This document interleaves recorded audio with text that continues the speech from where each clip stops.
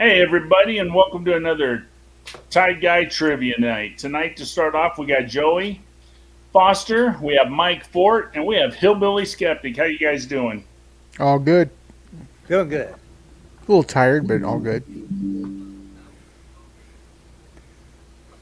Doing great, doing great. Tonight, we're going to start off. I'm going to give you guys two cards, and we'll see how you guys do tonight. These cards were made in 2011, okay?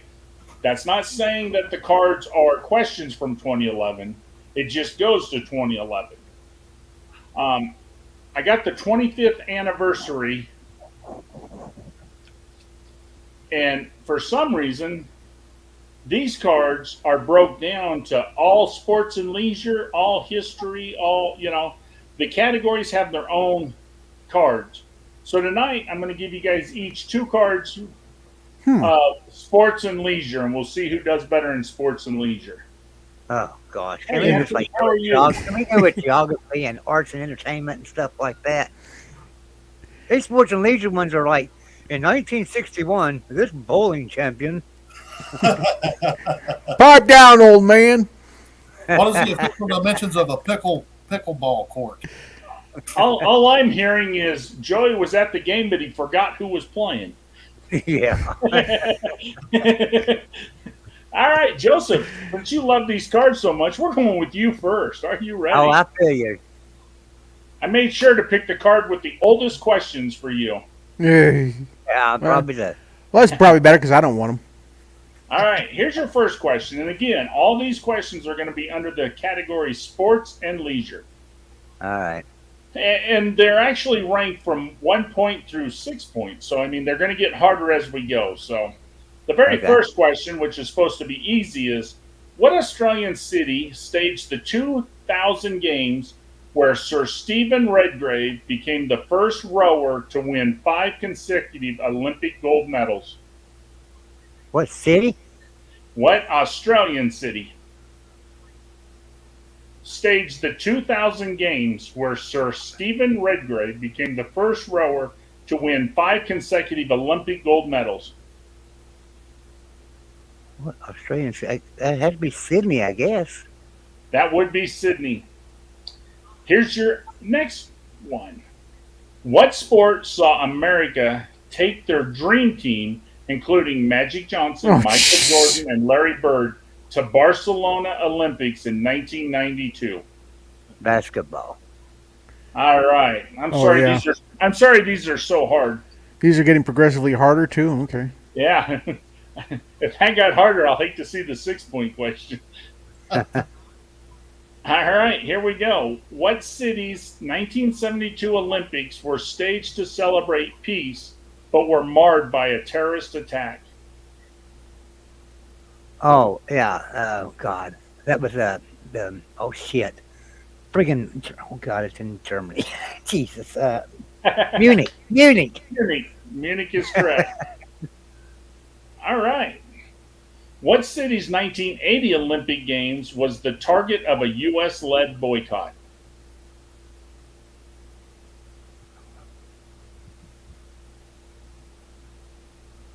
Oh, Canberra in 1980.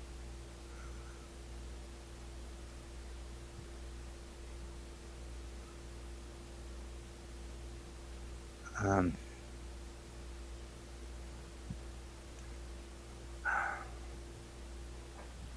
man, I'm going to blank on 1980. Um, Mike, and over I'm the going to next blank. few minutes, when we do I'm this, going to I need blank you to pay that was attention. the year. Wait a minute. That was the year that was the year that Russia, or yeah, well, Russia or Soviet Union invaded Afghanistan, wasn't it? That was a Well, boycott. That was a boycott was over, wasn't it? So that would have been Munich, not Munich, Moscow. there you It go. was Moscow. Well, actually, they invaded in '79, but And Mike, over the next few games, I need you to watch the chat room once in a while. You're going to be trolled sometime soon. what happened? Somebody's making an account with your name. They asked me if it was okay if I would carry. I said, no, it'll be funnier than hell. Somebody wants to make Mike Fort's back scratcher. You know how they It has to be bad. Hey, hey, guys- traveling It has to fools! be bad. Now they want to do Mike Ford's back scratcher. No, That has to be honest to God, bad. it's not traveling fools. It's got to be bad. No, it's not even bad. No, okay. It's the guy who does my Thai Guy's Mexican pizza No. or ketchup pizza. All right, here's your fifth question. What grueling event in Barcelona saw Deratu Tulu of Ethiopia become the first black African Olympic champion?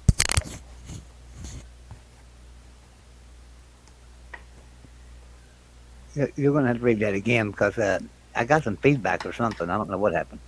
All right, what grueling event in Barcelona saw Deratu Tulu of Ethiopia become the first black African Olympic champion?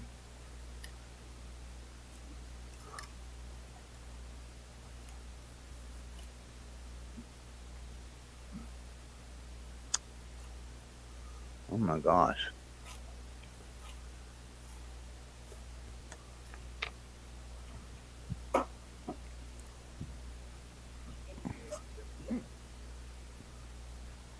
A grueling event. Shit, I don't know. I mean, You know, though, it's like just the implication of this question sounds racist. well, It does. well, I mean, I'm sure. Right. I mean, like we were talking about that. I'm sure he was a runner, but I mean, I don't know what. Right, I'm thinking like, oh, being black is an important deal of it. What was it, swimming? Or, You know, you remember boot camp, Jeff? You know, the brothers weren't the best in the pool, Right. and I'm like thinking around those lines. But surely they wouldn't have a Trivial Pursuit question based on.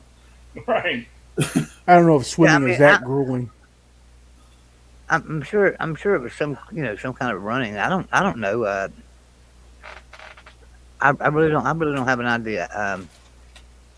100-meter dash. I have 100-meter. I don't know. No, it wasn't the 100 meters. Does anybody know? I guess like a decathlon or something. No, it was a running event. It was the 10,000 meters. 10,000 meters. I wouldn't have thought of that in a million years. I wouldn't figure that to be grueling. That's like the one the Kenyans win, or wait, no. What is the one like those big tall Kenyans always win? The Kenyans win the long distance ones. The marathons and the Jamaicans are sprinters. Kenyans are long distance. Right. Yep. Yeah. and I'm sorry. To me, it's not racist, but I remember back in the 80s, I always heard the joke. Do you know what the fastest animal in the world is? A chicken running through Ethiopia. You know the second fastest animal in the world? That Ethiopian chasing that chicken. And it wasn't racist because it was chicken. It was because the Ethiopians were starving. I mean, they were starving, I mean, it had nothing to do with the color of their skin. We just said, if the Italians were starving chasing chicken, I mean, Yeah. everything don't necessarily. It's not have- racist. It's just morally wrong to say. Well, yeah, and Well, these days people are just taught to take offense, man. It's like, it's like the way I'm getting anymore. It's like, look, dude, I didn't mean to give any offense. So if you're going to take offense, just deal with it yourself.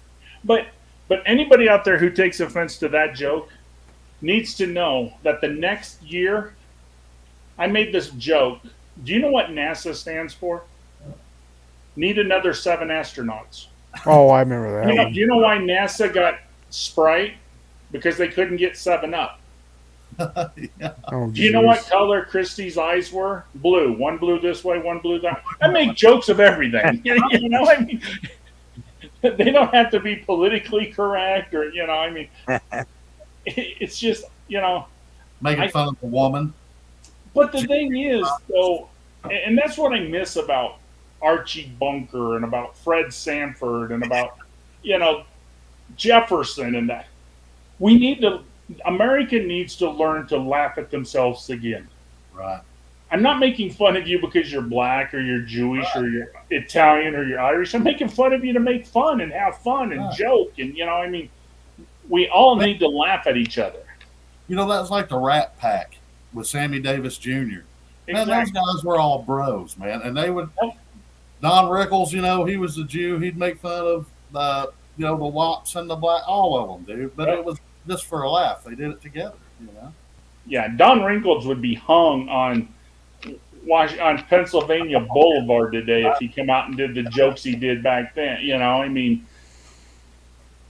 All right, Joseph. Here's your last question. Are you ready? Might as well be. Here's a good one.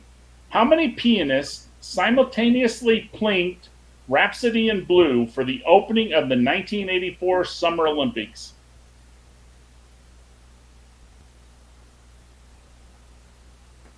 My God. Shit, this I will love be you, a Klaus Schwab. I'll say 4. I have no idea. It was not 4. Does anybody remember? 2. It was not 2. No, Split the difference. It was the 1984 Olympics, so they brought out 84 of them. pianists. Oh, Holy jeez. shit. Yep.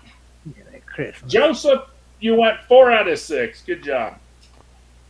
Oh, The last two, Them the last two, were man. harder. Those last 2 were tough. They were. if all they right. start to be Olympic questions, I'm going to fall flat on my face. Okay, I just roughly scanned this. It's all the same category. This one you could get 6 out of 6, honestly. Is this me or still? Or is this me still? Nope, it's Mike. Your card Okay. is done. You went 4 out of 6. Let me ask you Okay. one question first, Mike. Hmm. Are you familiar with Monopoly? Yeah. Then you might go 6 out of 6 because all these questions are about Monopoly. All 6 are Monopoly? All 6 have, well, I'm seeing Monopoly in all 6. I haven't read the questions, but the word Monopoly is in all 6 of them. So I like my odds here. hey, if we get the question about the depth of the water in the tub, I'm forming a. 6 inches. yeah, Mike's like, I studied for that. It's 6 inches. I'm prepared. I'll never forget that tidbit of information. You know what's scary, Mike? What are you now forgetting because you're remembering that? You're probably going to forget something really important to remember. 6 inches of water in the bathtub. I hope one of them's going to be like, who was the 1972 World Monopoly Champion or something. So Yeah. it's got to have something tough on there. All right, Mike. Obviously, the people are rooting for you. We can tell. Yeah. Nice to see, I have a fan section. All right, Mike. Here's your first one. What city and its surroundings is the basis for a standard U.S. Monopoly board? That'd be Atlantic City, New Jersey. All right. Very first one is correct. Here's your second one. What 2 letters appear on the square where all players' tokens should be placed at the start of a Monopoly game? Are you serious? My God. I'm just reading it off the card. Hey, stop. Hey, stop. Would it be a G and an O? There you go. All right. Which 2 classic Monopoly game tokens are articles that can be worn? Oh, man. This one might, you got to think. Thimble's one of them. How are you going to wear a thimble? What do you think you do with a thimble? Well, I ain't You going to You wear put it to it, the you put it on your store. finger. Put it on your thumb, right? Ladies use it to sew. Well, your finger. Yeah, but I don't think it's a like a clothing. I don't think it means like that. I think it means like what are 2 articles of clothing? Yeah, articles that could be worn. Okay, your shoe, Shoe, that's one of them. top hat. Shoe and top hat. There you go. Bonus point for thimble. You can wear a thimble. You can. That's Yeah, what, no, you can. No, and that, I was going to tell you, go through all the pieces and then think about which, what 2 make more Attention, sense. Chad. Yeah. Like, Mike's I guess if starting a you, new fad. Mike's starting a new fad. We're all going to start wearing thimbles. There you go. Every time we start a game, I want I'll wear one right here. Comes up with no, the wrong finger, dang it. I figured right. that was coming. Here we go, Mike. This will be a 50-50 question. What kind of card have you drawn in Monopoly if you win second prize in a beauty contest?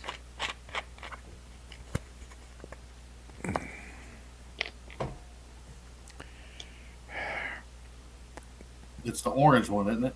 And this one is going to make Mike mad because it's a 50-50, so he Yeah, hasn't yeah. been doing good. Yeah, the orange is chance and the yellow is community chest. I'm trying to.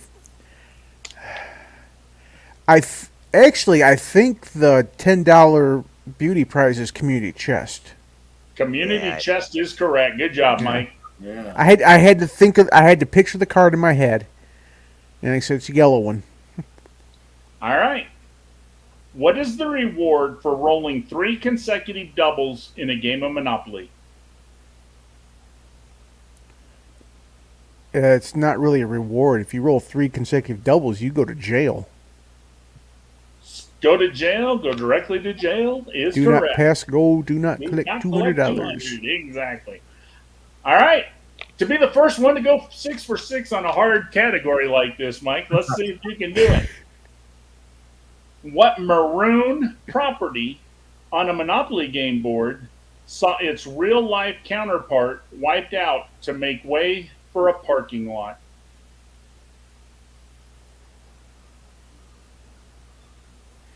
Okay, so the maroon ones are Kentucky, Indiana, and Illinois. No, So it's obvious. What? Those are the red ones. those are the red. You actually went with a couple. What did you say? It's Kentucky, Indiana, and Illinois are the maroon. Indiana and Illinois are red. Well, red is maroon. What? No, What do you, they're red. There's maroon and then there's red. well, what would the maroon one? You talking about Mediterranean, Baltic? Those are blue, I think. No, Metro. The blue is Park Place and Boardwalk. Well, and then you also got the baby blue, which is Light blue, yeah. Vermont, Connecticut. Yeah. But Illinois and them, they're considered red. The maroon ones are the ones by jail. When you first get out of jail, there's 3 properties. Oh, okay. So I know what you're talking about now. Okay, yeah. So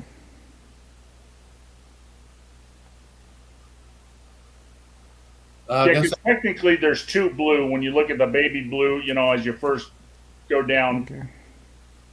okay. that's usually where Yeah. you buy the first house. Yeah, I see Gixer says Virginia. I think it's St. James Place. I'll say St. James Place.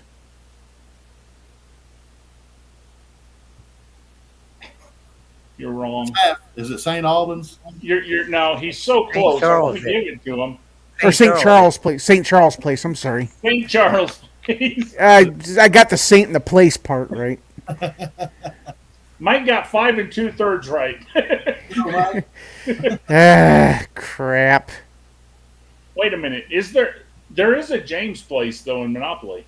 Yeah, I'm thinking it's the orange ones up there by Tennessee. Yeah, the oranges. Sorry, Yeah. Mike. I got to give you 5. Yeah. Oh, yeah. I didn't get it right. I got close. Sorry, Mike. But we're not playing We're not playing horseshoes, so I take the loss. All right. Let's see how hard Hillbillies is. I got a feeling I'm being set up. You know what? I bet if I bring Brian DS in, if he was around, he'd do good on this one. All right, Hillbilly. Oh, that's people that didn't pay attention to their history teacher, huh? Let's see how you. I can't tell you what the category. It's sports and leisure, and I can't tell you like Mike Monopoly because if I tell you what it's about, it's the answer to one of the questions. So, here's your first question: what was the first home games council to sell more than 100 million units? A home game console to sell more than 100 million. Oh man.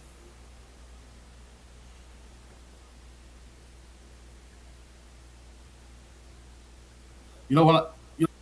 But I can't remember if it was that or like the Nintendo. I'm going to go with Atari. It was not I bought- Atari. I think it Bet was you I Nintendo. bought- I bet you I bought 5 of these some bitches because they wasn't that expensive, and I bet you that's why they sold so many. And that was a Game Boy. It was not Game Boy. I think it's just Nintendo Entertainment System. It was Sega. not. It was not Nintendo. Well, what was the? Was it the It one? took. It took PlayStation 1 and 2 combined to get to 100 million. Huh. Oh, I wouldn't have thought that. I You know, like figured. as famous as some of these consoles were in Japan as well. You know, you would have thought that. You know, like Nintendo, wasn't it like in Japan and Super Mario Brothers? Well, it was called something else in Japan, though. I'm not sure if that matters, but Well, yeah. Well, Give me actually, one. though, if I think about it, though, he said console, and Game Boy's not a console. So well, it it's a hand, kind of is. Technically, it'd be a handheld.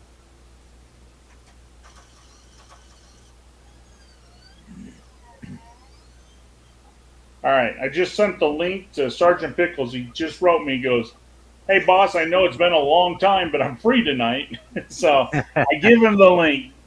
All right, yeah, that was the first. And like I said, I wanted to tell you it's about video games, but the first one, kind of, Yeah. All right, so now we know the category. Here we go. What was the first home video game to let players take a beat on wildlife with Nintendo's patented light gun controller? What was the first game to do what again? To let players take a bead on wildlife. Oh To yeah, shoot wildlife. Duck Hunt. there you go. That was Duck Hunt. good All job. right. With Hey, the Sergeant snickering Pickles. dog. Howdy, everybody. Long time no see. What's that, Sergeant Pickles? It's been an eventful few weeks. Sorry for my absence.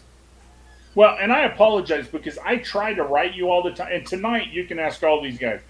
I wasn't doing trivia until about 7:40 is when I wrote everybody and asked them if they're free to do trivia because this wasn't put together. I've been trying to at least either.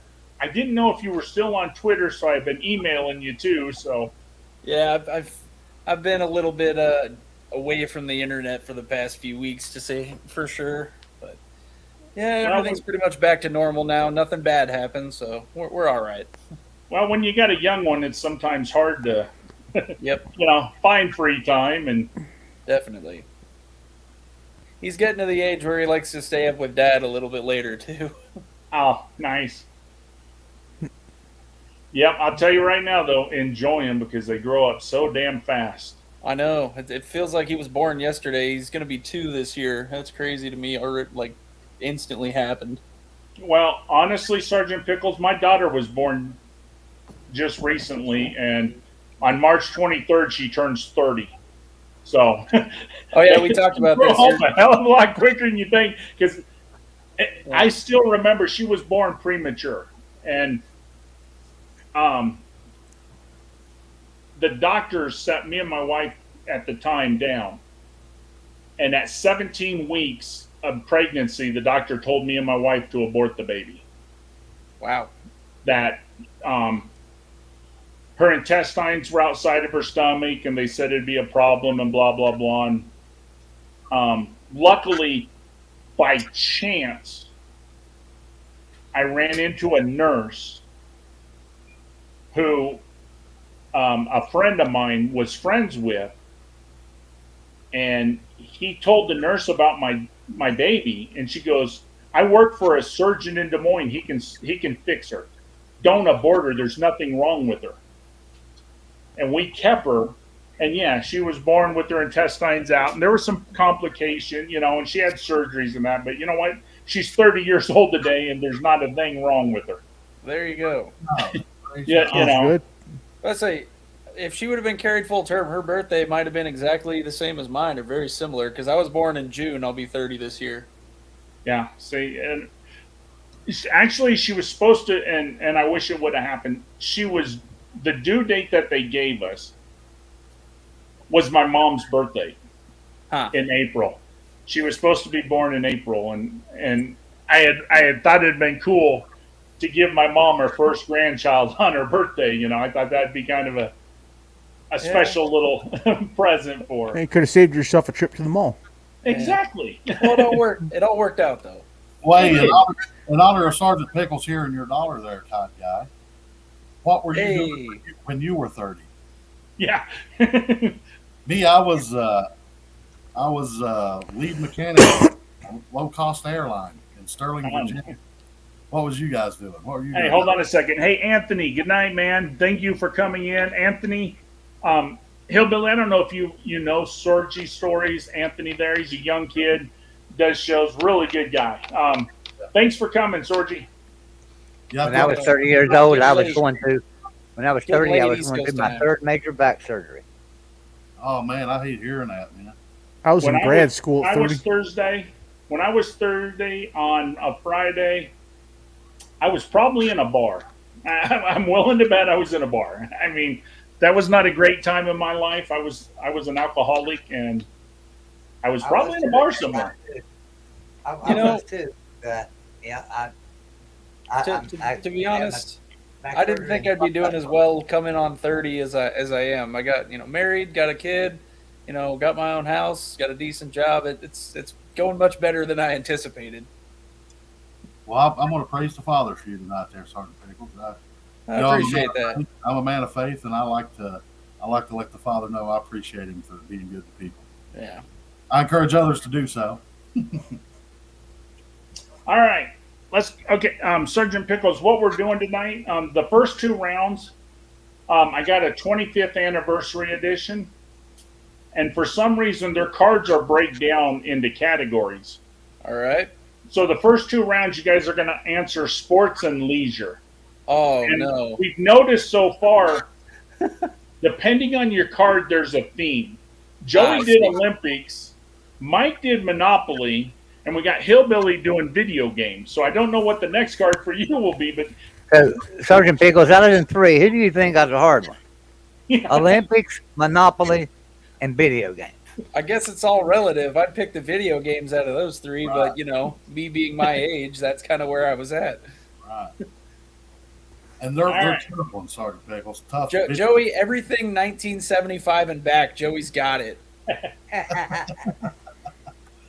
doubt that.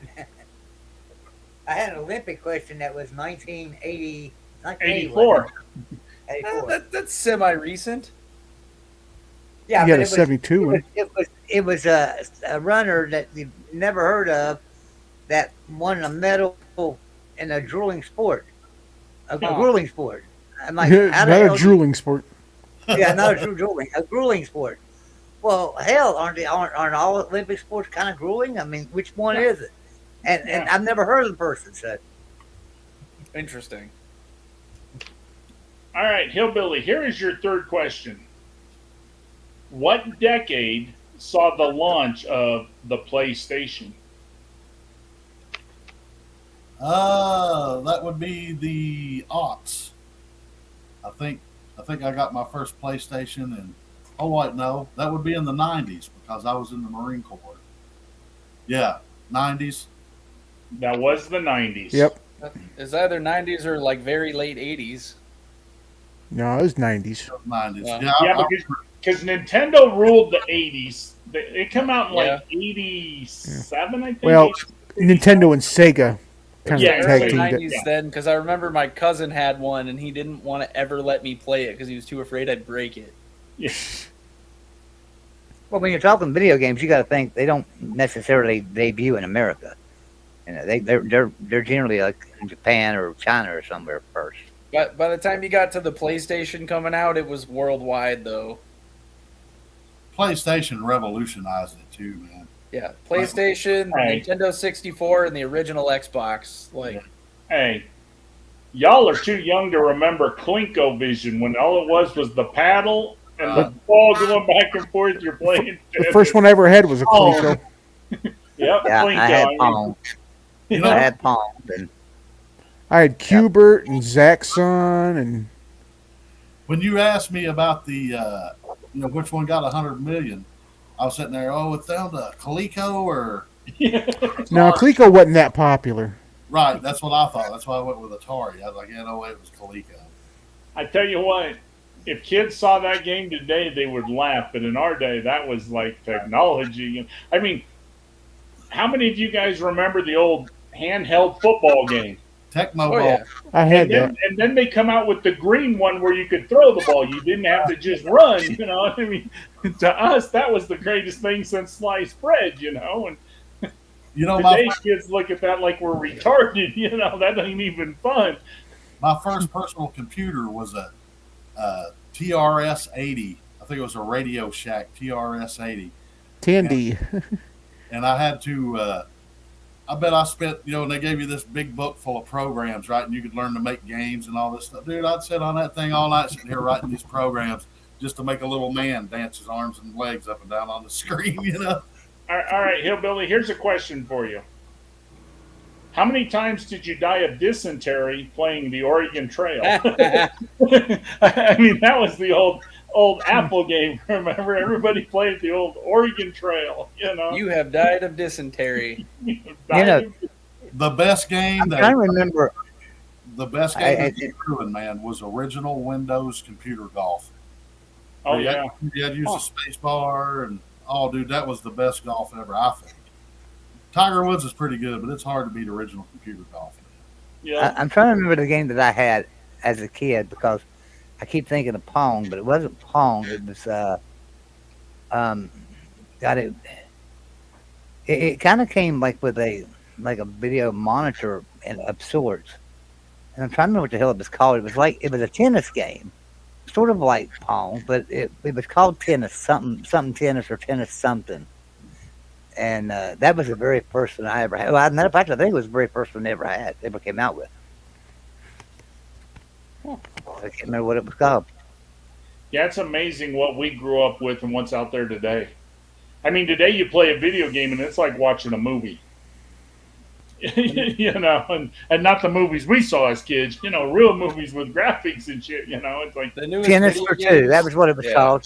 Tennis The for newest two. video games, if you tried to play them on a regular computer, it would probably melt. Oh, Yeah. and Cowboys and Indians and playing Army and stuff like that beats the hell out of Warzone. oh yeah. All kids do now, sit on their ass and play Warzone. It's like, why don't you guys go out there and learn to kill each other, take some BB guns and fire. I was just going to say that, Hillbilly. I remember I was 11 years old, and I had 7 buddies over at the house, and we played BB gun wars, and the cops came and confiscated every one of them. We had to send our parents to get our BB guns. The cops like, what the hell are you guys shooting each other for? Because if you go pow, pow, pow, you don't know if you got hit. But when I shoot you with the BB, you yell, and I know I got you. So, No arguing. We was vicious. You bet. We'd catch each other, like hiding somewhere.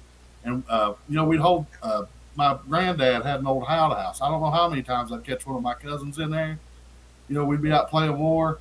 He wouldn't see me coming, and I could throw, light up a whole thing of firecrackers and throw in there on his ass and shut the door. Oh, yeah, that was awesome. You don't know. that electronic tennis game. You bet Googled it for me. It was called Tennis for Two. Came out in 1958.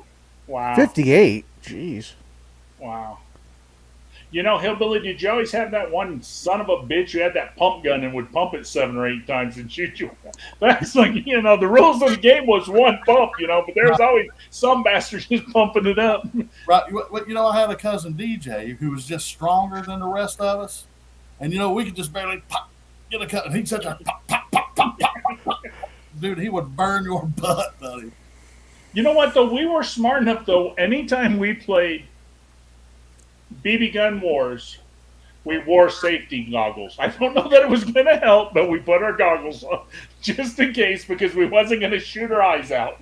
We all watched Messy Marvin and the Christmas Carol. Yeah, exactly. All right, Hillbilly, here's question number 4.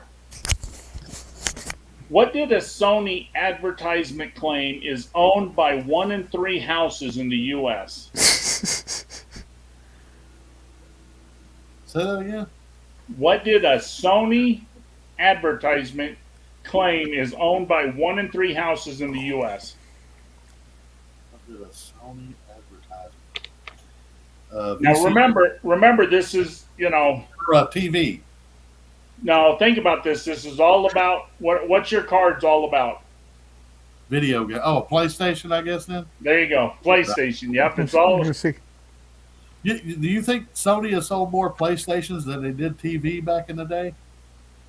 Yeah, because Sony TVs wasn't that popular in the US for the longest time because we still had pride in American craftsmanship and RCA. Magnavox, Zenith. Yeah, we still had a lot of jobs in America where we did take pride in buying USA, and today's generation takes pride in saving a nickel by buying whatever is cheapest in the store, you know?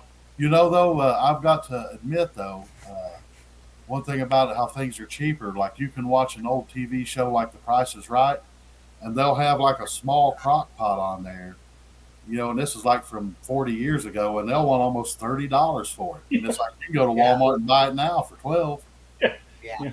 You get it for 8 around Christmas, right before Christmas. You get the little one, you know. You can get the crock pot, you can get the toaster, and you can get the can opener each for $8. Back then, though, you only had to buy it once. Yeah, exactly. No, that's what we were talking about the other day. My buddy had to buy a new refrigerator. He bought his place 9 years ago and bought a brand new refrigerator. I said, the funny thing is, some grandpas out there built their house in 1950 and the fucking fridge is still working. I said, but you bought one 9 years ago and it broke. You know, man, I'm sorry to keep talking, but you keep popping in my mind. You know, folks around here, and you know the way we talk, you guys can hear my accent. It's even worse when we're together, right around each other. Oh, yeah. Everybody down here, you know, refrigerators were always Frigidaires back in the Yeah, day. Frigidaires. That's what I always called them. And so now, you know, we have this little radio program called Swap Shop, and in the morning people call to sell their stuff, right? It's like you get on there and sell stuff. Man, everybody gets on there and they still call their refrigerator a Frigidaire, no matter what brand it is. Yeah. You get on there, hey, I got a brand new Whirlpool Frigidaire. Yeah. I want $200 for it. And it's like, hold on, dude, is it a Whirlpool or a Frigidaire? But it's like now Frigidaire is the word for refrigerator. It's like, I got a General Electric Frigidaire. Just like You know, I still remember today that in 4th grade, I got 9 and 10 out of a spelling because I spelt washing machine with an R because it's a washing machine. It ain't a washing machine. There's got to be an R in there, damn it. It's a washing machine. It's not a washing machine. Did y'all know how many of you know that in 20, well, I don't know when it was, 2020, 2021, somewhere, just a couple of years ago, Sony was granted a patent. And it's the first patent ever for interactive TV that's been granted. And what it is they're going to, I don't know when they're going to do it, but they're going to run a commercial that will not end until everybody joins together and yells for it to end or something.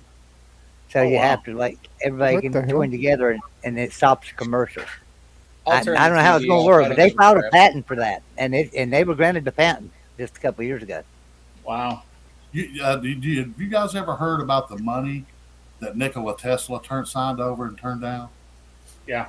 It's like if he'd have kept the patents on his AC motors, he would have been worth trillions of dollars. Just like if he'd have just had like 1%, like a fraction of 1%, Yeah. he'd be worth trillions of dollars right now. And he signed all that shit over like it was nothing. Where would that money be? I mean, did Right. he have any errors? He didn't have any errors. Well, it would have went to a cousin or, you know. If he's worth trillions, I'm actually related to him. I remember my grandpa talked about him all the time, God damn it. They're brothers. Westinghouse got him to sign over all that stuff. Yeah. That's why I became an electrician. What are y'all talking about? All right. Hillbilly, are you ready for, let's see, you are on question number 5. Let's have it. Who is the star of the Tomb Raider video game? Lara Croft. Lara Croft is correct. All right, here's your last one. And the sad thing is, if you get this right, you've got 5 out of 6. You got screwed on the first one. Mike got screwed on the last one. You're going to get screwed on the first one. What is the 4-letter name of the computer game credited with sparking the whole genre of first-person adventure puzzle games? Could you kind of broke up there a little, Todd, guys? You can say that again. All right. What four-letter word or what four-letter name of the computer game credited with sparking the whole genre of first-person adventure puzzle games? What four letter? What four-letter name of the computer game? So this is a computer game. It's got four letters in it. It's credited with sparking the whole genre of first-person adventure puzzle games. If it's the one I'm thinking of, I wouldn't think of it as a puzzle game, but I guess it is. Yeah, I would only got 5 out of 6 because I would not have got this one right. I wasn't either because I had no idea what this is. A first person puzzle game. This is definitely a game that's. I'm pretty sure they made a new one recently. Am I correct on that, or am I totally? We'll talk about Sergeant it. Pickles, I can admit that I've never played this game, never heard of this game, and I don't even Never know. heard of it? I've never heard of this game. Okay, it's probably not the one I'm thinking of then. Yeah, me either. Yeah, Jeff, I'm, like when I think of first person, first person to me is shooter games, right? Yeah, no, I'm going with Call of Duty, stuff like that, you know. Well, to me, Doom, right? That was Doom, yeah, Doom. Doom. See, that's what I was coming up with, but it's not really a puzzle game. Right, that's what I thought. Right, It's just one of the most famous first computer, video games. Yeah. So it's not Doom. I can think of one game with 4 letters, and it's not a puzzle game, so Yeah. I don't think. yeah. It's a Porn shooting game. is not a puzzle game yet. They're still That working ain't on what that. I'm thinking of. I'm thinking of Halo. Yeah, it's not Halo. I was thinking Tron. Okay, who has ever heard of the game Myst? MYST. Oh, I've heard of it. It never occurred to me. No. Okay. Yeah, no, I mean, that's the one. I've never heard of it. I've When you never said- heard of it. I still couldn't tell you, anything about it. But Yeah, when you said 4-letter computer game, my brain immediately went to Doom, but then you said it was a puzzle game. I did get good news from the Pac-12 though tonight. Breaking news: Oh no. Cinemax is now in the running to do Pac-12 games. They're almost out of pornos, mild porn to show at Cinemax After Dark. So they got After Dark open. They're thinking about doing football instead of the Bow Chicka Wow Wow at 11 o'clock. Hey, if we can pay our Bikini players like the women's SEC football. does, we would probably Bikini be in women. better shape. See, now that's what they need to do is bikini women's football, and because that's a big thing, and that would be great to watch on Cinemax or something. Now, let me tell you something, Joey. I heard this. I don't know personally, but I heard that there are football with women in bikinis, and they do play it. Not that I've ever watched it, but my buddy told me about it. It exists. There used to be a team in Seattle. No, I never went to a game. I know the All right. lingerie league. Okay, here we go.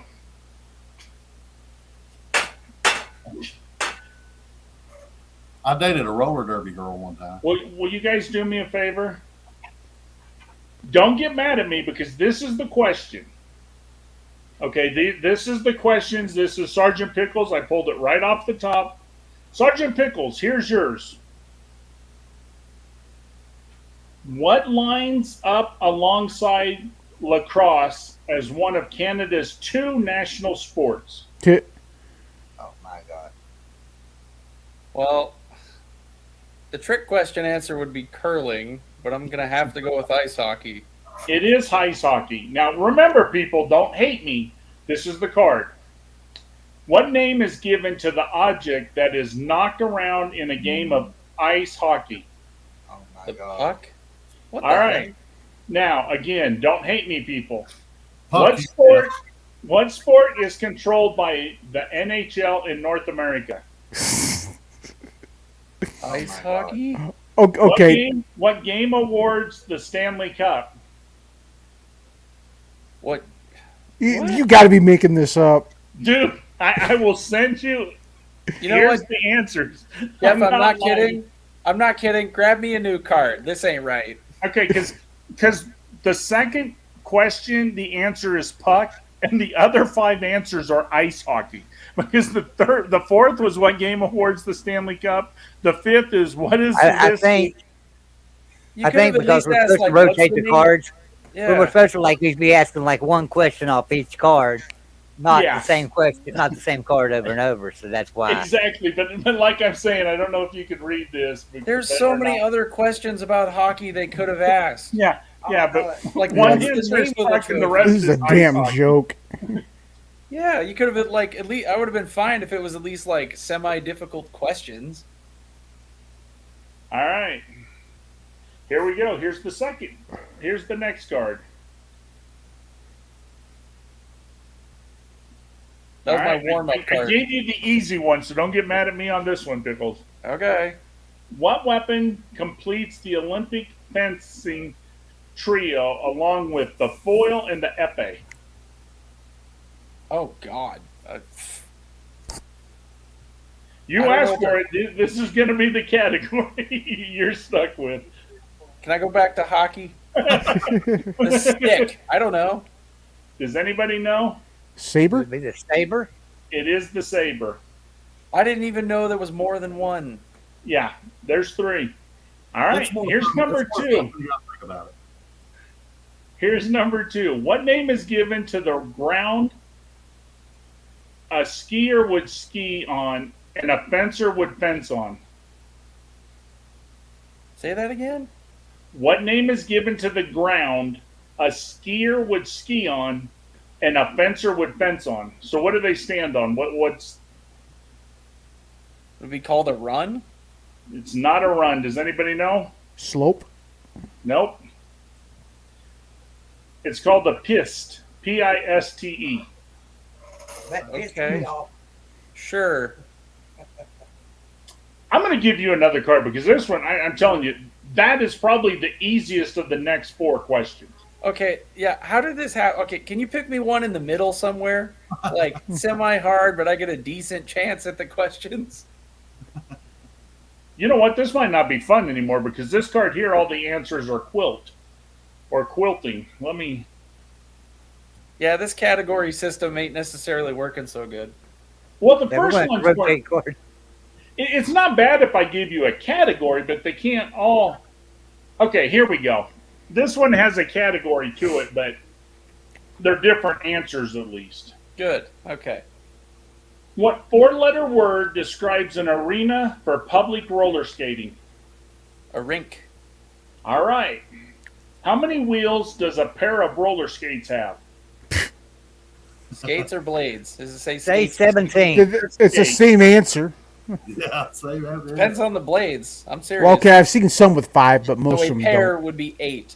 Well, no, my brother-in-law was like a semi-pro speed skater. They literally only have 2 per blade. One at the front, one at the back. All right. Sergeant Pickles, here's your third one. What R word is common name for inline skates? What R word? Is the common name for inline skates? Man, that can't get no easier. Right, like instead of calling it inline skating, it's called Oh, rollerblading. There you go. Rollerblades. All right. Here's your 4.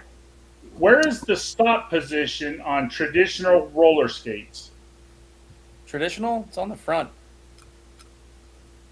the nose Uh, bumper. Yeah. But what's towards the front What? of your foot? What's the front of your foot? Your toe? There you go. There you go. Okay. All right. I had the For right 5 answer, dang it. What did Levant M. Richardson add to roller skate wheels in 1884 to increase speed by reducing friction? Best guess would be bearings. Ball bearings is correct. All right, to go 6 out of 6. Here we go. What sport other than ice skating was Tara Lipinski a national champion?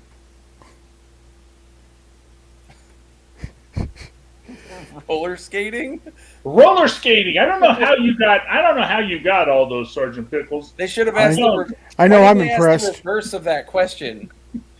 Yeah. I don't know. Yeah.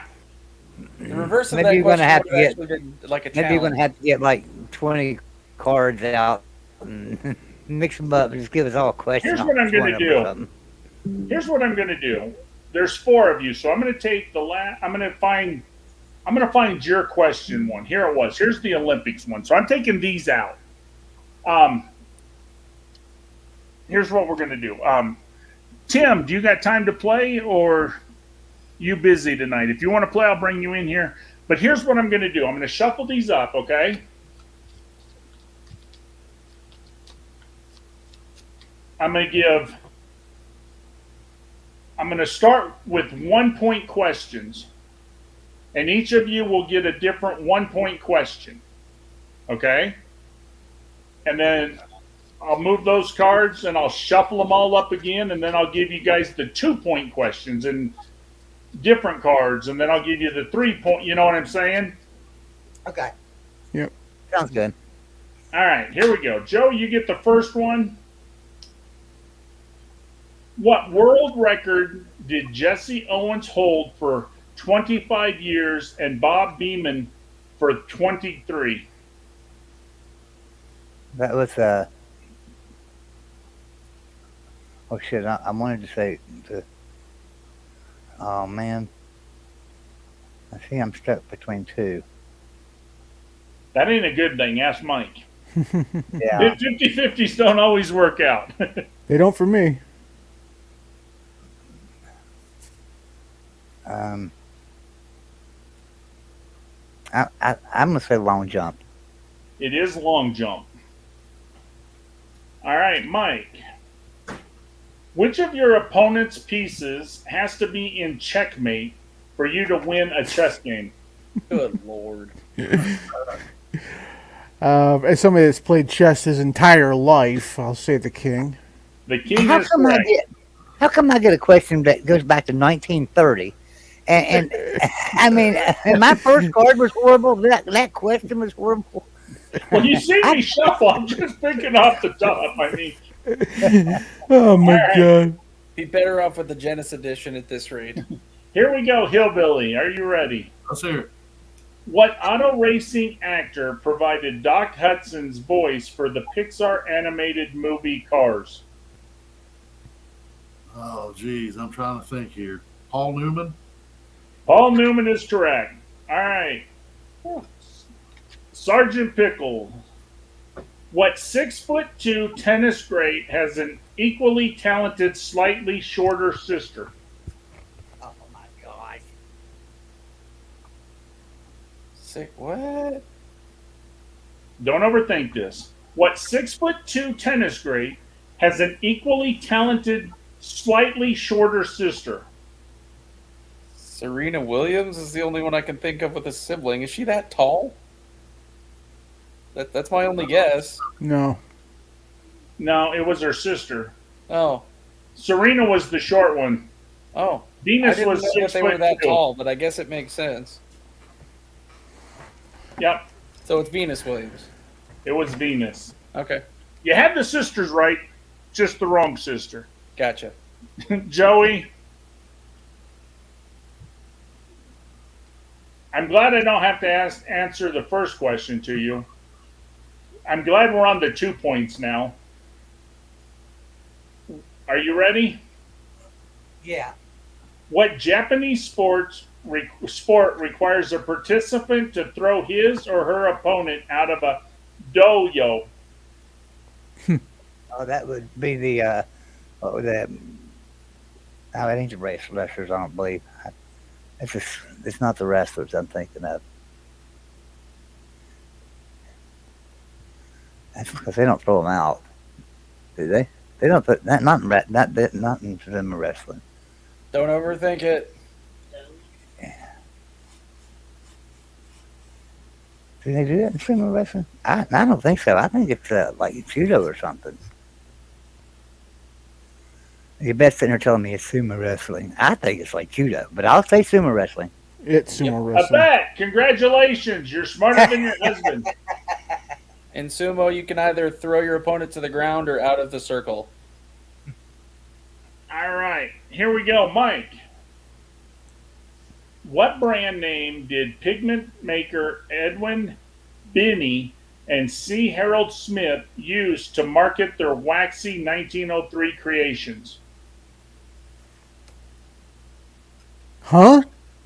What brand name did pigment makers Edwin Binney and C. Harold Smith used to market their waxy 1903 creations?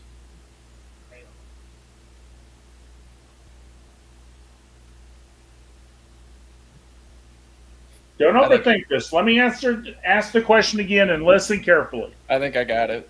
What brand name did pigment makers Edwin Denny and C. Harold Smith use to market their waxy 1903 creations?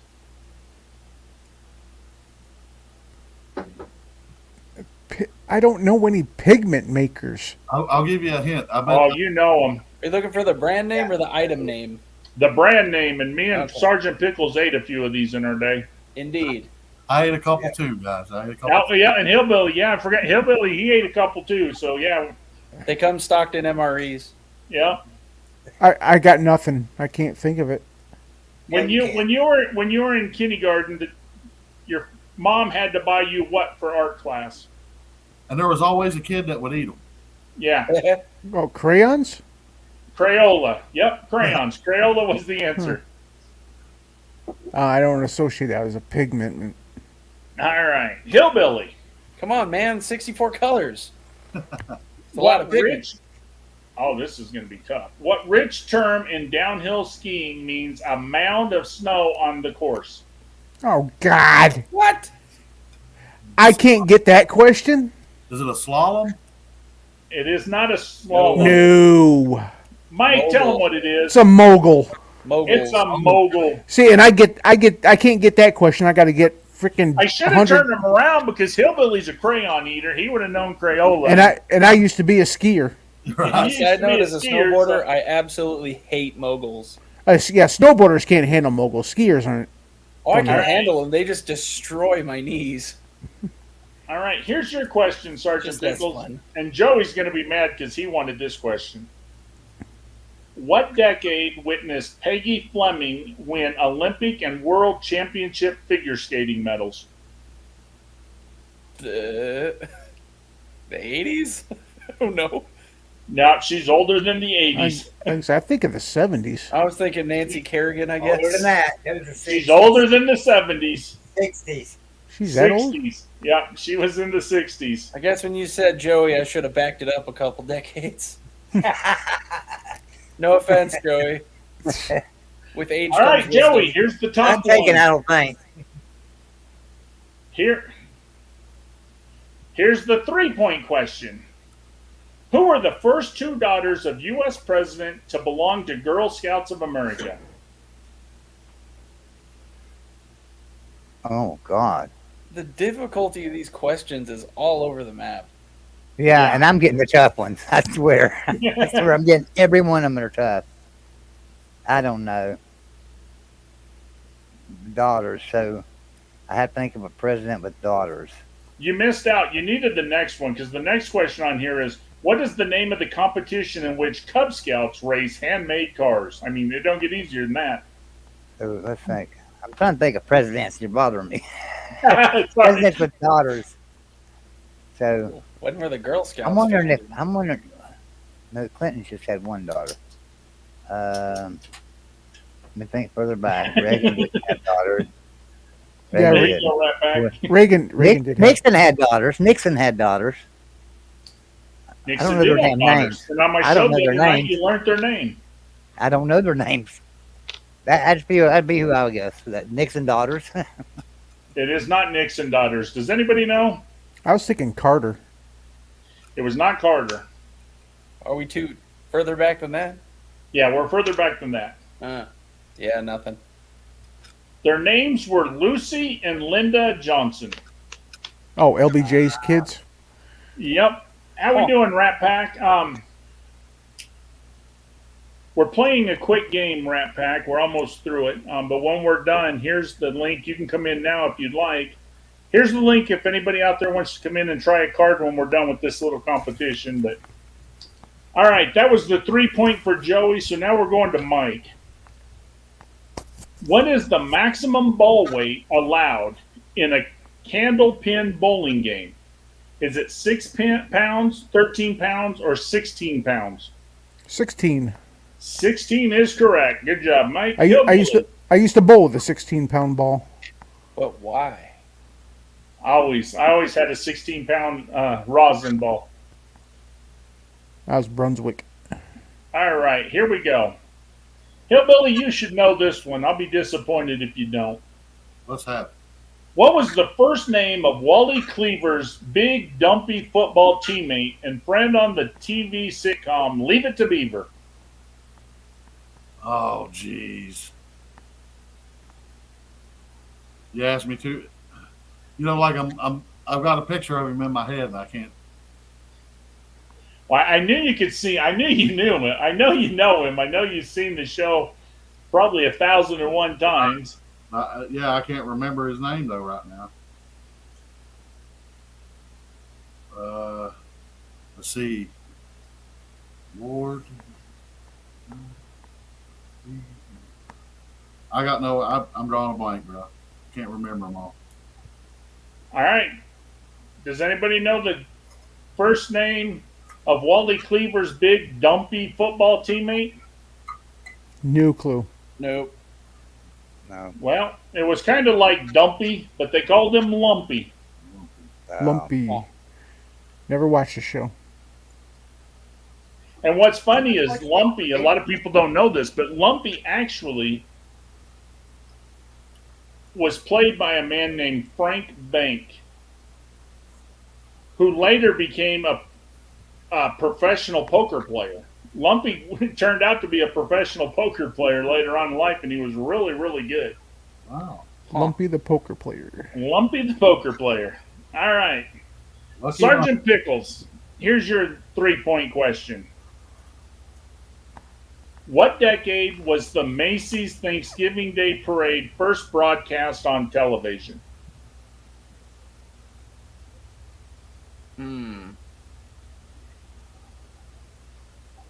Shoot. Well, they wouldn't broadcast it unless a bunch of Americans had TVs, so that narrows it down a little bit.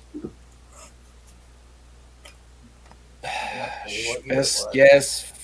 But they talk about it about every year during the parade. Yep. I don't watch the parade. Your wife don't make you watch that parade? Come on. West Coast time. They run that thing. It's like 8 a.m. here. I'm not getting up to watch that. Well, you got to put the bird in at 6, so I mean, you might as well stick around for the parade. Eh. Or are you smart like me and you just fry the son of a bitch now and it's done in like an hour? No, that's not as common around here. Some people do it, but there are way too many house fires. See, now reverse that, Sergeant Pickles, and that's why nobody watches Pac-12 games. Yeah. Oh, there are If many you're reasons. willing to fry a bird, we're not going to watch your football. Yeah, there are many reasons. I There don't you think go. that's one of them. It's too late. Yeah. You look while Pickles is thinking about this. There's a restaurant. It's called Poco Loco, and I don't know why they come up with Poco Rosa, and we just ate there the other day, and I treated my friends to something special. They had fried Oreos, and down here, they don't fry stuff like that, and they'd never heard of fried Oreos. They said, "Hell, I'll take you to Iowa. We fry butter." Yeah. We'll throw anything in a frying pan with a little bit of batter on it. We fry You see, everything. anybody that's been to a state fair in the South knows of fried Oreos. Yeah. Oh, yeah, but I Yeah. took my friends down here and never heard of that, and oh my God, they loved them. Yeah, my best guess, because I know they say the blah blah blah annual Macy's parade, but I don't know what year it is. I'm gonna guess like 50s. Go back just one decade. Really, the 40s. It was the 40s. Wow. Actually, the first one was televised in 1939. CBS. Huh. Wow. They sold I'm it. sur- They sold it I'm later sur- to NBC. How many that people was- would have even had TVs at that point? That's crazy. 12. Not many. Hey, Rich Gumby, people. fried butter is actually really good. He's doing the vomit sign. Fried butter, trust me, it's good. I've tried all the like fried Snickers, fried butter. You can pretty much only get it when the fair is going here, the state fair. But Everything's better with batter and deep fried. see, You I can't think go I wrong. figured it out. Your solution though, because you guys deep fry fish and all that. Deep frying salmon is like sacrilege. That's just ruining good fish. Oh, well, yeah. I mean, and like down here, trust me, I've been out many times with my buddies, and they're like, You talk about all these stories having fish, but you don't ever order fish down here. You know, we go out and have sushi. Well, that's bait. Right. We go out and, you know, they bake it. We don't bake our fish. We fry our fish. You know, you don't put a little batter on it and throw it in some grease. That's not fish to me. You know, I'm not. You can fry Pacific salmon. It just don't waste it. Don't ruin it. It's already delicious. You gotta have flour, cornmeal, little salt, little pepper, Oh man, maybe a little cayenne pepper on there. You know. Yeah, exactly. I'm pretty excited because this winter, pretty much the pink salmon run, which is where you can like load up and limit out on fish every day. That only runs every other year. It's not running this year. It's running next year. Oh, They're a little smaller. They're only usually a couple pounds a piece, but you can literally like, oh, I don't think that one's quite big enough. Huck it back, and 2 casts later, you'll have another one. nice. The coho and king season, that's a little tougher because I fished for every day after work for 3 weeks and only got like 3 or 4 bites. One of them I saw jump out of the water nice enough right before he spit my hook. He was probably 7-8 pounds. Ooh, that'd have been a good one. It's tough. I saw there was one guy who caught a 15-pound king salmon, pulled it out of the river. That was a beautiful fish. But it's tough going, and you don't fry it. Speaking of salmon, Yeah, see, the only time I've never had fried fish is when I was in the Marine Corps and we caught a fish and we just didn't have no batter or stuff. You know, then we put it on a fire. But I mean, Yeah. Hey, I'm guys, now civilized and I'm back to the batter. hey, I'm not a tree hugger or anything, but did you guys see where they canceled that Pebble Beach mine up there in Kachemak Bay in Alaska? Yep. No, I agree with that, man. It's like, that's like a huge biosphere for salmon runs and stuff like that. And They keep trying to carve up Alaska because there's so much natural resources there. But if anything's proven, I mean, all these mine areas in West Virginia and Appalachians, it's hard to do anything with them once the mine's done. well, now I disagree with that because I live right here in the middle of Appalachia. And when we reclaim them, the strip mining, Yeah, it's great, man. We've got elk back, deer runs. It's really helped our wildlife situation. But that's because we learned proper management. right. Well, I suppose it's probably gotten a lot better over time. I just, you know what I mean? All these corporations start mining. I doubt they put any money aside to deal with it after the fact. It's like the government and volunteer organizations, like you're saying. I guarantee it wasn't the mine paying for elk to be reintroduced. Right. But I'm going to have to get off here. I've got a really bad headache, so I'm going to get off here, guys. All right, Joey. Hey, thanks for coming, buddy. See you later. Take it easy, Joey. We'll see you guys later. All right, Mike, you're going to get his cards now, so hopefully they're not as bad. Man, just Oh, great. my mere presence drove Joey to insanity. All right, Mike, here's your 4-point question. What actor played Shoeless Joe Jackson in Field of Dreams? This is actually a good question. I think his last movie, Mike, is that Cocaine Bear coming up. It actually is. That doesn't help me any. I got no idea. His He last died. movie is in He passed died away? last year. He plays the Henry guy in Goodfellas.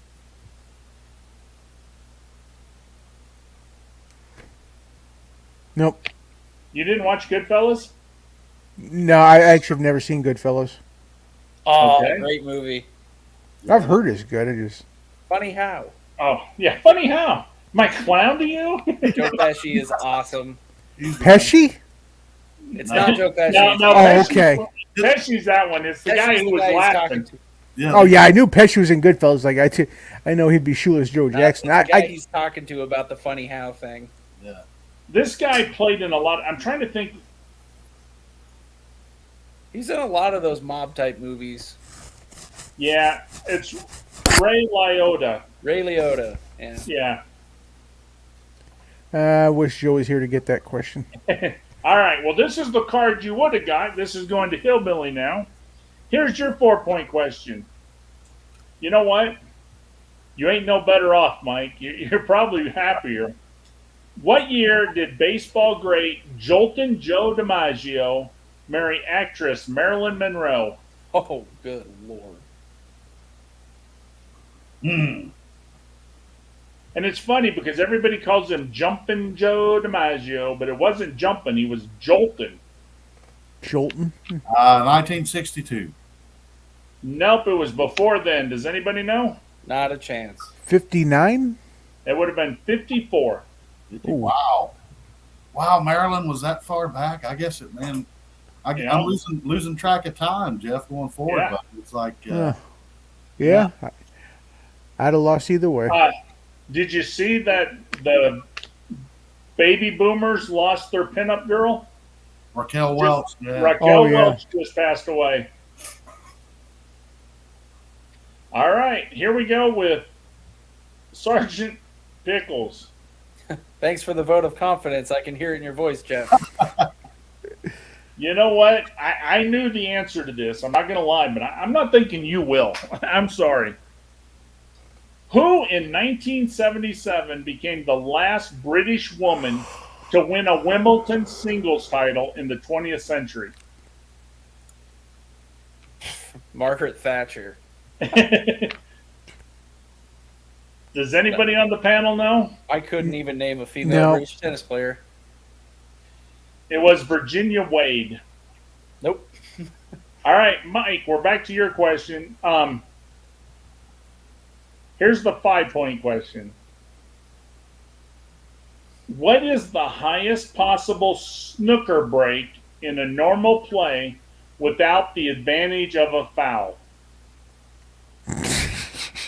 I've never played a game of snooker in my life. I was just going to mention, have you played snooker? 21. It's a lot higher than that. Does anybody else know? It's like 200 and something, isn't it? No, it's not quite. It's not 200. Oh, it's a lot, though. It's 147.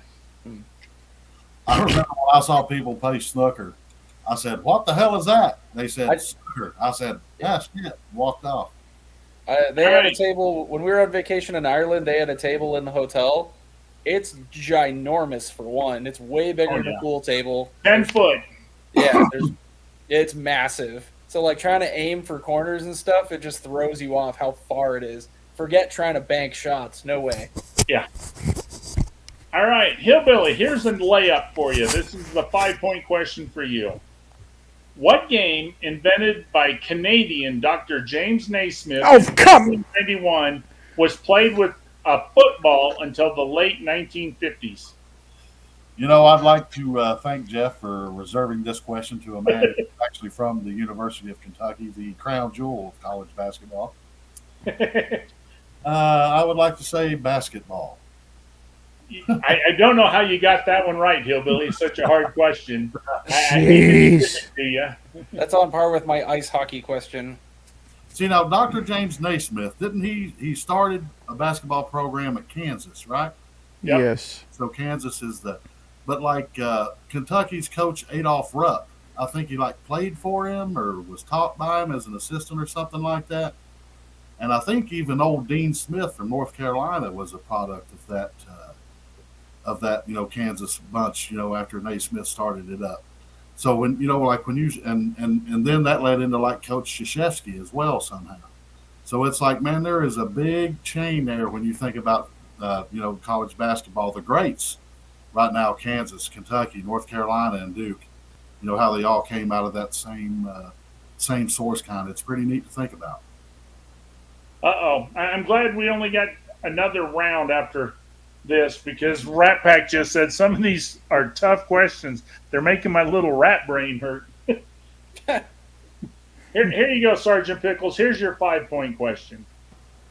What continent was the original home to the red tomato?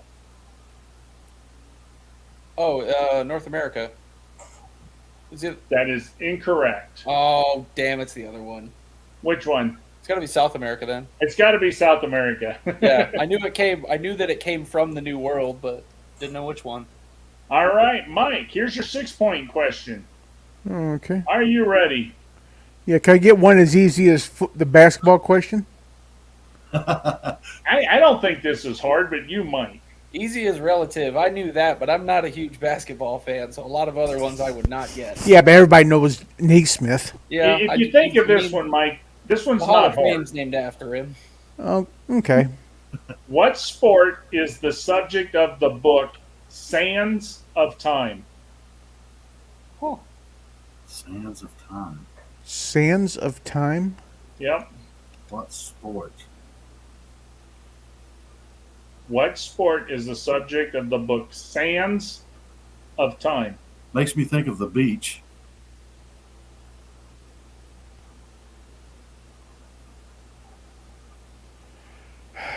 Did we have a question that pertained to the sport earlier this evening?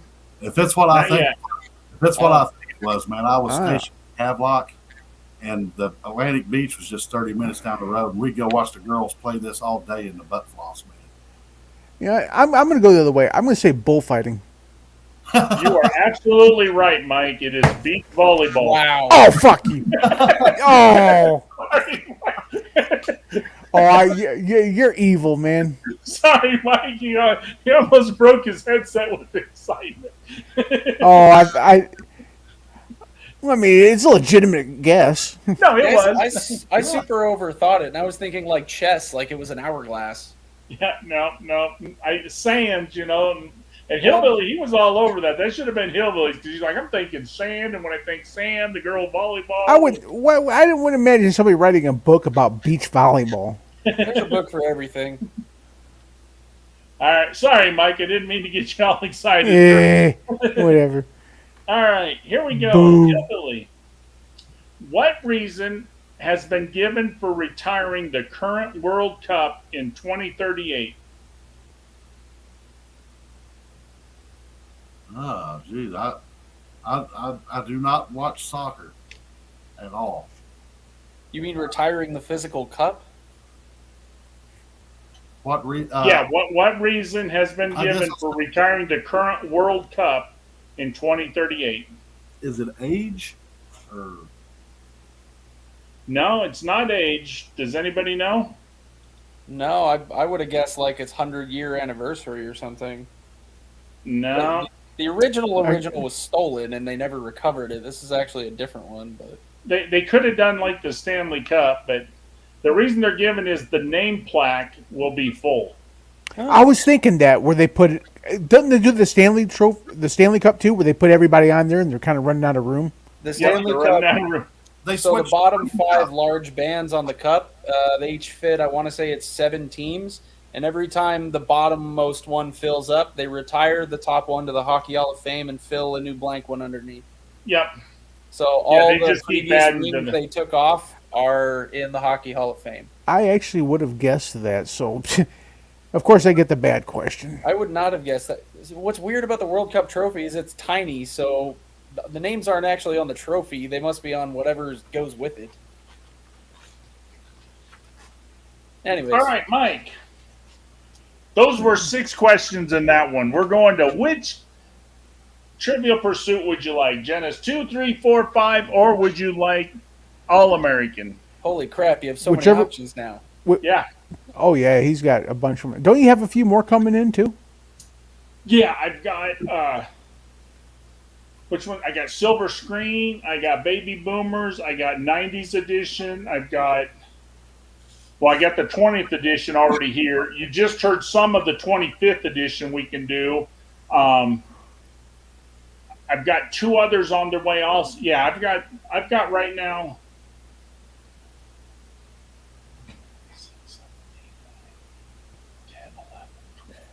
I've got 14 games right now, and I got Good. 7 more. Yeah, Jeff, God, we were rocking those 3 games for quite a while there.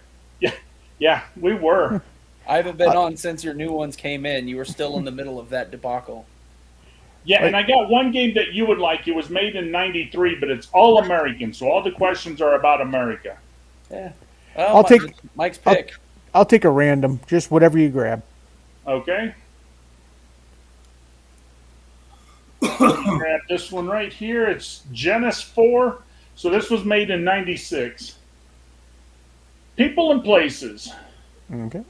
What European country once celebrated January 14th as a holiday called the Feast of the Ass?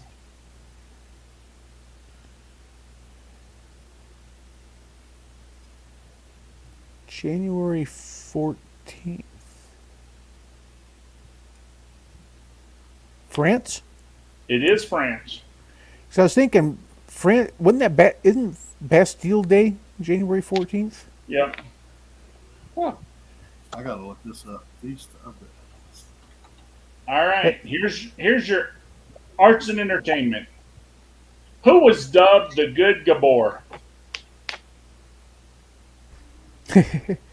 50-50 shot, right? Unfortunately, Like I say, unless there's a third Gabor sister.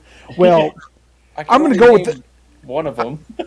I'm going to go with the one that didn't slap people, so I'll say Eva Gabor. Eva Gabor, she was the good sister. Hmm. The other one slaps cops. Yeah, and, the other one slaps everybody, so yeah. All right, Who was- here's your history. What U.S. president made best use of the biblical phrase, a house divided against itself cannot stand? Lincoln? Lincoln? Lincoln is correct. All right. What does arthro mean in arthroscopic?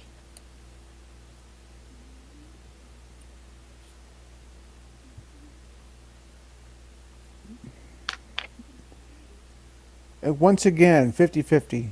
Joint? Joint is correct. Pick the right one. Here is your sports and leisure. This one might bite you in the butt because it's about baseball. I'm not saying it's a hard question, but I know you don't like baseball. It's probably Yes. your least favorite of the sports questions. The four, actually, hockey's probably the worst one, unless you give me a question where the answer is hockey. Well, the good news with hockey, though, usually you can answer Gretzky and get away with, get the majority of them. Baseball, they kind of split it around, but If you got questions like actual hockey questions, everyone would be screwed. Yeah, probably. unless you go back to the 70s and 80s, because I'm good. Yeah, that's when I watch. I'd have half a shot with a good amount of hockey questions, but I'm not super into the exact obscure players and records and history and stuff. But See, we would have to be teammates because you could answer today's, and I could go Yeah. back in time and yeah, I I like could hockey when it definitely was get all hockey. the major ones. yeah. Today, hockey players have way too many teeth for me. I miss the fighting.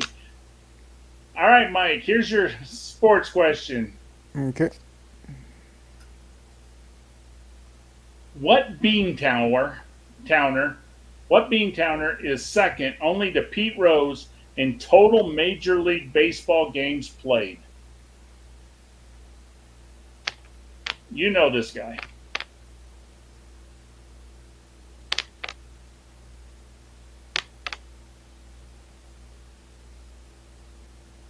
Pete Rose has the record for games played. Oh, yeah. I did That's not how know come he that. has the most hits of all time. I mean, Well, I knew that, but I mean, there's tons of guys that played forever. Charlie Hustle. Now I'm thinking, does Beantowner referencing the team or that he's from the place? it's referencing the team Yeah, Oh, so he I'm played for. trying to think of famous Red Sox that had played there. Definitely not Ripken then. I associate him with the Orioles. He did, but Don't he has overthink the this, Iron Mikey. Man streak. He played forever and a day too. Ted Williams? Who was the answer last time when I asked you about a Towner? Babe Ruth. No. No, it's not. Ruth didn't actually play that. Croatia would be his name if they Google it. What? They wouldn't get the pronunciation right. Oh, Yastrzemski. Yeah. Yeah, I'd like to hear the pronunciation of Yastrzemski if you didn't know the name. Well, it's just like when the Red Wings won the Stanley Cup. They went to the White House, and Bill Clinton calls him Steve Yzerman. Yeah. Poor Eiserman. Stevie Yzerman. Yeah. All right, here's your last one. You can get 5 out of 6. What's the most common U.S. dog name beginning with the letter S? C-Spot Run. It's the other one. Run You had a spot. 50-50 chance. Really? Wrong one. I don't know of the only other thing it could be besides Spot. Hang on, Snoopy. Oh, Snoopy. I didn't really think it was that popular. I was Yeah. gonna figure like Scout or something. No, it was Snoopy, believe it or not. All right, Hillbilly. Which card would you like? Let's go. What one did Mike do? Mike went with Genesis 4. Let's go with Genesis 2, the hard ones. All right, Genesis 2. Here we go. Geography. What time is Chicago on? What? Central. Central is Yep. correct. Entertainment. What Rodgers and Hammerstein musical features Bloody Mary singing Bali Ha and Cable contributing Younger Than Springtime? Oh, Moulin Rouge. I don't know. No. Does anybody know? What? You're gonna have to read that again. What Rodgers and Hammerstein musical features Bloody Mary singing Bali High and Cable contributing Younger Than Springtime? A chorus line. Nah, I got No idea. nothing. South Pacific. Sure. All right, here we go. What London cathedral is Horatio Nelson buried in?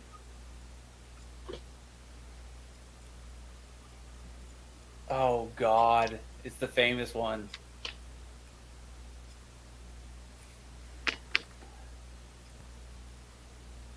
I know it. I It's either think if it's Westminster or St. George's, right? What was that? Is it St. George's?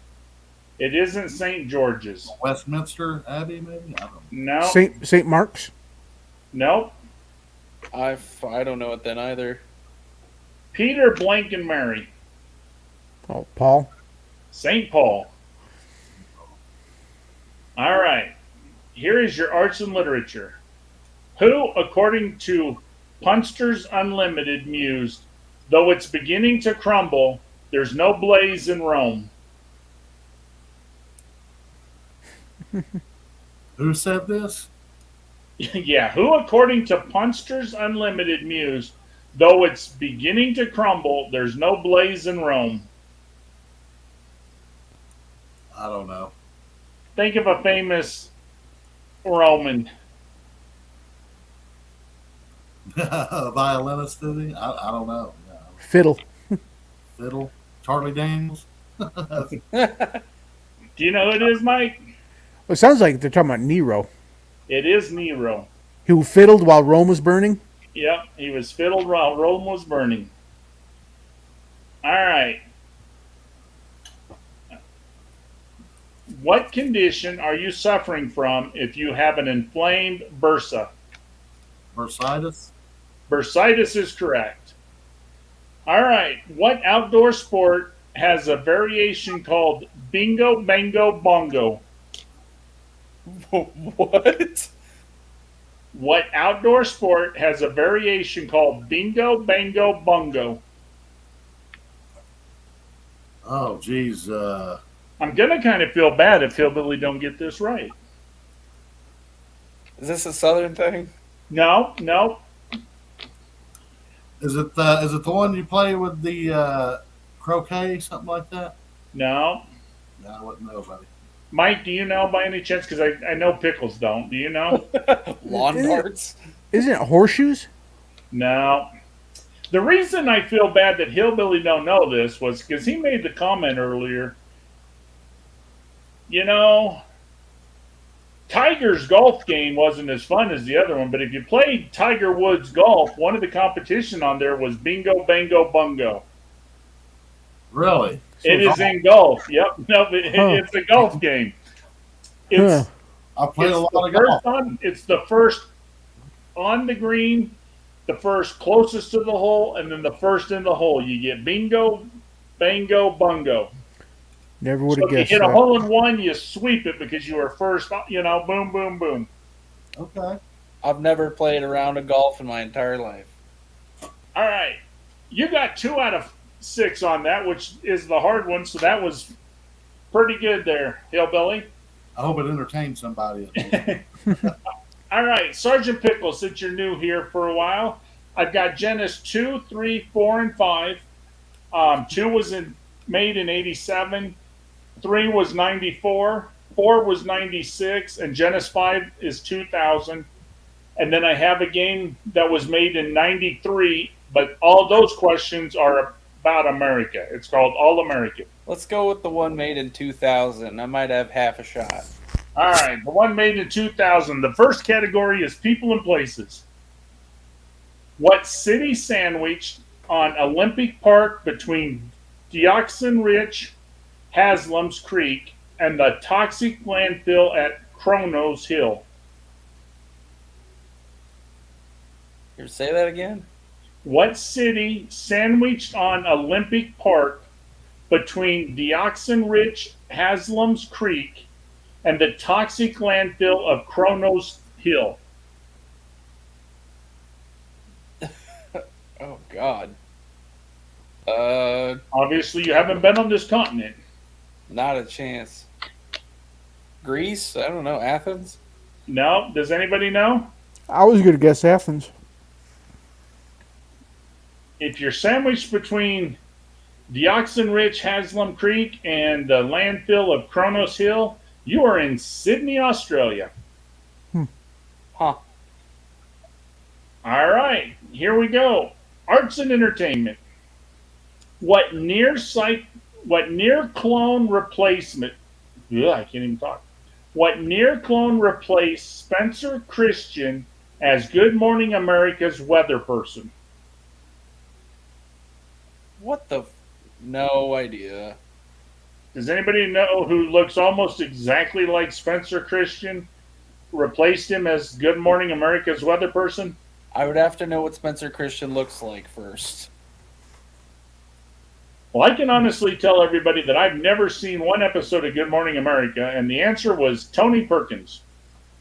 Sure. No idea. Okay, sure. The name sounds familiar, barely. All right. How are you with your Roman and Greek gods and goddesses? Half decent. All right. Who's the Roman equivalent of the Greek goddess Aphrodite? Ooh, that's a tough one. No, it's not. Nah, you're overthinking it. Is it a planet? Yep. No. Yep. Oh, yeah, it is. It's Venus. Duh. Yep. My brain kept Women saying are from Eros, Venus, but that men was are not from right. Mars. All right, here you go. You got a 1 in 3 shot at this one, Sergeant Pickles. How many years could a realistic resident of India expect to live in 1900? Was it 23 years, 43 years, or 63 years? Let's say 43. Anybody else got a guess? I'm not going to tell you he's right or wrong, but anybody else want to guess? I would have guessed 43 too. That's what I would. Hillbilly? I'd have said 43 too. Surely they'd make it that one. Y'all are wrong. It was 23. They had a really short lifespan. Damn, no shit. Yeah. British India does not sound like a fun place. No. You know, I heard that the biggest, like, I understand, colonialism, man, but that caste system that they had, dude, was worse than anything the Brits put on them, I think. So You know, there was this huge famine that happened, and it's kind of an unknown thing in history. Like, millions of people starved. And part of it was because Churchill decided to stockpile food that was supposed to go to India for Britain because of the war. So, And I know tuberculosis killed a lot of people back then. Yeah, Yeah. true. Yep. But it's like, a lot of people think Churchill's super duper great, and I'm not saying he wasn't, but there's always another side to everyone in history. Most people say that the only reason that he didn't, Germany was going to offer Churchill peace terms, nothing had ever happened. But apparently Churchill had a bunch of debts or something like that, and he was promised that they could get America in the war, and they did. And anyway, Churchill wasn't, like the motives behind these things. People celebrate a lot of these people. The motives behind a lot of their actions, man, are you know, they're people like us, you know. Yep. All right, Sergeant Pickles, here is your sports and leisure. I bet Hillbilly might know this one. What did a number 4 erector set have that numbers 1 through 3 didn't? Oh, jeez. So what came out when they made the number 4 erector set that the first 3 sets didn't have? Like a motor? An electric motor is correct. Yeah. I played with Nice. one erector set ever. It did not have a motor. Yeah. My first one didn't, man. I tell you what, it was like when I was real little, it was Lincoln Logs, and then when Oh yeah, Lincoln Logs was everything. but then when erector sets came out, man, you know, you could do the, you know, you could make like a big, you know, grabbing claw. You could make all kinds of tools, trucks. I mean, the things you could make in those kits were amazing. You know, I wonder what. Yeah, it was only limited by your imagination, honestly. I mean, that was the only limit it had. They were around, but by the time I was a kid, everything was Lego. Yeah, I can say Right. Lego kind of killed that dream. Yeah. All right, here's your last question. It's a wild card question. What U.S. president of the 1920s wore white gloves when fishing and made Secret Service agents bait his hook? 1920s. Woodrow Wilson? It That'd be my wasn't. guess. It wasn't Wilson. Hoover? It wasn't Hoover. What's left? Coolidge? Coolidge, yeah. Calvin Coolidge is the answer. I'm gonna say there's only so many presidents in the 20s. Wilson's the one that immediately comes to mind when I think 20s. Wilson here. was Wilson's got to start was one that got to start us in World War One. He is, from all historical accounts, like you were saying, he's widely regarded as one of the most like terrible human beings we've ever had as president. Yeah, he's considered one of the worst presidents. Yeah. Well, you know, he lied when he was campaigning. He said that he wouldn't get us in the war. As soon as he was elected, he did. Yep. He was the one that set up the Federal Reserve, and you guys heard about the shenanigans they pulled in Congress to get that thing through. I Well, mean, it sounds like the president that made a comment in Why Today that during when people are running for presidents, they put a camera on their ass because the first Bush said, "What? Read my lips, no new No new taxes." taxes. They knew he was lying out his ass. Yeah. well, you know, that's like Trump. He said, "Oh, the wall just got 10 foot taller," and then he didn't even build one. And I got bad news today. I made a comment a couple weeks ago that Trump would not win re-election because a man was running against him that we're all going to stand behind DeSantis. And guess what? I will never vote for him again. I don't care if he runs for anything. I don't care if Saddam comes back to life. I would vote for Saddam over DeSantis from Florida. Yeah, Did you see who backs him now? who's back? Who? The Nazi, George Soros. Mm, I don't like that. So I'm sorry, but you ain't gonna get much eviler than George Soros. So I can't vote. I can't vote for anybody who would be backed by Soros. I'm sorry. that guy, yeah. I'm a You know. neutral person in a blue state. In my mind, they all come in just different flavors of suck. I agree. Yeah. No, but I was really disappointed. I did not think. Yeah. I'm fairly neutral in general. Yeah.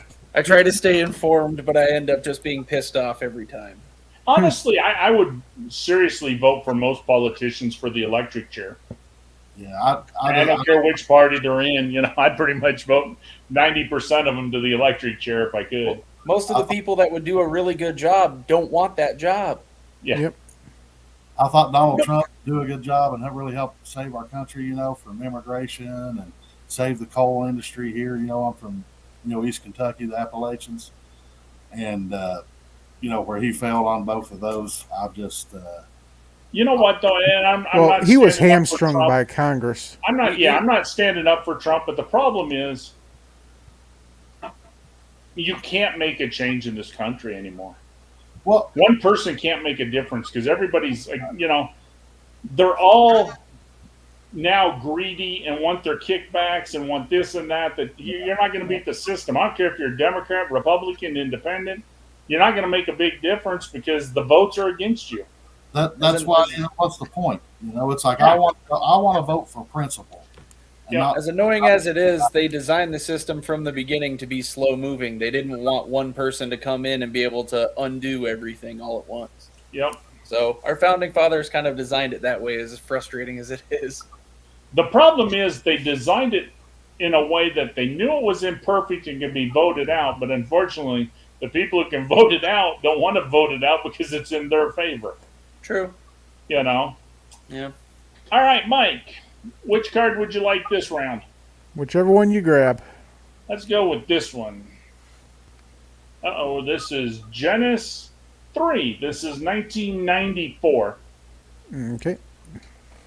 All right, here's a layup. What U.S. president saw Billy Beer named after his brother?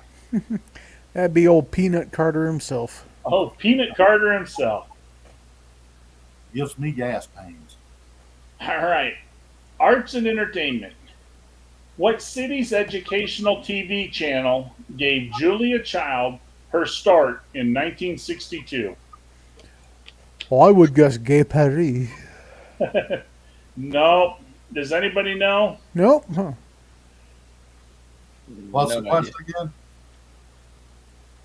The question is, what city's educational TV channel gave Julia Child her start in 1962? London? Nope. New Orleans? Nope. Roger Dodger. Good answer. It is Boston. Okay. Well, she was French, so I guess Paris. Yep. All right. What tree was named after the Cherokee who created the 85 symbol alphabet to record his language? What tree was named after the Cherokee who created the 85 syllable alphabet to record his language? I don't know, the Joshua tree. No. Yeah, I guessed. Well, when I give you the answer, you're going to be mad. Does anybody know? Only guess would be like Sequoia. That is it. Oh, I Yeah. shouldn't. Well, Hey, Ty Guy, when you was in the Corps, did you ever serve with any descendants of the Wind Talkers? I had a couple of guys in my units who were not, whose I think it was their granddads were, Wind Talkers back in WW2. yeah. When I went to boot camp, we had one in our unit. You guys would be amazed how big of a thing the Marine Corps is in the Navajo community, man. Yeah. The Marine Corps is a big deal for them guys. There was a guy in my radio school. He's actually from Washington State also. He's 1/2 Yakima Indian and 1/4 Blackfoot. And he says it's very common on the reservation if you can't find a job, your parents will pretty much tell you to join the military. Yeah. Yeah, I mean, you can tell a lot about a person by their nationality. I love seeing Navajos with high and tights. It just makes, bless them. That's the good side of America. You know what I'm saying? Like, we're losing a lot of the good parts for a lot of silliness. See, I'm kind of a weird nationality. Not a lot of people are the same. I'm half Welsh and half Hungarian. Yeah, that is different. Yeah, I'm well hung. Oh, jeez. I knew there was a joke coming in there somewhere. Yeah. I tell people I'm half, my dad's English, descent family, Howard. My mom, you guys heard of Hatfields and McCoys. My mom, McCoy, Scottish. I'm 50% English, 50% Scottish, 100% American. There you go. No, actually, truthfully, on my dad's side, I'm Grimm. On my dad's side, we got the Grimm book, and it goes all the way back, and we can trace it even beyond. But we can go clear back to Jacob and Wilhelm Grimm, who were the brothers Grimm. Wow, that's cool. I say Grimm could either be English or German, depending on how long ago it is. Yeah, no. And what's funny is half of my family is Grimm like me, Grimm, and the other half is Grimm, Grim. Yep. Because 3 generations ago, my great grandfather got into a fight with his brother, and his brother said, "Screw you, I'm taking the M off." And so he went to it with the 1 M instead of the 2 M's. And Hey, Oh, little history here for you guys. You know, you're talking about Germans and English. You know, we're all Anglo Saxons, right? And the Anglo Saxon, you guys know the term Saxon comes from a group of people called Sake and the Scythians and stuff like that. Well, the thing about them, the reason they're called Saxons is because they were sons of Isaac's. Isaac, you know, Isaac's sons, Saxons. Anglo Saxons are the descendant of the 10 lost tribes of the house of Israel. If you guys didn't know that, that's a little thing you can go study, and how all the blessings from Genesis 48 from our father Jacob, you know, were carried out as we, you know, made Europe and the United States. It's interesting, man, to learn our history like that. all right, Mike, are you ready for your science and nature? Bring it. What space shuttle did the Discovery replace? There's 2 choices. Pick one. Gemini? No. Not that one. Yes, I'm kind of weak on space. Let me guess. Does it start with a C? It does start with the C. Imagine Oh, that. Challenger? It was Challenger. Yeah. Shit. Challenger was. I'm trying to remember what year. 85? Yeah, Columbia was 85 way or after. 86? Columbia was like more. Isn't Columbia like 04 or something? Yeah, that's the reason they stopped. Columbia's recent. All right, Mike. I do get those 2 mixed up. Mike, how well do you remember the Big 8? Somewhat. Here's your sports and leisure. What Big 8 team lost its 7th consecutive bowl game on January 1st, 1994?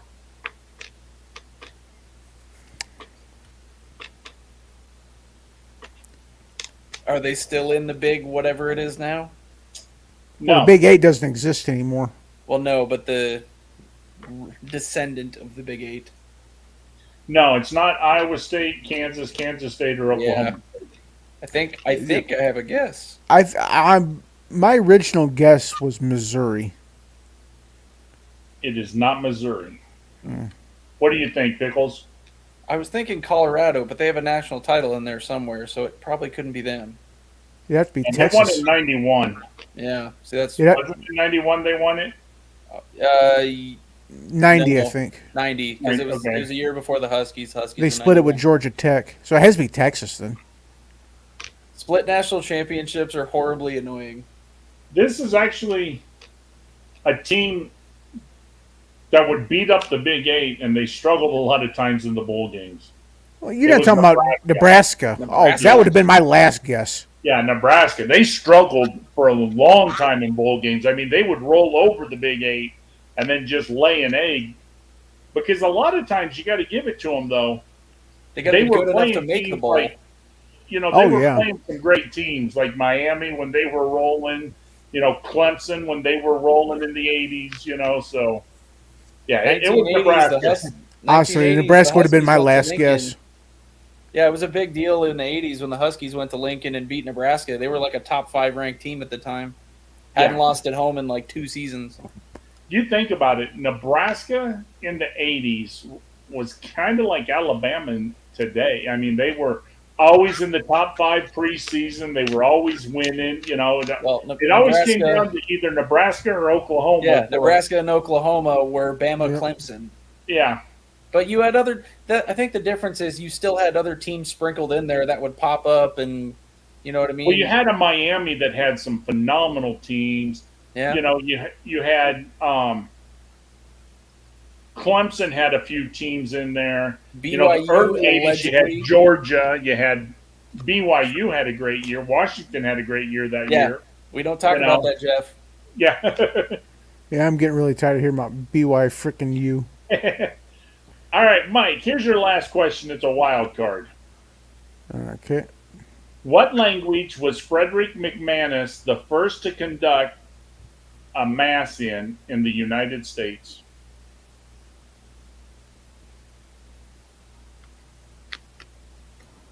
Latin. It is not Latin. Does anybody know? What year is this box set from? Well, this is from 96, but this is, or no, 94, but this is back. What language was Frederick McManus the first to conduct a mass in the U.S.? I want to say Klingon just because that sounds hilarious. It's a Best trick guess- question. The best guess would be like Aramaic, like the original language. English? English is correct. What? Yeah. It's always been done in Latin. Right? Before, like, wasn't it always in Latin before? Do you want to know something that I just found out last week? I have not verified this 100%, but everything I'm seeing, it is happening. I have heard that the United States is designating over 10% of the Catholic Church in the United States as terrorists. Have you That guys heard sounds Really? a little far-fetched.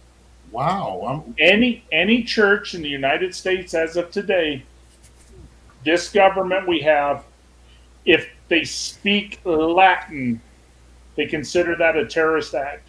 What? Okay, that makes no sense. Biden's Catholic. That doesn't make any sense. It didn't make sense to me either. And and like I said, I haven't. Be careful what you read on the internet, Jeff. Well, no, I'm not getting this from the internet. no, I'm getting it from people who aren't necessarily conspiracy theorists, but I'm hearing that the FBI is kind of doing like the parents who were talking out in PTAs. They're kind of assigning the same thing to these churches that do in Latin. And to me, that just seems crazy.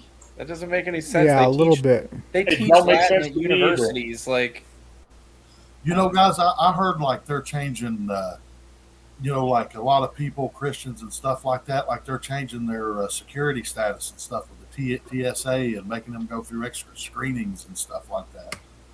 Just because of, like some political view or something. Think of that. Though, the more I'm reading and the more I'm seeing, I'm really thinking about just giving up my citizenship and coming in illegally. I No, want my free stuff. really. I want my free stuff, damn it. Damn, dude. yeah, I've already got a default plan to move north to Canada if I have to. Sergeant Pickles, come south. I'll hook you up. Yeah, it comes out. Oh, Jeff, I forgot to ask you. I'm not coming to Mexico City, but I am go. Long story short, I'm going to Cancun at the start of May. We're Wow. gonna. Sorry, I didn't get to choose the destination. What ended up happening? My cousin had traded a timeshare down there for this specific week, and the couple that was going with them backed out. So me and my wife got it for super cheap. That sucks, dude, because I would go there tomorrow. I would go see you. The problem is, the end of March, I'm coming to the States, and I'm going to be in the States until September. Or no, end of May or start of May. So, yeah, I mean, if you're you gonna be- come, oh. anytime, other time, man, Cancun is a $99 round trip flight. I'd hop on a plane, and we got a place down there we can stay for free. So I'd hop Yeah. down and see it, but We're I doing will the tell typical. We're doing the typical tourist stuff, but thankfully we'll miss the spring break crowds. I will tell you, Hillbilly Mike, Sergeant Pickles, you guys ever decide you want to come south, you want to see the pyramids, you want to, let me know, man. I'll hook you guys up. And, there's a lot to do in Mexico City, believe it or not. There's a lot of cool stuff. Well, there better be. There's 300 million people there. Yeah. See, the problem is I'd really want to go see an actual soccer match at the Azteca, but I really don't want to get stabbed. I was going to Because if say, you wear you can wear the wrong colored shirt in that place and get stabbed. The good bet is to wear a Club America shirt because they're the most popular team in all of Mexico. Yeah. I might take you up on that one day, Tide Guy. I definitely, love to see that. I have heard there's tons of cool like museums and stuff in Mexico City. Yeah. There are you can go to a different museum every day for over a year. There's almost 400 museums in this city. There you go. Wow. So I mean, yeah, I mean, you tell me the At least half museum, of them are pretty cool. yeah, and all of them have something. They really do. I mean, some are cooler than others, but yeah, they all have something.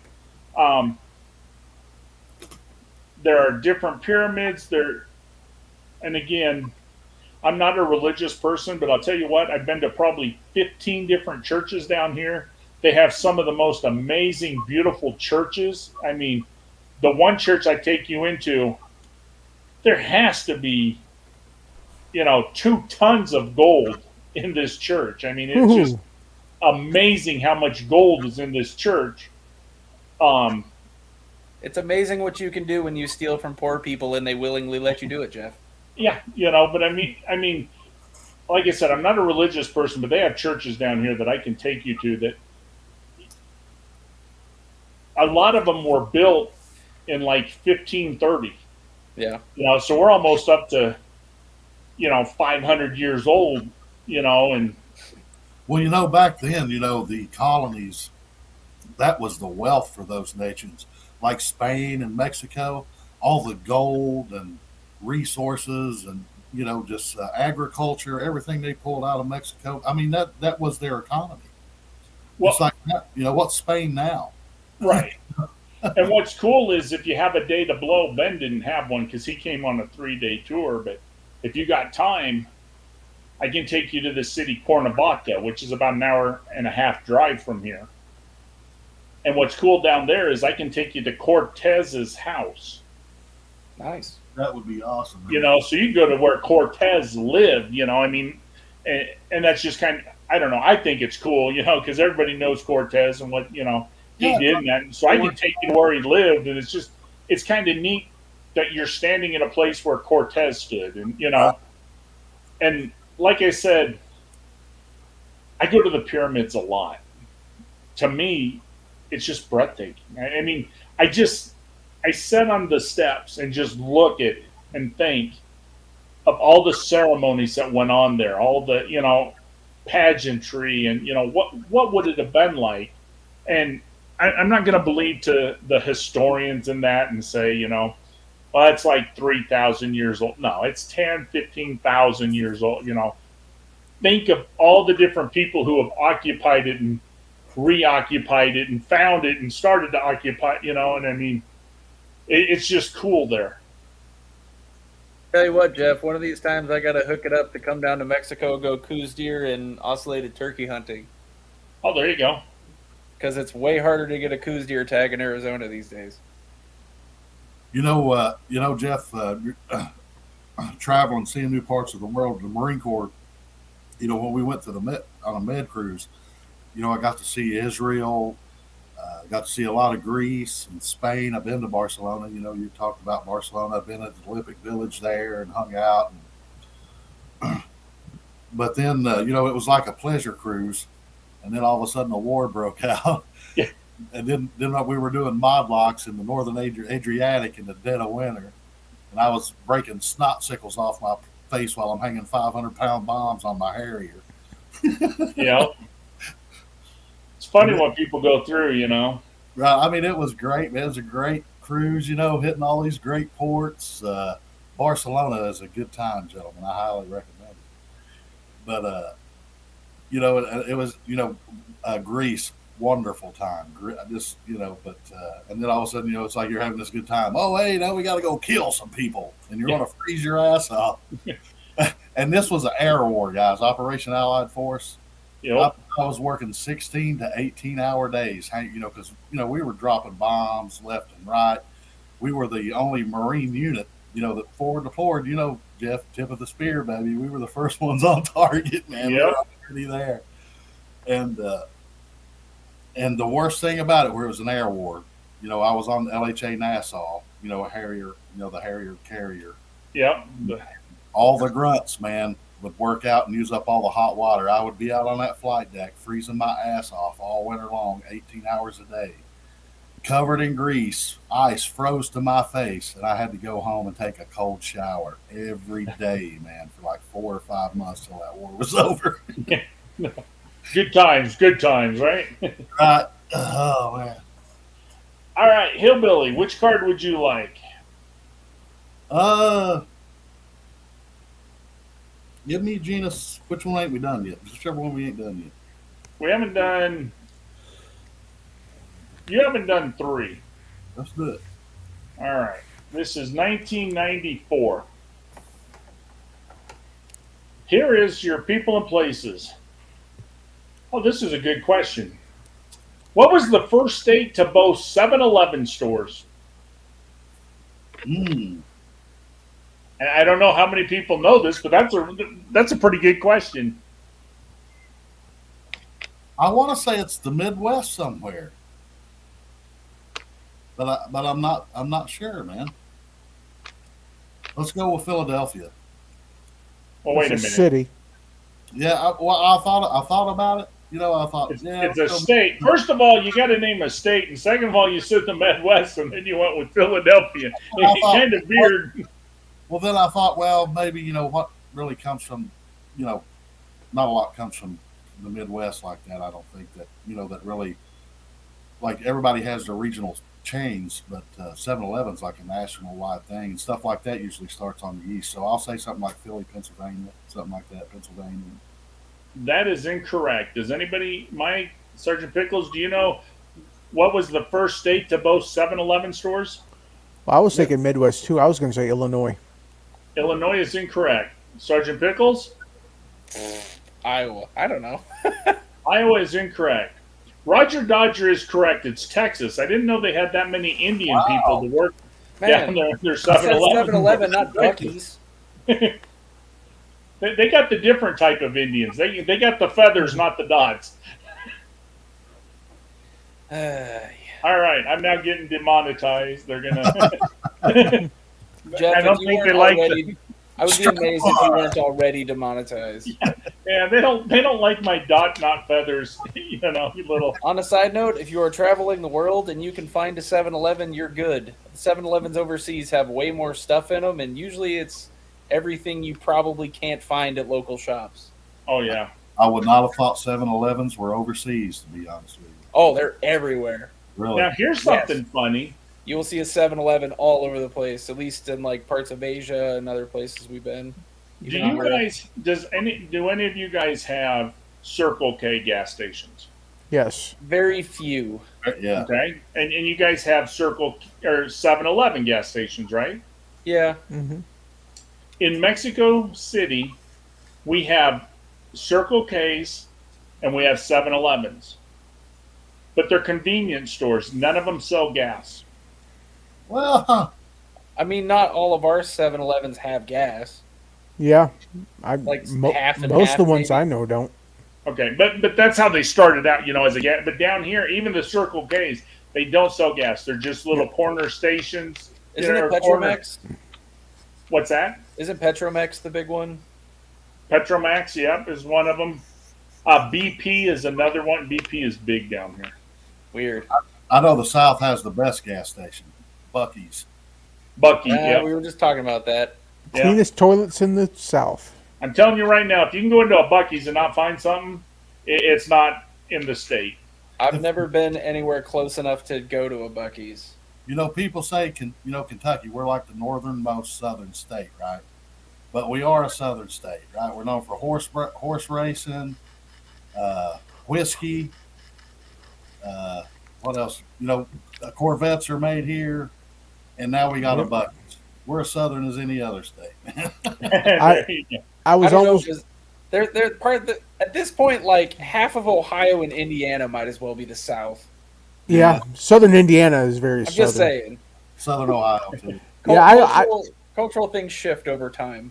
I was almost born in Kentucky because right before my mom got pregnant with me, my dad he loves Corvettes and he was trying to get transferred down to Bowling Green because he worked for General Motors, retired from there, and he was wanting wanting to get there, and they finally got a chance to go down the Bowling Green plant, and he ended up turning it down. Can't remember why, but I was almost born in Kentucky. Hey, yo, they're Kentucky traveling fan. fools. Life would be Uh-oh. completely different, Mike. Yeah, the real MVP would be more tolerable, I guess. Yeah. Well, hey, you could actually go to some banner hangings, man. I've got to witness a bunch of natties getting hung up. Not in football. All right, Hillbilly. Let's see what you know about arts and entertainment. Here's another good question. Who played the pinball champ beaten by Tommy in the movie version of Tommy?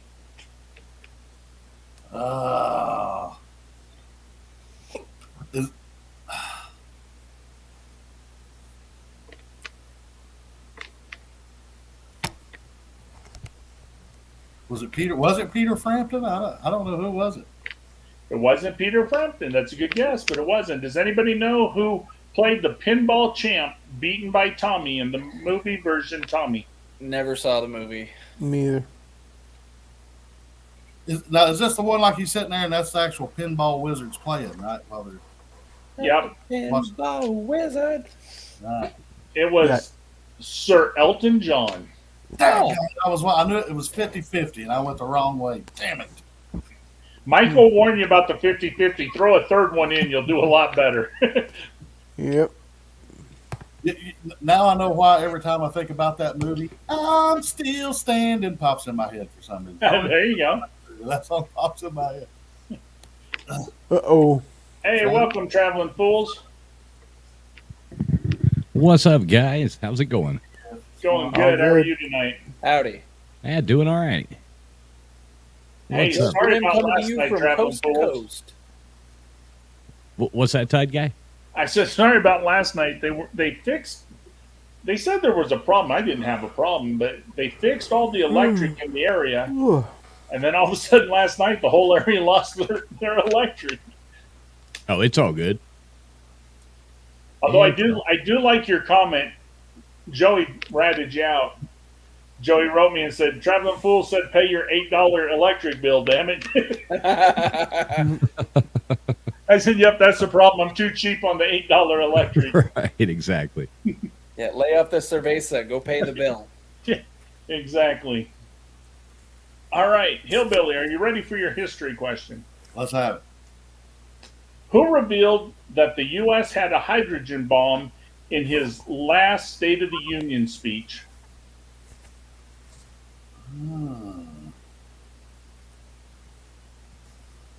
I guess that would probably be FDR. It was not FDR. Well, then it was the Taylor that replaced him. What was his name? The one who dropped him. What was his name? The devil's in the wording on this one. He's from Iowa, isn't he? No, Iowa had Hoover. That was I know he was. he was the one who got the Depression rolling. Does it start with a T? His last name starts with a T. Yeah, it was Harry Truman. Yep. I was pretty sure it was Harry Yeah. Truman. It was Harry Truman. Hydrogen bomb, not atom bomb. That's the No, good he's the one that dropped it, right? Truman. Yes. Yeah. Yep. Yeah. All right. Now remember, this is 1994 edition. Okay. Science and Nature. Quick side note about the hydrogen bomb thing. He put it in his address hoping to scare the Russians. They basically wrote him back saying, yeah, we know already. Exactly. I want to now. All right. Here's your Science and Nature. What's the second leading killer of American men from 25 to 44 years of age? Oh, what year was this? 1994. Ooh, that could be a few things. The second, read it. The second leading cause. What's the second leading killer of American men from 25 to 44 years of age? Divorce. I was thinking the same thing. Now, that was the leading cause of poverty, but not death. Think about it. This killed everybody, and it's on the news, and everybody freaked out about it, and nobody knew anybody who died from it, really. But Cancer. now everybody knows somebody who died of cancer. I don't. Yeah. Acid rain. I don't know. Scientists Scientists proved that this come from screwing a monkey in Africa. Yep. Yeah, AIDS. AIDS. Good job, traveling fools. It was AIDS. That was the second biggest killer in '94. Yeah. Reported. And, What, and I really? got bad news for you, Sergeant Pickles. You haven't been around, but about 3 weeks ago we did the Genesis 2 edition, and in the '87 version, the leading cause of death was AIDS. Was that just because no one knew about it or had treatment for it or whatever? You know, Because the amount of people that actually die nowadays is really low. You know, Well- man, I remember when it all started, dude, and it was all isolated out there in San Francisco in the gay bathhouses. yeah, I mean, Well, I'm not saying AIDS didn't kill people, but I mean, they made it out. How many people knew somebody who died of AIDS? And I mean, well, it's probably bad news that they said, "Oh, this is the gay people's disease," because the overwhelming number of people who got it were straight. You know what I mean? well, and what screwed a lot of people up, they got it because of blood transfusions. Yeah. Because they didn't do nothing with the blood for what, 4 or 5 years after it come out, that they decided that, hey, we need to start testing people and making sure we're not giving it in blood transfusions, or the other leading cause was sharing needles. I mean, I've got a friend that's that I went to high school with, and he caught AIDS in the mid '90s to late '90s, and he's still alive. I mean, and granted, he's this isn't somebody I talk to on a daily basis. Right. You know what I mean? But I always liked the guy. Played soccer with him, and all that. He was definitely didn't get it from a blood transfusion. But I mean, traveling fools, you talk about like Tommy Morrison, he got AIDS and Yeah. died. Yeah, But then we well, talk about but- Magic Johnson, he's running around, everything's great. I mean, Well, no, you got to look though. Tommy Morrison, he didn't just get AIDS and die though. He got AIDS, and I mean, hell, he only died what, like 6 years ago or something. Six. No. or Tommy seven- Morrison died a long time ago. no, he died a long time ago. Shit, it wasn't that long ago. Do you guys Hold remember? on, I gotta Google this, damn it. Google, Siri. Because he fought again. I mean, after like 15 years, he was back in the ring. No, Jeff, it's in Mexico. You got to go La Muerta et Tony Morrison. Juanita. I'm with- Okay, Tommy Morrison, here we He- go. Died in 2013.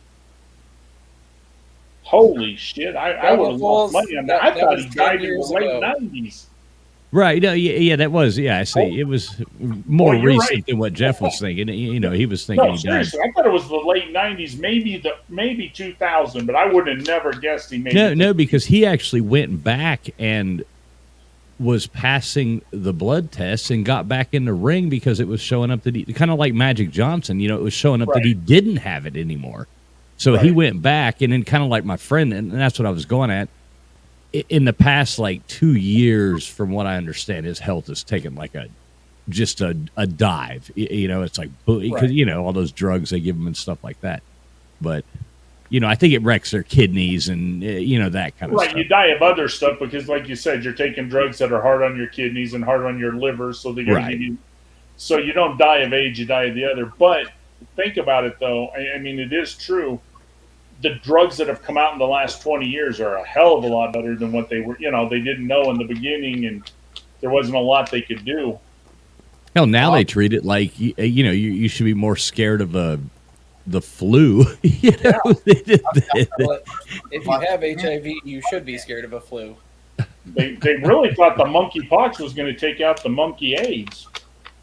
But that didn't work, so they closed that down right away. Monkeypox come out and closed down in, what, a month and a half? Yeah, it was a grand opening, grand closing. You dang right, Gumby too sexy. He says AIDS is real, birds aren't. There you go. All right, here we go. Are you ready for your sports and leisure question, Yeah, Hillbilly? sure.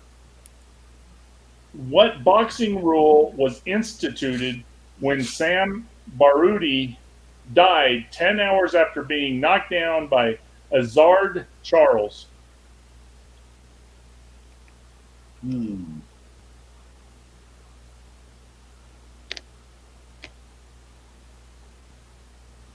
I have no idea, man.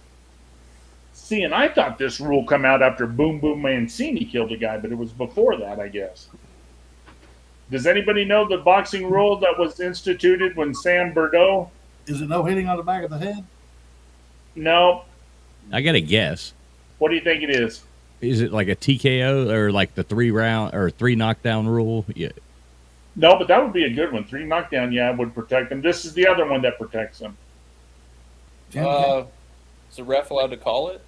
It's the standing 8 count. I was going to say standing That way 8. the ref Damn it! In his eyes and make sure, it gives them time to kind of, they can. Because before, once you got up, the ref just said, come on, go. Right. Now they give you the 8 count. So the ref can watch you and he'll tell you, come towards me, what day it is, and ask you some questions. Yeah, it used to be they popped I up. didn't know what it was called, though. Yeah, it used to be they would get up and it was instantly the guy was coming back Yeah, at the him. guy was right there. He didn't even get to the corner. And yeah, now you got to go to the corner and he's got to, Right. look at him. And Yeah, I Thankfully, miss those 15-round fights with the the no rules. That was so much better. You miss them because you weren't in them.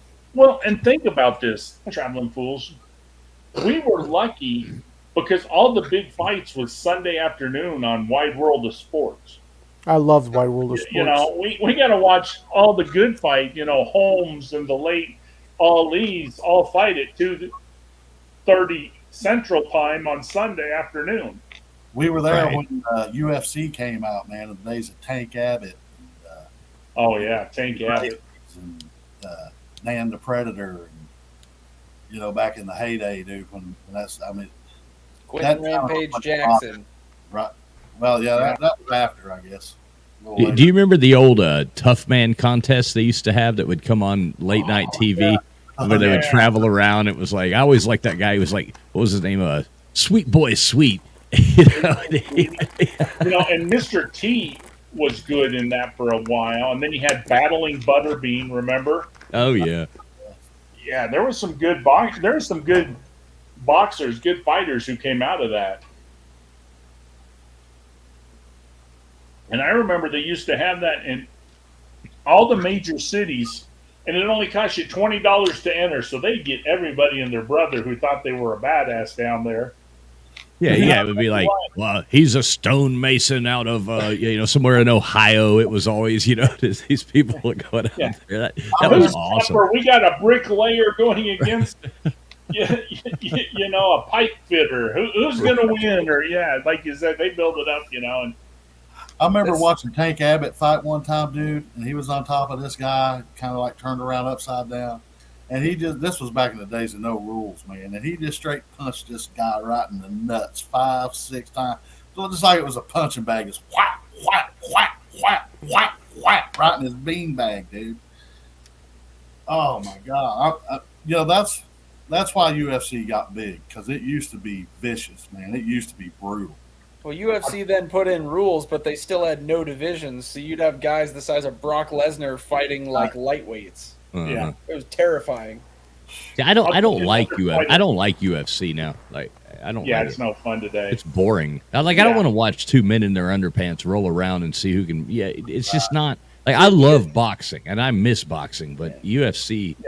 The good news for me, I have a buddy that's super into UFC, so he pretty much lets me know when there's a good division or a good set of fights coming up. So he keys me on the ones, and he's usually pretty right about which fights end up being good.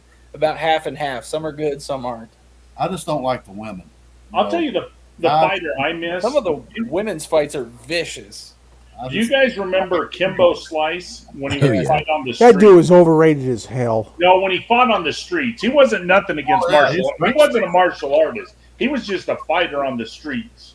Yeah, I got famous off of YouTube and people's backyards beating up. Yeah. dudes. Yeah, but he went into the UFC and He got so- punked in the UFC. As soon Yeah, as he those rolled around martial with a guy artists. who knew Brazilian Jiu-Jitsu, it was over. yeah. It's like when Butterbean. Do you remember when Butterbean went into UFC? And he was out. It was awesome. Like he was out there and he was fighting this like Asian guy that was like a quarter of his size. I mean an eighth of it. Not even. It was like this. And the guy was like jumping up, like trying to kick him and bouncing off of him. And Butterbean was just like killing the guy. And then Butterbean decided it would be a good idea to go on the ground with him. Yeah. And the little guy just wrapped Butterbean's fat ass up. He was all like, had his legs behind his head. It's like, you idiot. Why would you go on the ground? You're like a turtle on his back, you know? Yeah, when you're a guy my size, you don't want to get on the ground where you have to snip your butt. You're in trouble. That's not going to work out well for you. Don Fry would have put, what's his name? Bruce Lee. Don Bruce Fry Lee. killed Bruce Lee's ass, dude. He'd have beat Yeah. that little man senseless. All right, Hillbilly, here's your last question. What express carrier company had ads of its trucks flying in the sky? Is it Federal Express? It wasn't Federal Express. Has to be UPS. And It wasn't UPS. DHL? It was DHL. You start running out of guesses, you know. You start to run out of I'm an aircraft mechanic. I've worked on all three fleet. Right. Oh, that's cool. DHL bought out Airborne Express. You know, I worked at CVG Cincinnati International up there, and yeah, I did a little side contracting work. I worked at Indianapolis Jet Center. Did a lot of, rebuilds and stuff on some of the bigger cargo stuff. And yeah, man, I worked on FedEx. Yeah, all of them. You guys probably never heard of Tower Air. Oh, I could tell you guys. Anyway, go ahead. I'm sorry. All right, Sergeant Pickles, which card would you like? I'm gonna embarrass myself, but let's go for the All-American. All right, All American. It was made in '93. If I get See it how wrong, you you do. can just call me a communist. People. What country music band did George Bush mistakenly refer to as the nitty ditty nitty gritty great bird? The Nitty Gritty Dirt Band. There you go. What a good band. They're awesome. Yeah. All right, entertainment. What comedian suggested "Let's get small"? Ooh.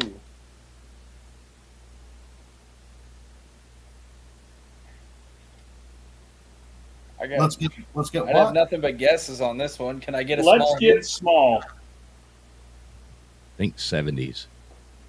Richard Pryor? It wasn't him. Carlin? Go a different color. Carlin? Late 70s. Yeah, late '70s. Oh, gosh. Think banjo. It was an album. Yeah, he made an album. Let's get small. No, Think- I got nothing. I'm sure I know the name. The banjo, I think, gave it away for me there. He was on Saturday Night Live playing King That Tut. did it. That did it. Steve Two Martin. wild and classic guys. Oh, Steve, it's got to be Right. Steve Martin. Two with the wild banjo, and man. crazy guys. Yes? I tell you I what, was born a poor black child. Did I Dude, finally get Gentlemen there? Fools, I watched that movie 4 days ago. The I jerk. love that. The jerk. Oh, I Oh love it. man, I love it. He's like Navin R. Johnson, typical low life. She's going to the phone book. He's The like cans are starting to explode. Get away from the cans. the opti grab. The very made everybody cross-eyed. That's one of the funniest movies. Yeah, I'm telling you. Anybody, if you've never seen that movie, you have to watch The Oh, Jerk. the jerk. Yeah, it's a classic. That has to be one of the top 10 or Yeah, top 20 all time. it's top 10. It's top Yeah. 10 funniest movies ever. All right, Sergeant Pickles, here's your history question. What berries did the Pilgrims find to be a cure for scurvy as well as a Thanksgiving side dish? Cranberries, I'm guessing. Cranberries is correct.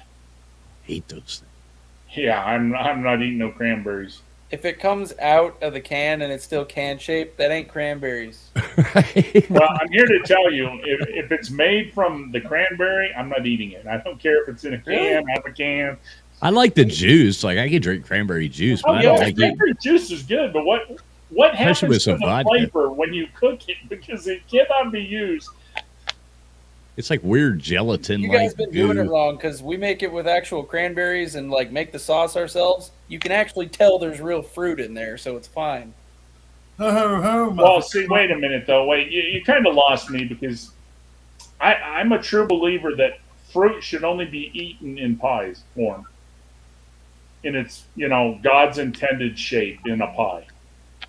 You're not supposed to just eat fruit all willy nilly. I've never heard of a cranberry pie, so I don't know. Well, that's why I don't eat it. Make a pie, I love fruit, but I'm not a big like berries. I'm not a big into the berry thing. Like, give me like a good Man, a banana, or a pepper.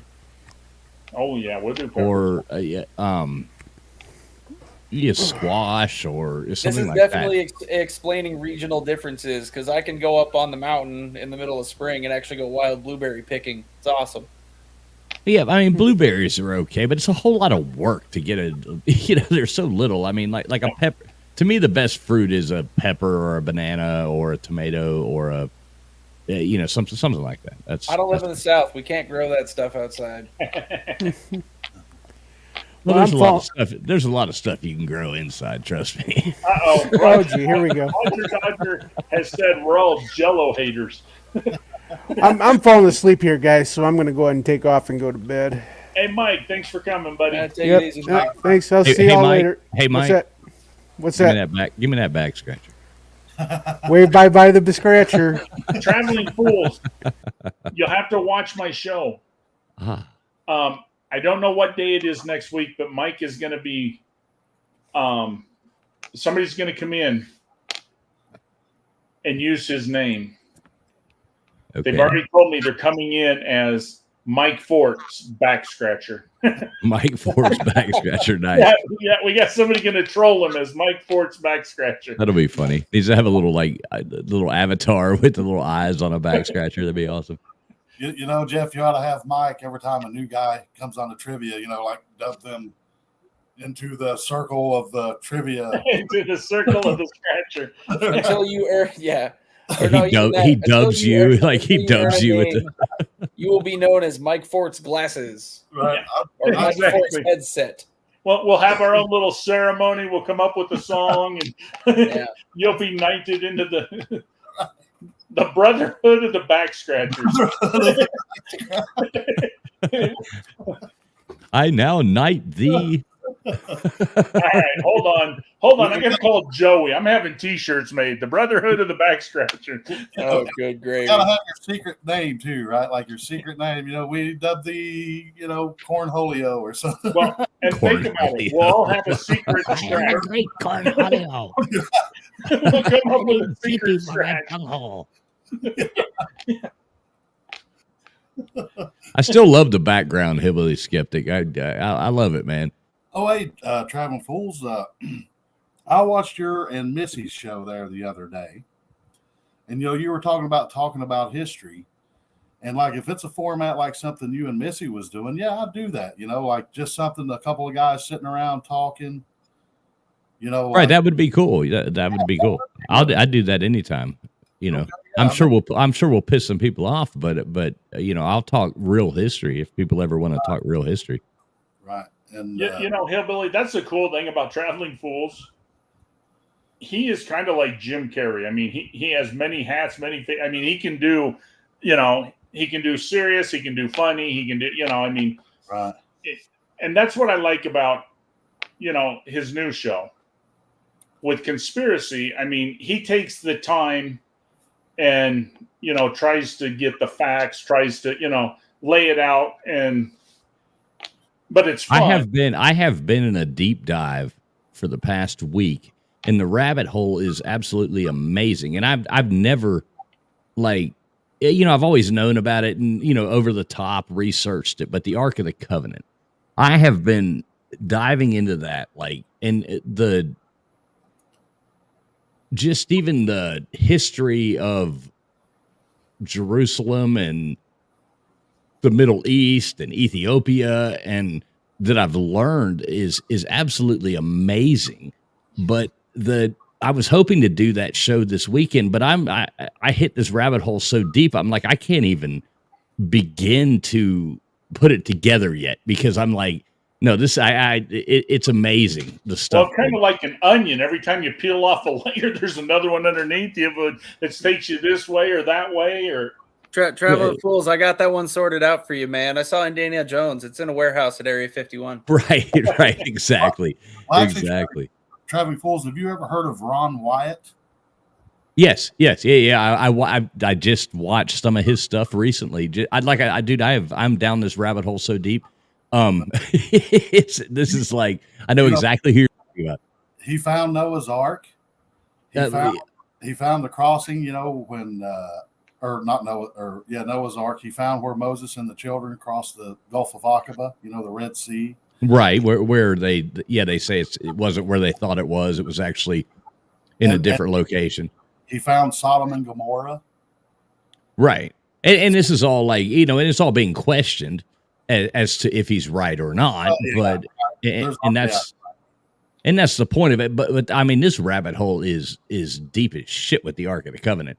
I mean, and what it was, and why it was built the way it was, and I mean, Egyptian stuff. Like holy cow! I had no idea there was this much to it, and now I'm like, nah, this ain't happening this weekend because but now you're so deep. There's more layers that you don't know about that you got to keep looking into. And no, and what's his name? Graham Hancock had said, like he had never gotten. It's really interesting because I felt this kind of in the same way that once you start diving into this and into that religious aspect of it, and I don't want to do the show based on religion. I want it to be like, I have my own religious views. I don't want to push them on anybody else. I don't care about that. But once you start doing it, the connection you feel with the religious part of it is it's an odd feeling. It's like it's almost overwhelming the way it brings you in, which is really interesting. And I've grown up a very devout Catholic family, Irish Catholic family, so it's not far-fetched to think that I could bite into that, but it's pretty interesting.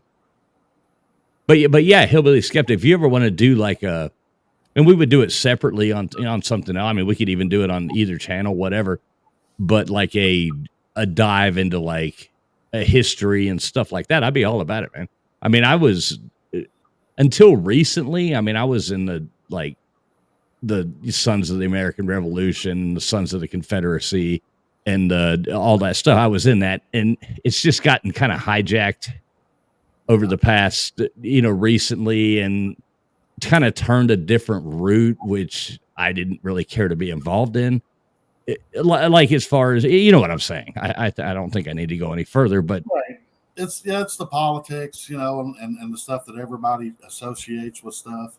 But it's even some of the people in it have turned it too different than what it was 15 years ago to what it is now, doing reenactments and doing back then. Now you've got those sour people that have tainted something that was good and they've tainted it. So, I can't claim to be innocent, like I have this up here, not only as a much of recognition of my heritage, but also like as a political statement as well. Right. Like, I'm an American and this is part of our history. And it's not that I want this to replace our country. It's like there's certain values that this represented that, even that our country had before this was even necessary. Really, this flag here was a call for our country to return to what it was founded to be. Well, that's the battle flag of the Army of Virginia. Right. It's not even not even the Confederate flag. Right. That's Robert E. Lee's flag of the Virginian Army. But that's like one of the things that I respect about Robert E. Lee. It's like when he resigned from the U.S. Army, why did he say he did it? For Virginia. Yes, for Virginia.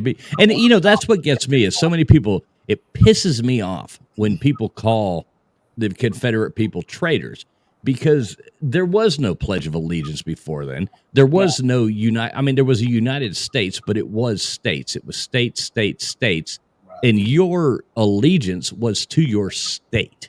It was not. You had total allegiance to your state. There was no. The Pledge of Allegiance hadn't even been invented yet. There was none of that. So these people say, "Oh, they were traitors to the United States." It's like, you don't know fucking history. As soon as you tell that to me, I'm like, you don't know history because it's different. Yeah, the states were more important than the. I have a Pledge of Allegiance that I teach my daughter, and it says, "I pledge allegiance to my rights for which our Constitution is supposed to stand."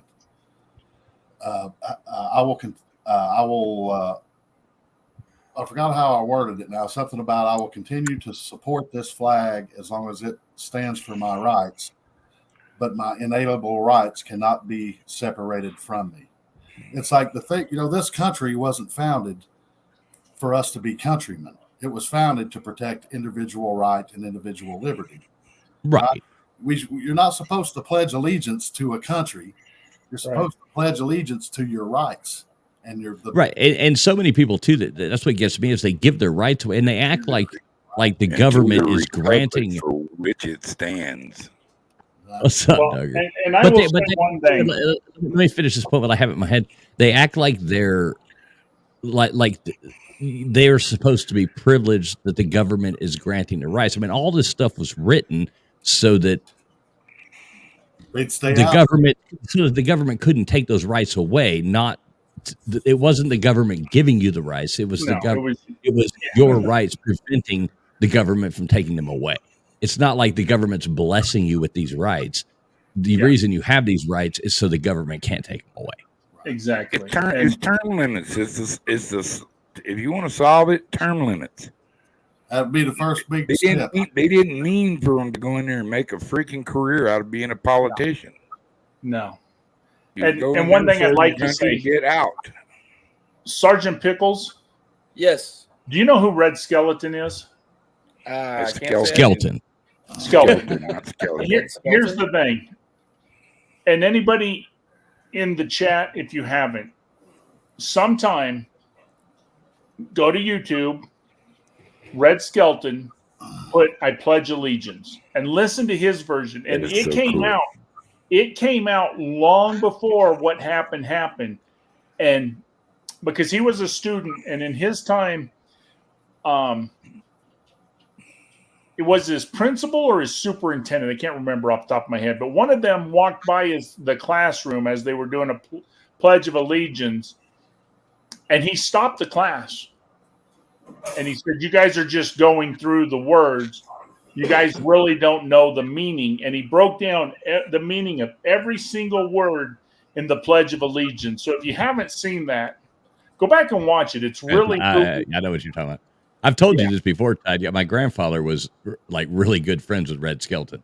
Oh, awesome. We got pictures. We have a really cool picture, and I forget the other guy, but it's a picture of my grandfather introducing Red Skeleton to one of those like pretty powerful Miami mafia people in the like in the 60s. So and it's at like this swanky thing because my grandfather was a big band musician, and it was like they was introducing it's a cool picture. It's like you know why he was so funny, don't you? Because he thought Red Skeleton was the funniest son of a bitch that lived. Red Skeleton thought he was the funniest guy that ever lived. And he was. He laughed at all his jokes. He was clean. And Clem Cadiddlehopper and the Seagulls. Come on, man. Yeah. That ain't no better comedy than Clem Cadiddlehopper. Yeah. What's sad is most of the people listening probably have no idea who we're talking about. Or Gertrude and Heathcliff. And I'll tell you what, guys, listen to the Pledge of Allegiance. He stained my brain, man. That's one of my heroes, bro. Yeah, I mean, listen to the Pledge of Allegiance, but then also stay on YouTube and look up some of his comedy. I mean, he is hilarious. Yeah. All right, Sergeant Pickles, you ready to get through this card? Sure. So far, you've got 2 out of 3 right. Here's your places. What East Coast city leads the U.S. in average monthly expense on electricity?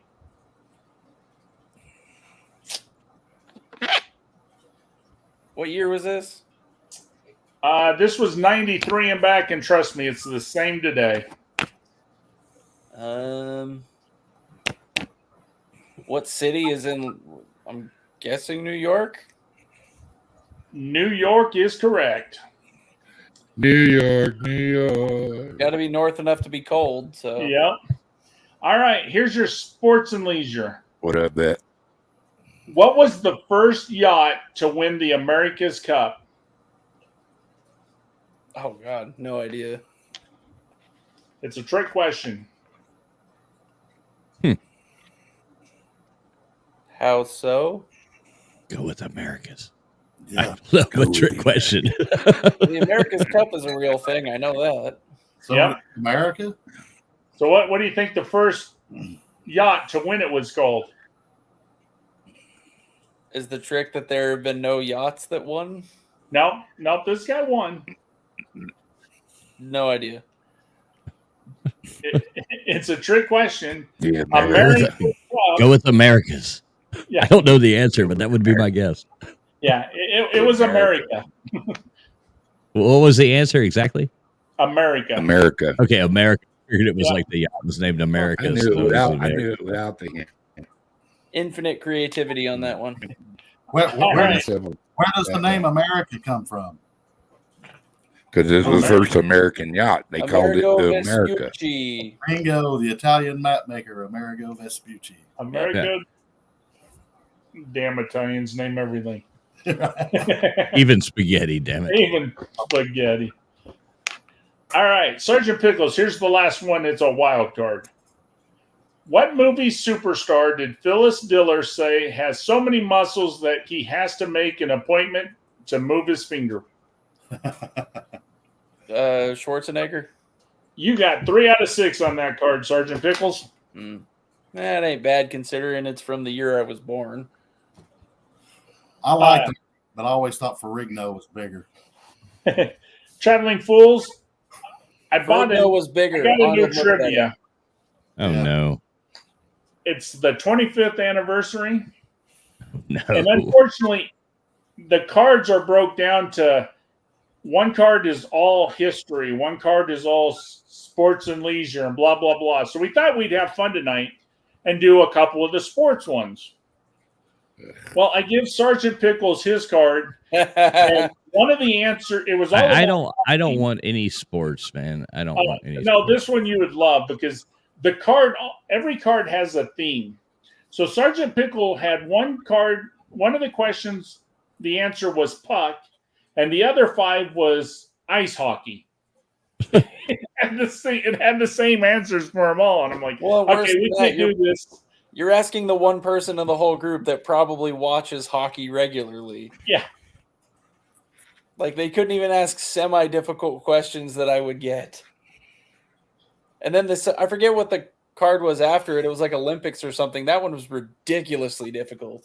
Oh, no, it was about fencing. You had a card on Yeah. fencing, and it had all the different, Yeah, forget it. So the cards are easy. You're going to go at least 5 or out of 6, or you're going to get none out of 6. There's no in between. It's either impossible or super easy. So I give up on that one. Pick your poison. So Traveling Fools out of Genesis 2 through 5 and All America, which one would you like? Yeah, and not the sports one. But the oldest Genesis card you have. All right, Genesis 2. This is geography. What airline lays out the red carpet club at some airports? The Red Carpet Club. Yep. What airline lays out the red carpet club at some airports? Does this airline Be- still exist? Oh, yeah. I'm going to Yeah, fly. it's United, right? It is United. All right. Here's a good one. Entertainment. What 2 cars does Leroy Brown own? Like bad Leroy Brown. Like bad Leroy Brown. I know. Jim Croce. Downtown. He's got a Lincoln Continental. No. A Lincoln Doesn't he? Continental and a blank too. Yeah, right. I'm singing the song. No, he's got a custom. It's a custom Continental. Yeah. And Eldorado and an Eldorado too. Exactly. And an Eldorado too. Give Exactly. yourself a ding ding ding. Singing the song, you know. I'm like, You know what? Between Bad Leroy, they had some great songs back then. oh yeah. Oh, Yeah, we love Jim had the best Croce. music. We had the best music. I'm telling you, man, there was some great songs back then, you know? All right, here's your history question. What was Anne Boleyn convicted of, resulting in her execution? Oh.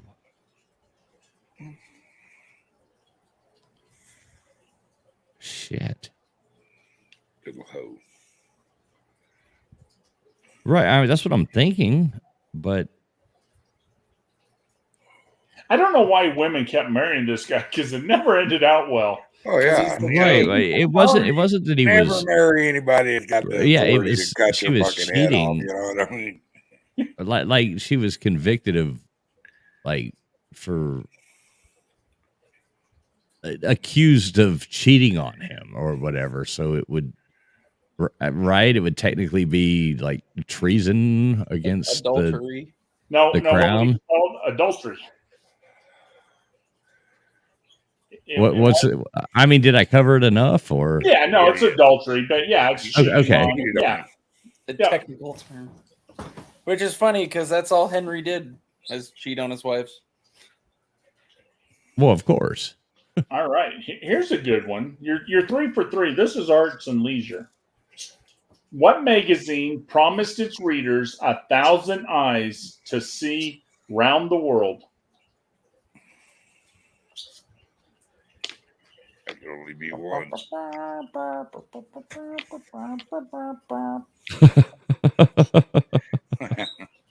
Come on, man. He's good enough Hey. without hints. Unfortunately, that hint ain't going to help him. No, it's not. That was just what came to mind. Yeah. Yeah, I don't. Yeah, I don't really know. What magazine promised its readers 1,000 eyes to see round the world? National Geographic. I don't know. No. Does anybody know? Ooh. That would have been my guess. Is Time the other one? No. Oh wow, I have no idea then. Um, Those were the two I would have guessed. Yeah, I mean, National Geographic sounded right, but I was thinking of The them hint like was I was eyes. thinking of them like native women and their titties flopping everywhere with the rings around their necks and shit. Degenerates. yeah. Boom. No, the hint was eyes. It was Eyes. Look magazine. Shit. I Huh. know. Yeah. I know Joey was probably the only one with a subscription, but that was the magazine. Yeah. Did it cost him a hay penny? All right, here we go. Science and nature. What heavenly body did Surveyor 1 land on June 2nd, 1966?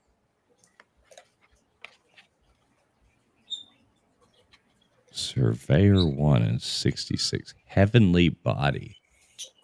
The moon? Yeah, it really didn't, though. We know it didn't work. Right. I mean, it's not really. Let's say like the desert in Arizona. Yeah, that would be more appropriate. Have you ever seen the YouTube video of the conspiracy theory guy that tried to scream at John Glenn to his face that he didn't go to the moon? And John Glenn, at like 87 years old, fucking clocked him. It was awesome. He absolutely decked this guy. It was great. And then he told them to be quiet and don't tell anybody else. I don't know, man. Come on, man. Our government wouldn't lie to us.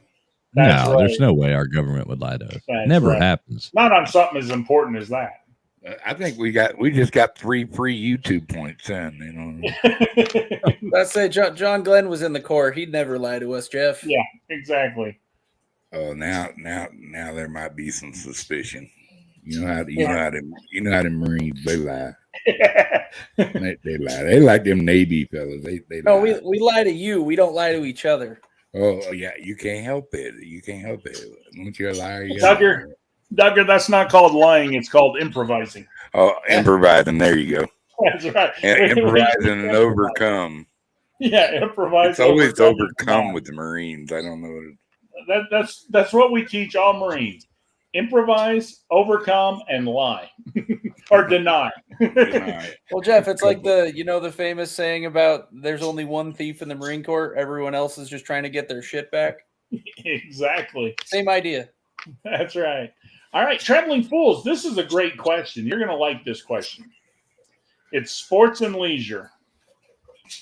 What stadium saw Joe Louis knock out Max Schmeling in 124 seconds? We always talk about Louis and Schmeling, remember?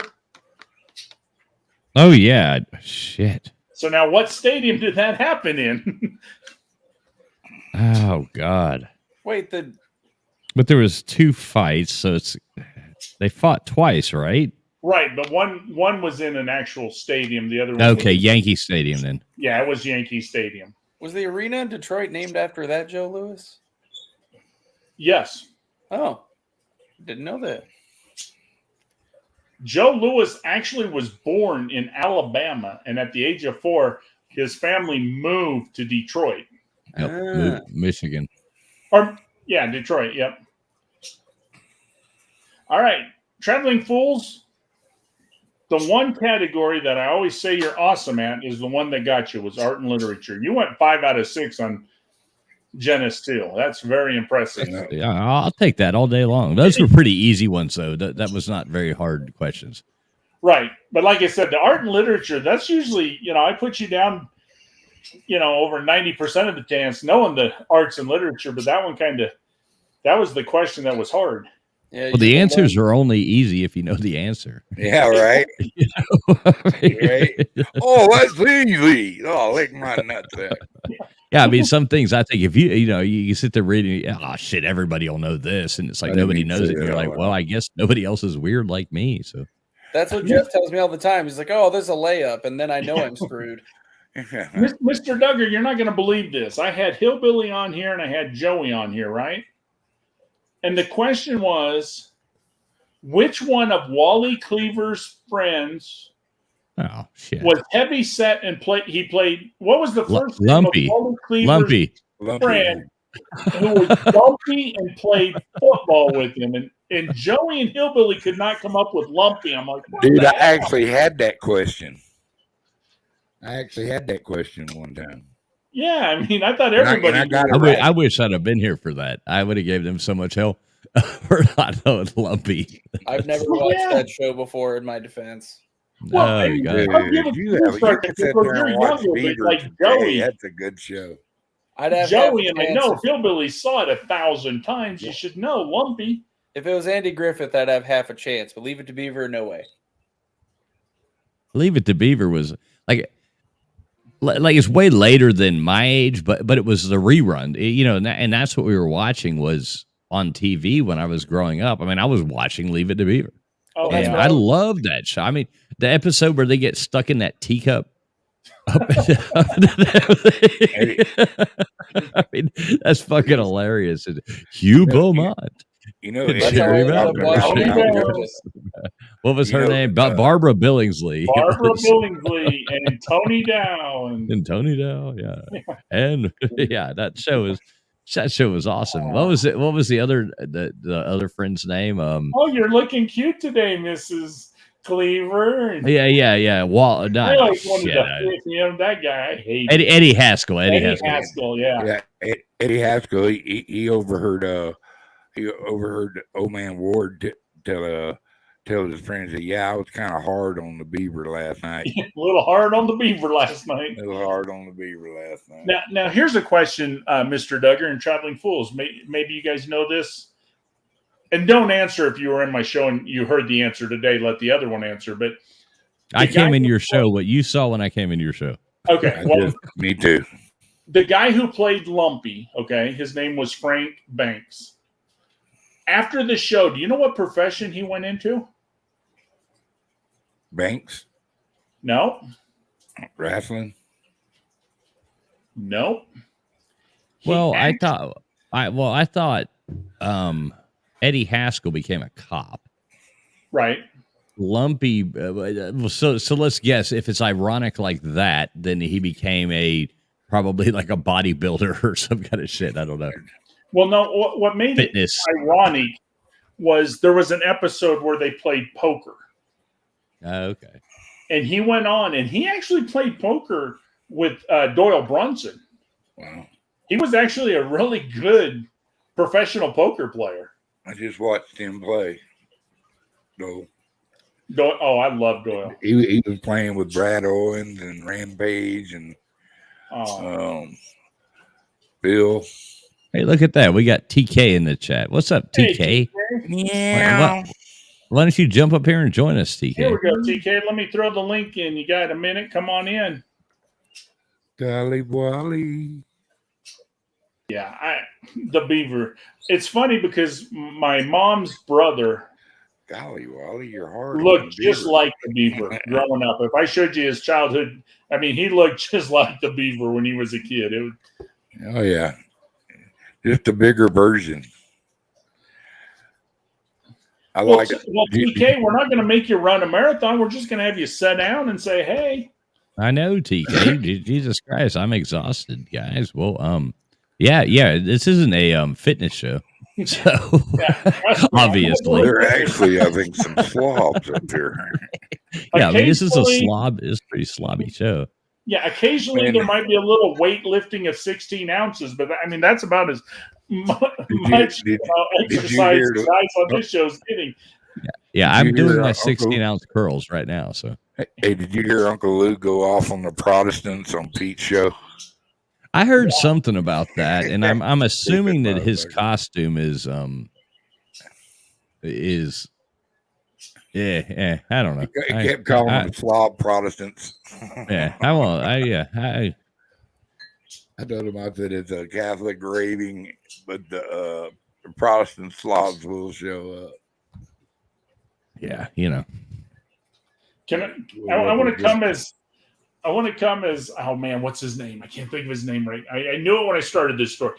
You guys remember History of the World Part 1? Oh yeah. I want to come as the eunuch. The sheet is up and gone. I tell you what, that's another one of those movies. It just would not work today, man. People would lose their mind if they watched History of the World today. Oh, it's great. I'd like to come as a Catholic priest with one of them little my buddy strapped to my feet. Yeah. Come on, go. You know what you ought to do? See, those things kind of like I've got a good sense of humor and everything. No, sometimes they had a guy in my town do that. I get a little bit like laughing about. I can get a team to win the costume. We get Joey to go and his sidekick Golden Blue Dude, and we make Joey the king of History of the World Part 1, and we have Golden Blue Dude. Oh, piss boy, come here. Tell me that wouldn't be cute. I put a thing one time on Twitter. They were talking about the Democratic National Convention, and so I posted the clip from Call Me Loretta. I want to have babies. He's like, hey, Stan, why do you keep going on about women? He's like, because I want to be one.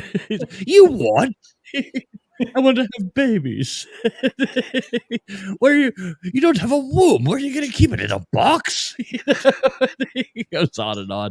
It's absolutely hilarious. Talk about Monty Python.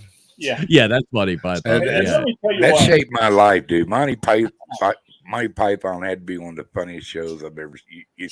If you can't watch them idiots and just laugh your ass off, you have no humor. No. But you try to make that now, and oh yeah, it'd be. I love it when they were shooting the cows out of the castle. Yeah, the chickens and cows and everything. Yeah, we've come to search for the Holy Grail. Well, we've already got one. We've already got one. Real quick, guys. I don't know. I will ask.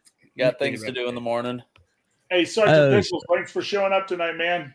Hey, Sergeant Oh, Pickles, man. Nice to see you, buddy. Yeah, I I'll try see not you. to be a stranger these days. Yeah, it's Come cool, on man. Anytime. Like I said, I'm still doing every Tuesday and Thursday for sure. And like I said, during the week, if nobody's really going on, I just come up with the trivia or just hang out and, Hey, I'll be right back, Tag Guy. all right. All right. Well, sounds good. I'll try and catch a few more of these. All right, man. Have a good night. All right. All See right, you man. later. Toodly for you, dude. Take All care right, of you, Mr. bitty Duggar. bear. You want to Yeah. try a card? Oh, yeah, I'll try one. Which one would you like? Is there a special one you want? Let me go with I ain't never did one of them Americans. All right, here's American. All right, now these were made to let you know this was made in 1993, so all the answers are going to be pre-93. Cool, because I'm pre-93. You know what? I think we did that one. Okay. Here is people. What appointed office required Catalina Villalpando to put her name on the 1988 series of U.S. paper money? Department of the Treasury Secretary. Treasurer of the United States. You are correct. Yep.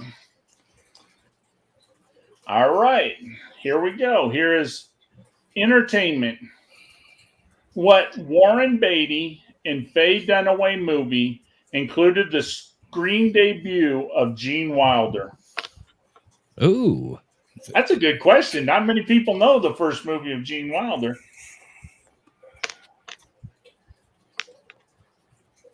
Say it one more time. What Warren Beatty and Faye Dunaway movie included the screen debut of Gene Wilder? And most people wouldn't put Gene Wilder in this movie. You wouldn't think of him being in this movie. And who was the actress? I'm sorry. The actress was Faye Dunaway. The actor was Warren Beatty.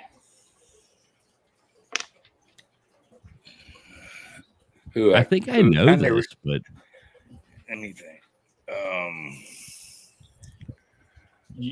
You'll know who they played. I mean, He was Hugh one of Hefner. the greatest duos in history. Was he Hefner? No. yeah, then I know this. Now, this is one of the greatest duos in history. I don't care what anybody says. Not movie history, but actual history. Yeah, no, not movie history. Yeah, no, not movie history. Bonnie and Clyde. There you Yep. go, Bonnie and Clyde. Yep. That was that's what I thought. Yeah, no. Like I said, they made a hell of a duo, those two did. All right. Here we go, Mr. Duggar. I hope you get this right, but if you do, we got to take 2 points off your man card. Well, I'm ready. Let me get my gay on. He's gonna be selling Okay, Tupperware. I'm ready. Traveling fools, you don't know how close you are with that answer. You really don't. What did he say? Never mind. He said you're going to be selling Tupperware. It wasn't that, but what company's Avon motto, calling. what company's motto was no door unopened, no bell unrung? Oh no, I think I just took the answer. Avon. Yeah, I told you, traveling fools, you don't know how close Oh you my were. god, that's hilarious. And I said Avon calling. And the question answer was Avon. I'm psychotic, man. I tell you. I mean, and honestly, you started out with Tupperware. I'm like, wow, you don't know how close you are to this answer. Do you got your ESPN on? No, I'm just psychotic, You're just psychotic. All right, that worked. Yeah. I know the future. All right, here's places. What city is home for the Dashiell Hammett walking tour? The what? Yeah, good luck, Duggar. The Dashiell Hammett walking tour. Shield Hammock walking tour. Yeah, what city? Sounds like something on the coast. Well, stay on the coast. You'll be right. Key West or Wrong coast. okay. San Diego. I don't know. Go north. Oh shit. You took a wrong. We were thinking about you on Jeopardy yesterday, Mr. Duggar. One of the questions I put on there just for you. The question was, what city did Bugs Bunny always fail to take a left at? Albuquerque, I guess. Shit. I don't know, man. Where? They're famous for a prison, and you don't want to walk up their hills. Alcatraz? It's San Francisco. San Francisco? Yep. All right, here's a good one. What baseball field did catcher Bob Brenly say was more suitable for hang gliding?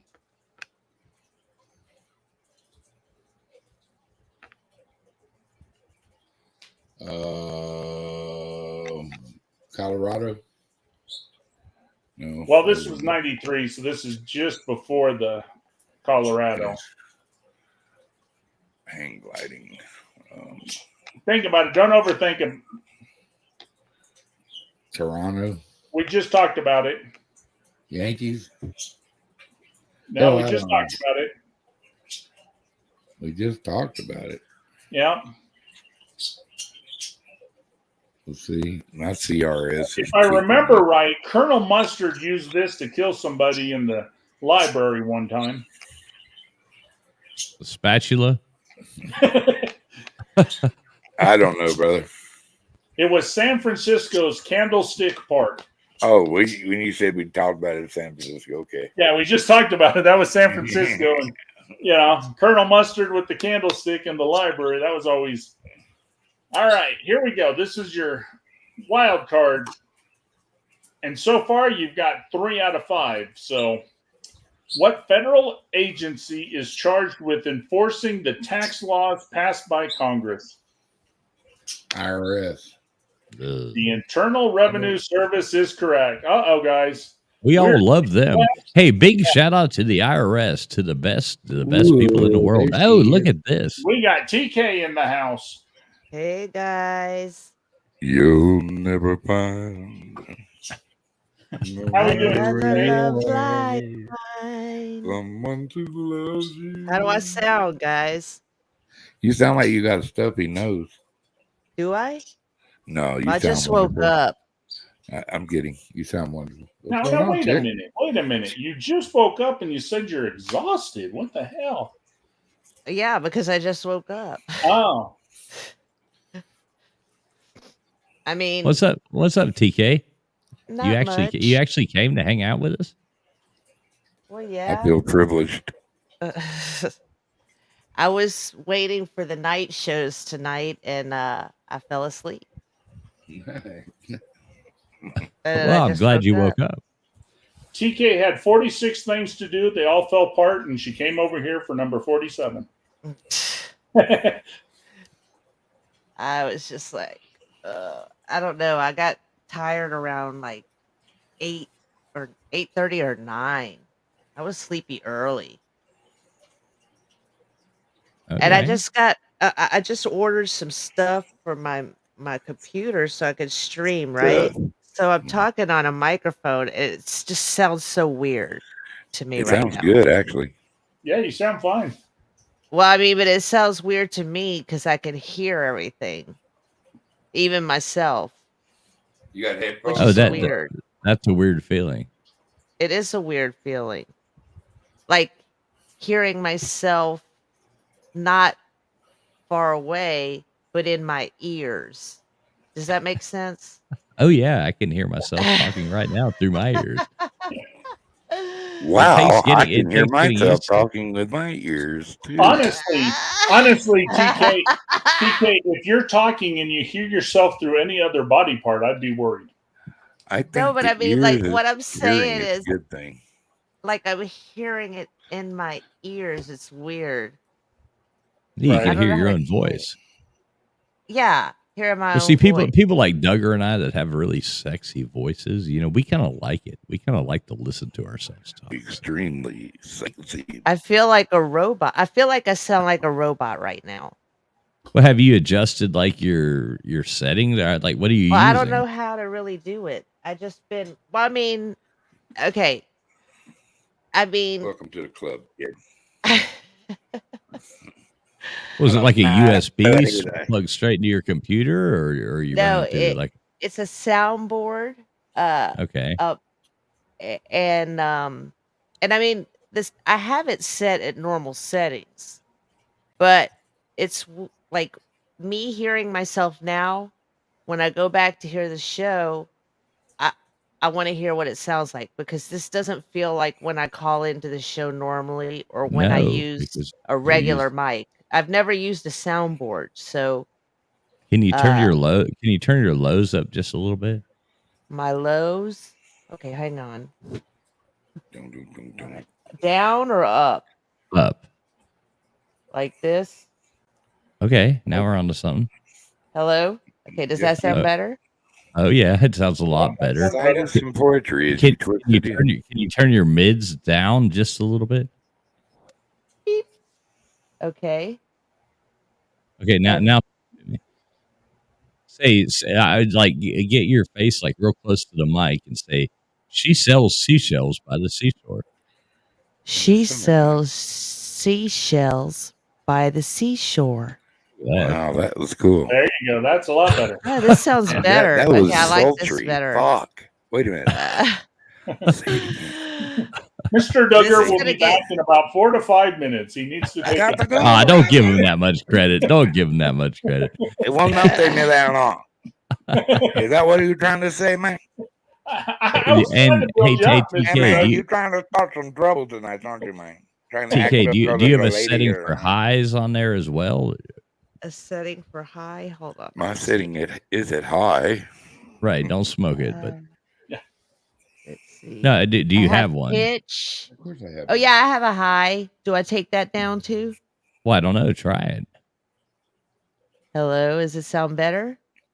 Oh, Get into- look at that. get right into about your there. mic, Stop, baby. stop. Right Right about there? there. And yeah, do the That's not seashells. She sells seashells by the seashore. She yeah. sells seashells by the seashore. In the And we just summertime lost in Mr. Central. Duggar. He fell out of his chair. That sounds pretty good, No. TK. Actually, It that sounds does. pretty good. It's excellent. Awesome. I like that. Cool. Can you turn your mic up just a hair? Wait, let me see. A mic. This one? Hello, What? hello, hello, hello. See, like, we hello, can hello, see it. hello. Okay, what is this too loud? Nope, No. that's good. That's You about turned it up a perfect. little bit. That's good. Okay. All right. This time say Oompa Loompa. Oompa loompa. He will say anything. I love this song. Doopity doo. Zippity doo dah, zippity yay. Look at that. That sounds good. My oh my, what a Have a wonderful day. Plenty of sunshine heading my Headed my way. way. Wait, is this allowed on? Wait, is this allowed on YouTube? I just got demonetized for copyright infringement. On my shoulder. Make me happy when you guys are Well, isn't this free. like some Song of the South stuff? I mean, isn't this like been taken down? Yeah. Oh no. Oh, what is it? What do you mean? It's What's wrong been with banned in Zippity Doo Dah? 51 of the 50 states. Yeah, I What's mean, that? you're singing Zippity Doodah. Isn't that like some Wait. Uncle Remus stuff, right? Yeah. Oh, you've Wait, been wait, canceled. hold on. Okay, Wait, TK, hold you've been on. I canceled. don't know what that is. I didn't know. Please don't throw me in I that thought it was briar like. Damn I it. thought it was like Yeah, a Brer Disney Rabbit song. coming out Please there. don't throw me in that briar patch. Briar patch, don't do it. I thought it was. I thought it was like a Disney song. It is. What it was. Disney wasn't always politically correct. And Oh. but now Nor they're should they have politically been. incorrect. Now they're just political. Yeah, now they just went the other way. And they paying for it too, man. Oh, the tales of Uncle Remus were absolutely amazing. I mean, that was great. That's another one of those stupid canceled things where they've canceled this whole story that was told from this ex-slave that did this. It's kind of like taking Maya off the front of the butter thing. So all these white liberal people got mad, so they took the Indian off. Now she's just gone. And they got Jemima. Yeah, I know when they got Aunt Jemima. Come on, man. That woman took so much pride in being that spokesperson. What about Uncle Ben? They lost Uncle Ben on Rice. Oh, did they take him off the Rice too? Oh yeah. And I guarantee it wasn't the Asians that got mad. No. Or the black people. No. That's the sad It's part. always some blue-haired fucking white chick that gets mad about this shit. Just It like wrecks my it for everybody. Here's my question. We had to get rid of the Redskins because that's racist. We had to get rid of the Cleveland Indians. But the Kansas City Chiefs won the Super Bowl and everybody's happy about it. What the hell? Well, They're the Chiefs. And they were doing the tomahawk thing and everything. Yeah. Yep. Cancel them motherfuckers. I'm telling you. All right, TK, let's hear how you sound now. Let's hear it. Okay. What do you want me to say? I don't know. What I don't know. interesting thing happened to Kitty Cat today? What Yeah, did you can say like the Pledge of Allegiance or something. That's always a good one. I pledge of allegiance to the flag of the United States of America when you're doing sound checks, You can just say things that you just know by heart, Okay. I pledge allegiance to the flag of the United States of America. Okay. Is there anything I should change now as far as settings? Yeah, I think you should turn your highs down a little more. And the eyes Down a little more. Yeah. Okay. How about now? I'm liking it a little better. The mid. Let me try the mid. Turn the mid down a little more too. How about now? How about now? Okay, go on and say something like give us a poem or something, or like a saying, roses are red, violets are blue. I have no idea what joke I'm gonna tell you. Okay, I like it. It sounded better. Okay, all right. It sounds so weird to me, y'all. This is gonna take some getting used to. We got to get you some good headphones so that way it don't echo in your ears. Well, but am I supposed to? I'm not echoing though. I just hear myself. Oh. Yeah, you're not echoing. Yeah, you're not echoing here. You sound fine. No, you sound good. Cat, quit scaring Cat. Ah! It's Damn weird it. because I can hear myself more. It's Bucket kind of of awkward. goodies. I'm drinking a little drink. Let me see if this comes out good. I heard a girl. I heard a gurp too. Leave her alone. I was She's like your gulping. tequila. I was gulping. No, Just- that was a gurping. a gurping? Don't come a gurping on my whiskey bottle. On my whiskey now. Need to send TK a little bit of tequila. She done gurped Right. up on my whiskey. So let me ask you this, TK. You have a low, a mid, and a high. Where's your low set to? My low is almost at the top. Well, it's not all the way to the right. but- Turn the low up just a little more. All right. How do I sound now? Okay. How about now? I'm liking it. I'm liking You like it. this? What do you think, Okay. Tide Guy? What do you I think, like Doug? I think I'd put the high down just one more level though. All right. How about now?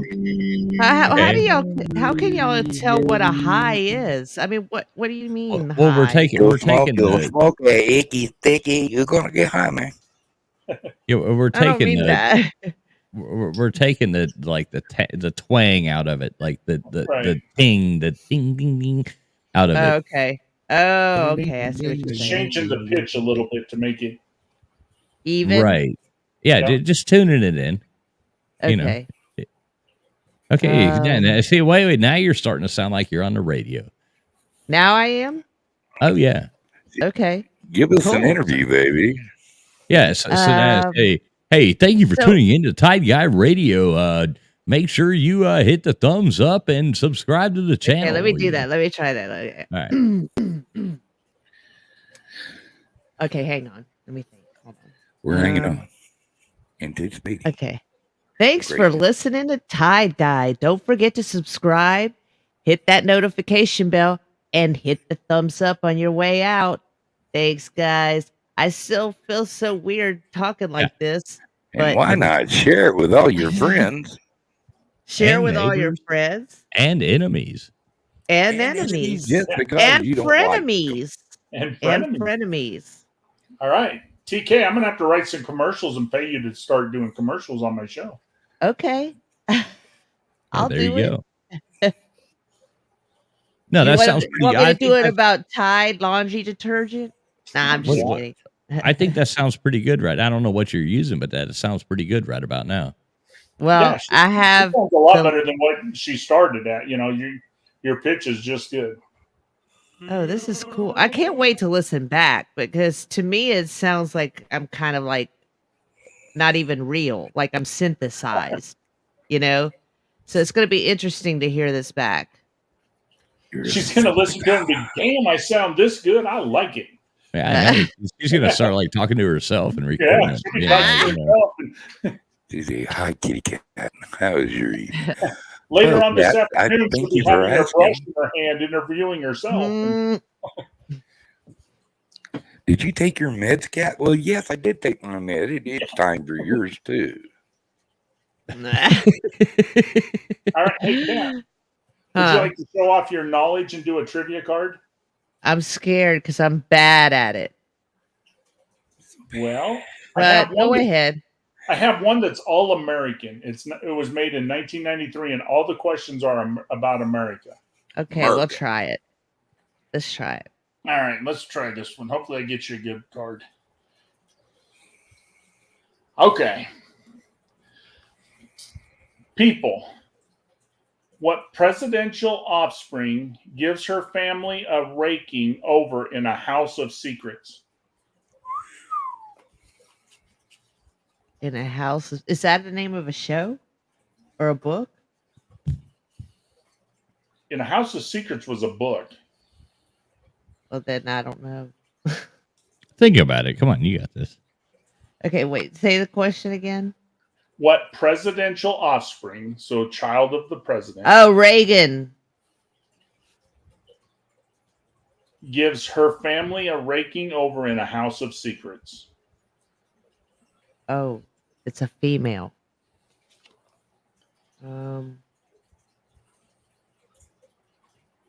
Hang on, let me think. I'm thinking too. I'm not. Oh, right no, now. not Chelsea. No, she loved her family.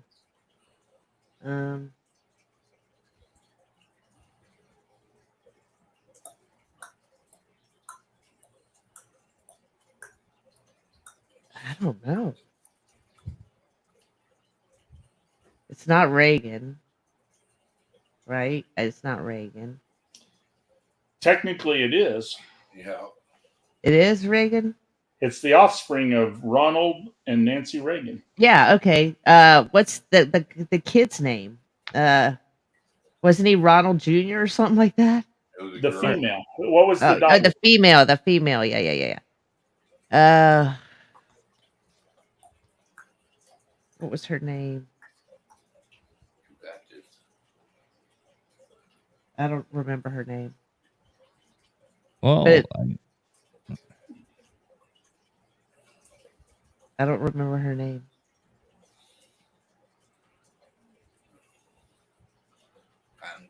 Traveling Fools. Mr. Duggar, do you remember her name?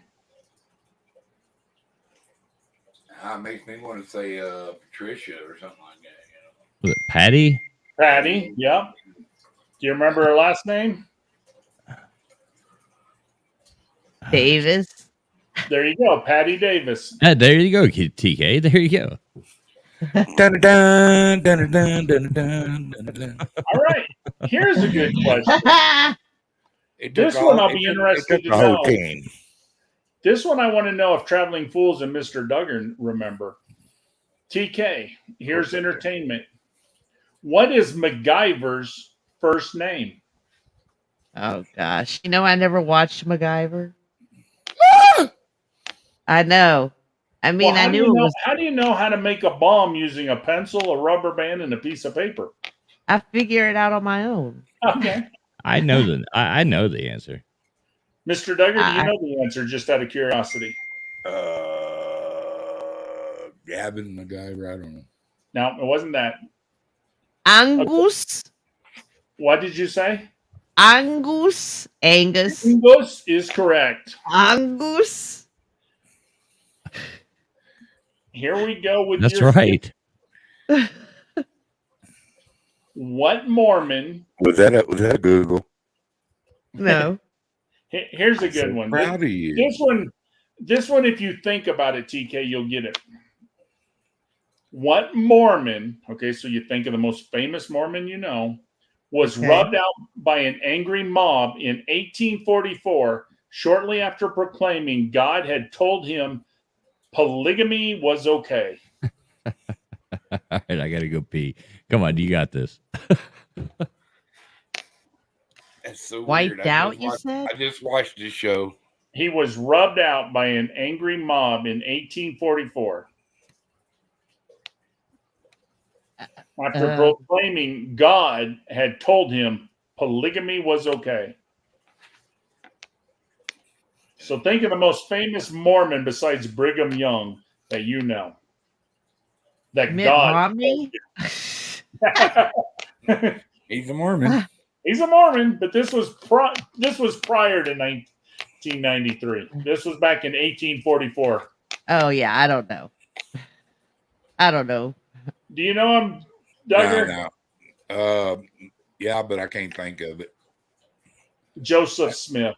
Yeah. Oh, I know. Believe Okay, it or not, I just watched a YouTube But video that's like their Lord and about Savior. Mormons down in Mexico who are like descendants from Smith and Brigham Young, and Mitt Romney's family has a ranch in Mexico and stuff like that. And the reason he didn't be president because he believed in polygamy. You know what I mean? Yep. So there was a lot of different things that kept him from going to the White House. But it's so weird. We got a Mormon question on that there. What? And I couldn't remember the freaking name because they just said Well, his he name. started Mormonism. Yeah, he started. So Yeah, they that did. was a trick question. All right, here we go. Here's another one you'll know, TK. Just think about this. This Okay. is places. What Colorado summit inspired Catherine Bluetooth Lee disconnected. Sorry. I'm sorry. What? What Colorado summit inspired Catherine Lee Bates to write America the Beautiful? Think of the most famous Colorado summit.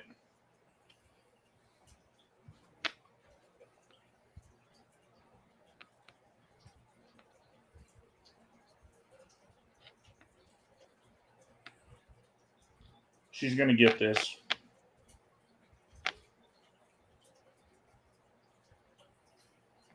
I don't know. I hate trivia. Don't Don't hate trivia. Don't hate I trivia. can't never. I don't know Don't be a answers. hater, baby. The initials are PP. Point Pleasant. I don't know. They have races. They have races on it. They race up it. There's a coffee named after it. Pine. Don't feel Peaks. bad, TK. I'm There you got drawing it. a You blank. got it. I'm drawing a blank on this. She said it. Say it again. Pine Peaks. It's Not pine. Pawn Peaks. No, Not pawn. Twin PI. You Peaks? got the PI right. it's like a fish. Pine. There's a fish named after with a P. Pike. There you go. Pike's Peak. Pikes Peak. Okay. Actually, Okay. I would never have known. Like, I would not have got that right. The only reason I'd have got it. you know, pine, blah blah blah, and Duggar said fish. So I'm like pike. But, you know. All right. Here's a tough one, Tiger. TK, yes. what sports Hall of Fame is located in Newport, Rhode Island? Ooh, What sports Hall of Fame? Is located in Newport, Rhode Island. I'm gonna guess baseball. Well, no, baseball's in Cooperstown. Think of a sport that a lot of snooty people would play, and Polo. that's a good guess. But think of a major sport that people watch on TV. HBO used to televise one of the championships every year.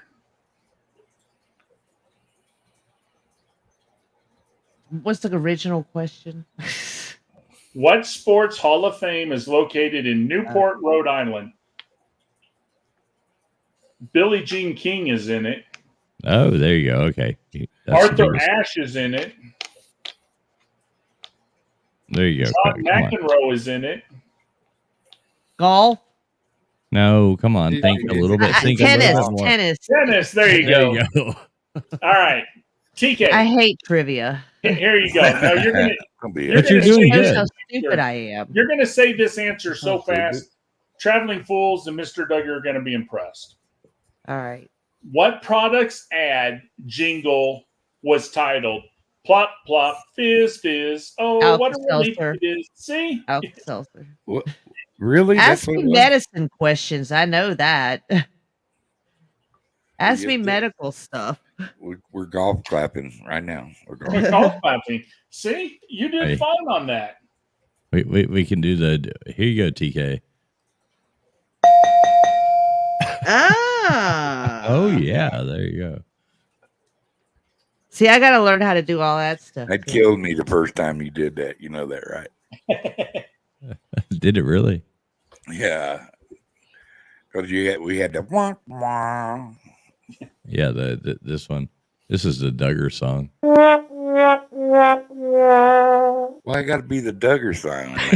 What's wrong, bro? I love you, We Bubs. use Yeah, I'm homies, just kidding. bro.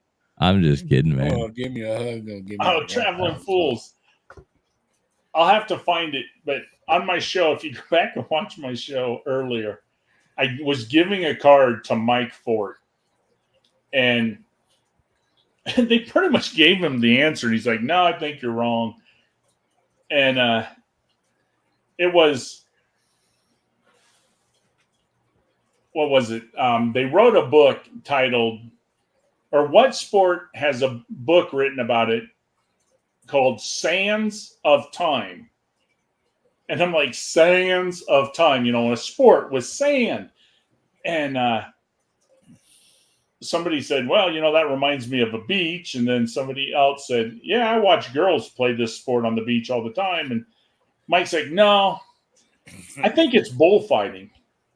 I'm on, Mike, you are absolutely correct. It is beach volleyball. He was going crazy like he got it right. And then I said volleyball. And he's like, wait a minute, I didn't get it right. I'm like, no. Or do they bullfight in sand?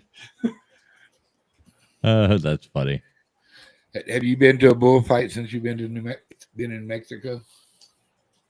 Not this go around. I went to a bullfighting one time, and I will never go again. That's sad. That's The sad. bull is almost killed before they get out there. They stab it so many times. It's not a fight. I mean, let me take these bullfighters back home and drop them in the pen with the bulls and then let them fight them there. I mean, Yeah, that's like old Bob the farmer had the IRS guy roll up on him and said, "Hey, I'm here to check your property for value."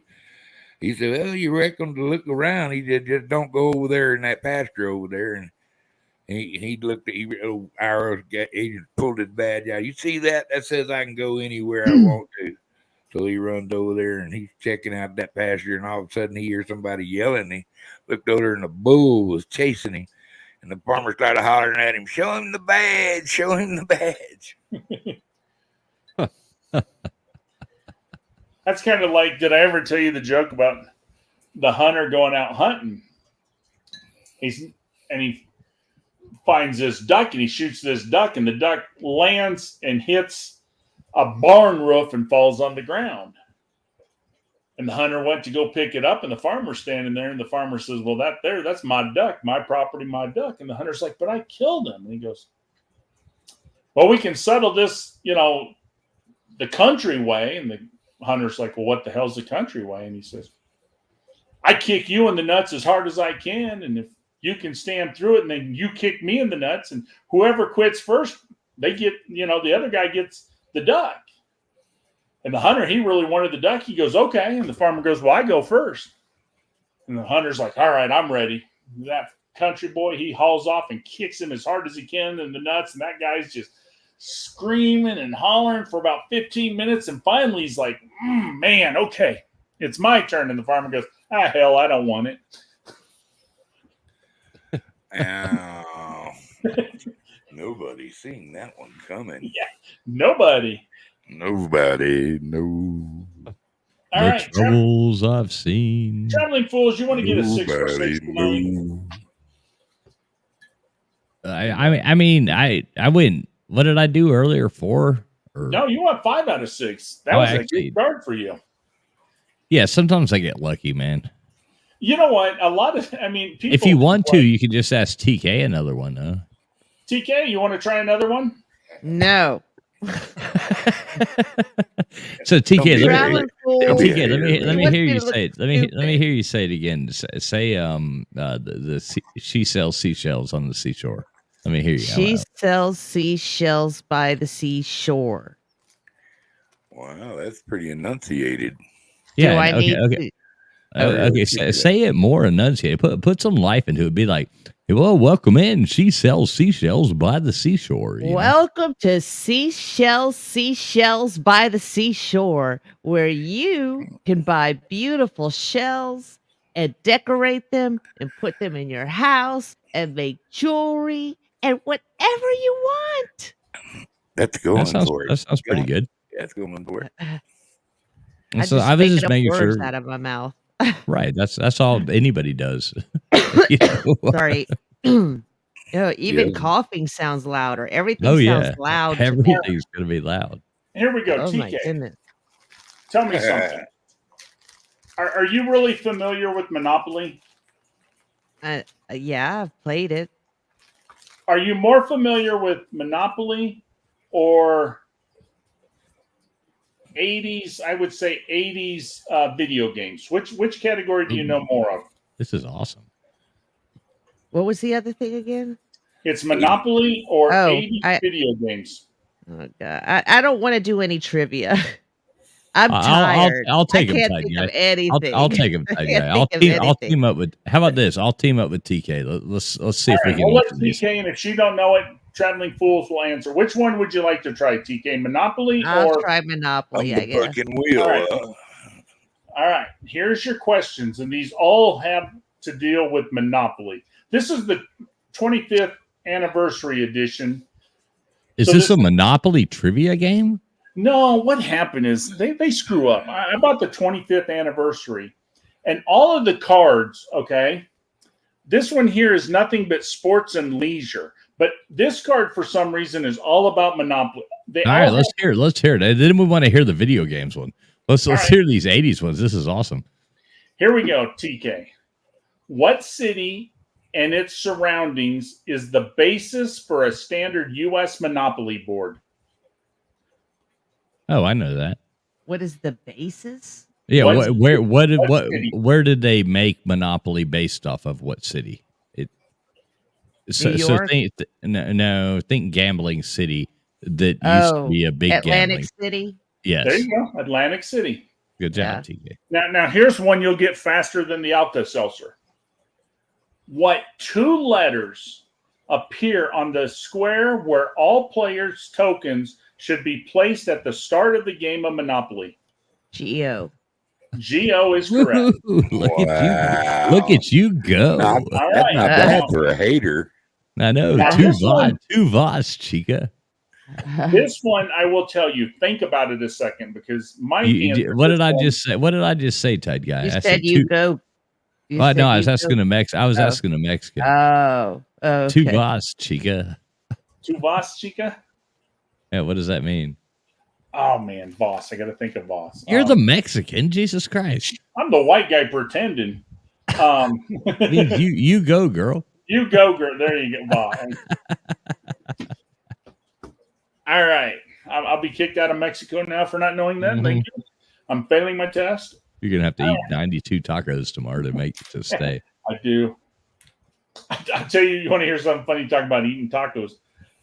There's a place 4 blocks from my house, and if you can eat 13 carnitas, it's free. Oh man. Mr. Tucker's like, well, fuck, I'm moving there. The guy's like, dude. He goes, I know it's Tucker in the background go, well, fuck. Yeah, the guy's like, dude, you cannot That come in guy's more than same once every business. 2 weeks. I could eat there every day. I mean, 13 carnitas, hell. Dude, Mr. Duggar, when that guy, you're gonna come there once, and he's gonna see you walking up again, and you're gonna be able to catch that food truck. That thing's gonna be that mule's gonna be running so fast, pulling that thing, that donkey. That donkey's gonna be running so fast. Tacos, Mr. Duggar chasing a donkey with a food truck tied to the back of it. I eat taco. That's like my standard food, dude. That's like And think about this, Duggar. It's the small little corn tortilla shells, so they're little. I mean, 13. I know, hell. that's, I'm still, You would be surprised. Well, I had a guy, and I actually have this video, which is pretty awesome. We made it years ago, but I was at a gym, and there was this guy that we were friends with, and he was younger, like my brother's age, and he started talking about, I love these Taco Bell taco. I'm like, well, dude, those are nasty. You talk about. He said, man, I could eat 40 of those. I said, you can't eat 40 of those. Man, I could eat 40 of these, no problem. I said, oh, really? We brought him back. I went to Taco Bell and I bought 50 soft tacos. And he showed up at the house, and we had a film crew. We had everything for this competition because I gave him 30 minutes to eat fucking 40 tacos. He made it to I don't want to he hear made it it to 28 and he was like projectile vomiting. you know what I'm hearing? I've got to go, y'all. I'm tired. I'm tired. Oh, TK, wait, we got to finish this card Hold out. on, TK. Yeah, it'll only take a minute to finish this card. Here's your 4th question. You're 3 out of 3. What kind of card have you drawn in Monopoly if you win second prize in a beauty contest? $10? So you got a 50-50 chance. What kind of card have you drawn in Monopoly if you win second prize in a beauty contest? Oh, you mean a chance or a community chest? Yeah. Look at this. You're a Monopoly. Yeah. You're a Monopoly. I think it's a community chest, isn't it? You're right. You just went 4 for 4. Good job. Yeah. See? Nice. All right. And you won the beauty contest, dear. And my admiration. This card is kind of this question is a lie, but what is the reward for rolling 3 consecutive doubles in a game of Monopoly? $500. Oh, I'm sorry. what is it called? Or What is the- the What happens reward? when you roll? you three get to times? go. Oh, that's right. No. What is it? You get a return or something like that? No, think about it. That's why he said it's kind of a joke. Because Yeah, it's really not a reward. what happens if you roll it? Yeah, it's not a reward. Oh, What you happens go if to you roll- jail. You go to jail. Go That's directly to right. jail. Do not Do collect not pass $200. go. Do not All right. pass 200. Yeah. Okay, now here's the 6th question. So you can go 6 for 6. Oh, And TK, nobody's you done can. 6 for 6 on this Tiger Cat. Honestly, nobody had. And I mean, I've only asked. Well, I didn't get the last one. So 5 out of 6. Well, no, you said go to jail. Yeah, after y'all told me it's not an award. Well, Reward. I said it's a trick Hey, question. hey, It TK, isn't a you won the reward. beauty contest. Just stop. You don't have to flaunt your excellence. Ah. You have All our right, now admiration. this one is a little harder. Okay. What maroon property? Okay, do you remember the maroon colors? You know their properties? Yep. There's a maroon. You mean red? Or No, the red? red is not. That's Illinois, Indiana. That's over. Those are Yeah, pink. right. No, those are red. think about the maroon ones. There's 2 maroon ones, right? 3. Oh, well, Because you go past jail, you go past jail. There's a maroon one. Then there's Oh, electric. those are the maroon ones, the ones that look kind of purpley. Yeah. Okay. I thought. Okay. Yep. What are, So now, like St. James or something. So, what maroon property on a Monopoly game board saw its real life counterpart wiped out to make way for a parking lot? in real life? Yeah, this place that it was named after was actually wiped out, and there's now a parking lot in its place. Oh, I don't know. I have no idea. Well, you know the maroon color ones. Just take Yeah, you can. It's a 1 out of 3. Oh, I don't remember the names.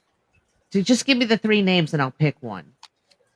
Oh man, St. James. Everybody says St. Charles. Yeah, I'm trying to think off the top of my head. I'm thinking too. It's St. Charles.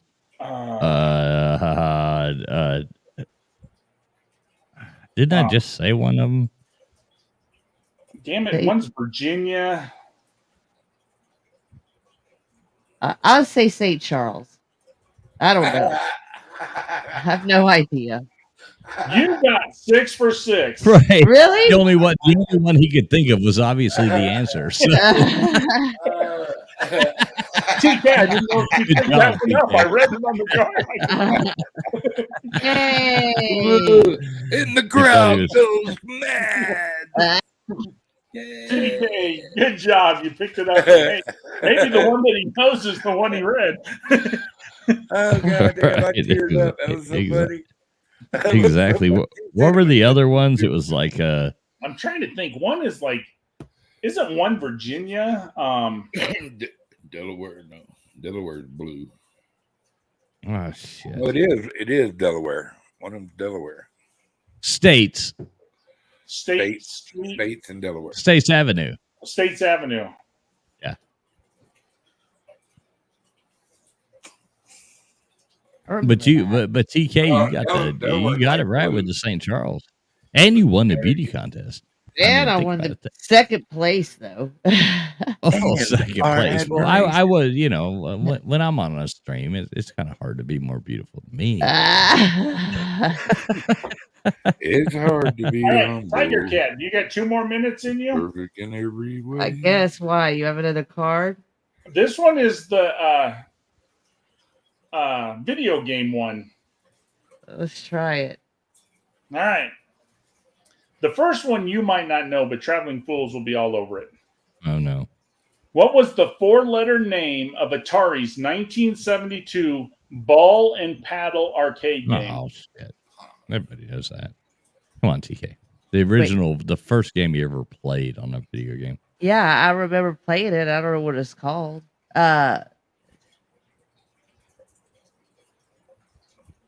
Think of a little ball just bouncing down and you creating a paddle that rolls back and forth left to paddle right ball? to bounce. I don't know. Well, it's a 4-letter word, and kids today play it using beer. And left line trails on Pong? your color TV. Pong. There you go. It was Pong. Okay. All right. This was one of my favorite games.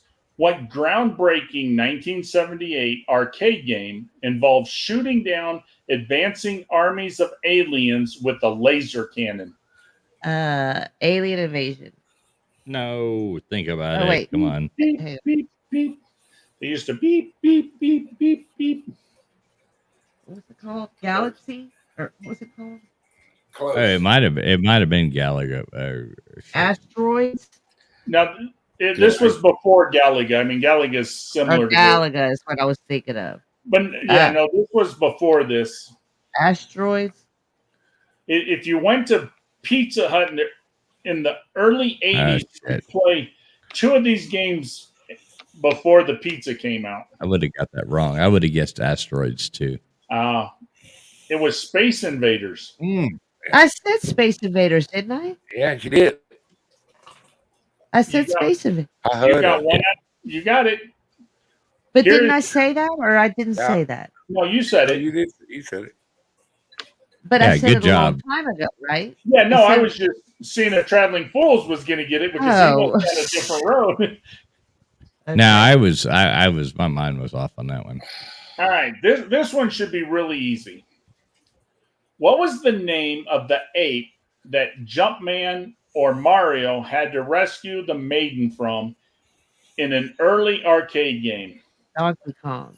There you Kong, go, TK. And he was stopping you with those whiskey barrels, damn it. Yep, Yeah. and that's where Mario started out. All right, here's another good one. What arcades games ghosts include Blinky, Pinky, and Inky? Pac-Man. Pac-Man is correct. And the other one's name is Clyde. Clyde, yeah, how did he come up with Clyde? Blinky, Pinky, The other one's and name is Clyde. All right, here's your fifth question. What computer company made its first big break into the arcade game market with Donkey Kong? It's either Microsoft or Apple, right? No, No. maybe before that. Games. Yeah. Okay, repeat the question. I'm sorry. What computer company made its first big break into the arcade game market with Donkey Kong? You had to blow out the cartridge. Yeah. Exactly. Think about the first one. I Commodore remember when it 64. first came out, me and my brother had to take all of our Christmas money. We got nothing for Christmas Nintendo. for this. Nintendo. Exactly. You're right. Yep. All right. Here we go. To go 5 out of 6. There you go, TK. You're What was rocking this. What was the arcade game Pac-Man originally called until someone spotted how easy it was to change the name by simply scratching the unit's housing? This is actually a funny one. I know this. I don't know. No, think about it. What would sound bad? Like you could scratch a little bit off of it, and instead of it saying Pac-Man, you could turn it into saying something else that sounded bad. Puckman. Puckman it is. Nice, TK. Puckman. There you go. You want 5 out of 6 again. I'm And telling you hate trivia. I mean, Jesus I'm Christ. telling Come on. you, she's a natural. It isn't trivia you hate, TK. It's certain cards. Everybody has gotten a card where they look like they're an idiot because I mean the card is just extremely hard. Oh, I've been skunked. I'm not afraid to admit it. It happens sometimes. Sometimes they're easy, sometimes they're hard. But, Goose egg. Yeah. And Tony, I loved Tony getting the goose eggs before. Even Tony Altamore has goose egg, which is funny. I will tell you, Traveling Fools offered me $20 to go back to the original Genesis. He didn't like my games there for a while. Dude, yeah, give me the original Genesis all day long, and I've read every one of those cards like 5 times. So So you're down with them. Well, you know what, too, Tide guys, my uncle and I did that. We read and we played like trivia. We've gone and played. I mean, for 15 years, we've gone to bars and gone to places, and we've kicked ass, and we've read every one of those cards for years and years and years. But if we didn't know an answer, we looked up. Like I remember we started doing this before internet was, and it used to be hard to do, and we were like trying, and internet, has gone on and made it so easy now. But even back then, I mean, I can remember like, looking things up like the hard way. You remember the hard way? And trying to figure out, like getting encyclopedias and shit and looking to why this is. And then Google came around and it made it so easy. So it got better. But if we didn't know the answer, we didn't just blindly say, that's the answer. We said, why is that the answer? Yeah. So why let's is go to that? the library. Let's check the book and see why. Yeah. Right, exactly. Like we would look things up and figure out what the real story was. And I think that's why I remember the stuff is from doing that. Because you just didn't take it on blind faith. You researched it, you looked it up, and it meant something. Right, exactly. That you spend a little bit of time reading about a topic, and you're like, okay, I know about it now. Kind of like Tim Prangley a while back. He did a card, and then the very next card, I'm like, Poor Tim. it was the woman that you asked on the last card. Yeah, I don't remember. He said, Right, and that's so easy to do. I mean, you can forget something so fast. Yeah, because it was the first woman on a stamp, and he's like, well, hell, I already forgot that. And Was it Marilyn Monroe, right? no. The first woman on a Oh, no. Wasn't it Betty Davis? Betty Davis. Yeah. First woman Yeah, on and a he's stamp. like, well, hell, I forgot that about 2 minutes after you give me the answer. He said, Right. Yeah, Betty Davis has. So TK, you still with us, or Yeah, I'm here.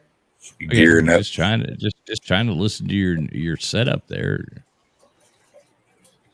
Yeah, You like sparkles it? in your- I I don't loved even it. know. What'd you well, do? well, I don't. You Well, I sound did a what lot y'all better than told you me to used do. No, Well, I but mean, what do you have? Oh, I got this soundboard. It's called Maono, and yeah, I'm just trying to figure it all out. Can you like program like little sound bites and stuff? Oh yeah, but I haven't done that yet. I'm still just. I I'm would just love. trying I would love to to learn hear to it do myself that. like this. This just I feels could become weird. a radio star with that. If I could do that, I could make all kinds of funny. It would be You can hilarious. make all kinds of funny. I mean, all you have Yes, to do sir. is just get a soundboard, and you Yeah, but can play like. Come on, man. I'm pre 60s, baby. I ain't got that kind of shit. No, it's really easy. I mean, easy for it's as people easy as going, "Hey, Jeff Webster, come on back." Wish you could be as annoying as an Alabama fan? Well, now you can with Bama Bragg, the new bubble gum from Tuscaloosa Chew. Open your own pouch of Bama Bragg, pack in a wad, and in no time you'll be spewing irritating nonsense and aggravating statistics just like the rest of the redneck idiots that say Roll Tide when they Roll have nothing Tide. else to offer. Maybe your school doesn't have 18 national championships, but now you can parade around like a stuffy jerk just like fans of the Crimson Tide. Bama Bag Bubblegum. It's gumpalicious. And then you can jump right into you. I love that music. Yeah, the synthwave, 80s stuff. This is like that's Art such Bell. That's such great intro music. You know what I mean? Right. like Yeah. Art Synthwave Bell. is awesome. Walk This your is like daughters Art down. Because here once again is Traveling Bull. All right. Let's see what TK can do with this. TK, I want you to give an intro. Okay, so I want you to like lean in your mic a little bit and give like kind of the sexy voice. Be like, "Hey, thanks for tuning in to TK's show. Here we are tonight. We're going to be talking about all kinds of crazy stuff. I Put your can't do that seatbelts right on now. and I'm too unbuckle." tired. Here I'm too you go. Here you go. Let's hear it. We'll give her some labels. Thanks for coming, everyone, tonight. No, you gotta be confident. You gotta be confident. You gotta get on there. I don't have anything to say yet. I have to have something. Oh yeah, to you say. gotta be. Hey, welcome into Tide Guys. Welcome to Tiger Cat Live, guys. We're here about to talk about whatever the fuck because I can't think of anything because I'm too All right, do it. tired. All right, do it for Tide Guy. Do it for Tide Guy. Be like, welcome into Tide Guys Trivia Night. Welcome to Tide Guys Trivia Night. Come on in, answer some questions, get humiliated, and have a great night, guys. Good night. Look at that. Oh, See, jokers, I like it. like the rest of There you us. go. There you go. I like it. Sounding good. Oh, hey, Traveling Fools, did you hear what I'm going to do for you guys? No, I have not. I'm going to see my dad the end of March. I'm going. Nobody back ever home. does nothing for me, so I haven't heard anything about this. No, I'm actually going to Perry, Iowa, to the cemetery of JW, and I'm going to take pictures of it Oh, that's cool, man. Wow, that'd be cool, bro. because I thought you guys would like that. Because, like I said, where JW lived and where he's buried is like Well, do you have like a PayPal or anything like that? Because I would gladly send some flowers or something like that to have you put on his grave or something. Honestly, I mean, I think a couple other people probably would too. You know, I can when I get to the States. PayPal is not down here. It don't work down here. I don't. What? Oh, in PayPal Mexico? does not work in Mexico. Venom does not work in Mexico. Zelle don't work. They don't want you sending money to the States. They'll accept money, but well, you got to let me know. I'm sure a few people Yeah. would pitch, and I ain't talking like tons of money or nothing, but Right, yeah, no. you know what I mean. It would be Yeah. nice to buy like a bouquet of flowers or something like that, and put something fresh on his grave. I love that, man. He and I were. I mean, I used to talk to him 3-4 times a week, you know, and his stories, our phone conversations. I've been like, and that's what makes me regret like a lot of things. Like I'd be sitting there, like I was, you know, too busy or you know whatever to listen to his stories going on and phone conversations, Right. and I'd be like, I gotta get stuff. I gotta, you know, and I'm laughing in my mind, and now I miss it, you know, and I'm like, damn, dude, I miss my friend. Here's what You I know? was thinking, Traveling Fools, and tell me what you think. I'm a Bama fan. Everybody knows that. I was going to put something Bama on his grave because he liked Bama. And I was also thinking about doing an Iowa State and an Iowa something because, you know, he took pictures for both Iowa State and Iowa. So I thought something like that. I like your flower idea. The problem I have with flowers Okay, maybe we should make like a plaque from the college football community. Yeah. And you go there and plant that thing right on his fucking head. Like you know what I mean? Like right in front of Tombstone or whatever. We could make a plaque or something like that. And that's plant what I it was just- thinking. You know, do something with, you know, Alabama, Iowa State, and Iowa. 'Cause something, those- I like that idea. Something that stays. Not and flowers just that like I die said, and you can go. give me money for flowers, but they're dead in, you know, 7 Right. to 10 days. Yeah, to that make makes it sense. away I like where- that idea. Where we could put something permanent, and then you all can feel like, hey, I'm a part of it. You know, I put into. No, that'd be cool. And I think a whole lot of people would throw in $5, $10, yeah, you know, and all we would need is like $50 and we could have some cool little plaque thing. Yeah. There'd be 10 people that would, I'll throw in $5. Will you guys will. throw in $5? Oh, You know what yeah. I mean? Like, I think everybody Oh, will yeah, throw you in know, $5. Joey will. You know. There's so many people that would. You would probably be surprised if we advertise this, how many people would throw in, you know, for JW and Yeah. So you put something cool saying, hey, because he was a huge, and I know his family probably has no idea that he was in this college football community. No. But the amount of people who in this college, I mean, we could tell that to Mark Rogers. Mark Rogers will say, hey, Mark Rogers is throwing $5. He was a constant caller on his show. Oh, he yeah. was you know, I mean, everybody would throw in $5 for JW. And you know what? JW might rub some people wrong once in a while, but the guy was. It was awesome.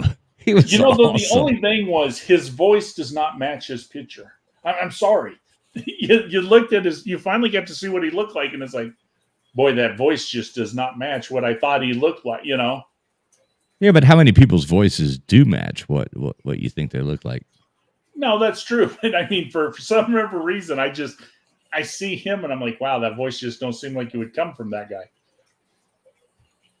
But he was a Right. hell of a guy. He was funnier than hell. I mean, No, I love JW. He pissed people off right and left, and I loved it. And he was a good, you know, involved. And he and I really hit it off because of like our backgrounds in Catholicism and stuff like that.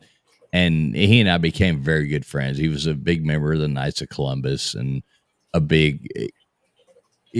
lot of things he and I had in common. So, well, and I think what bothered some people was he lived what you said.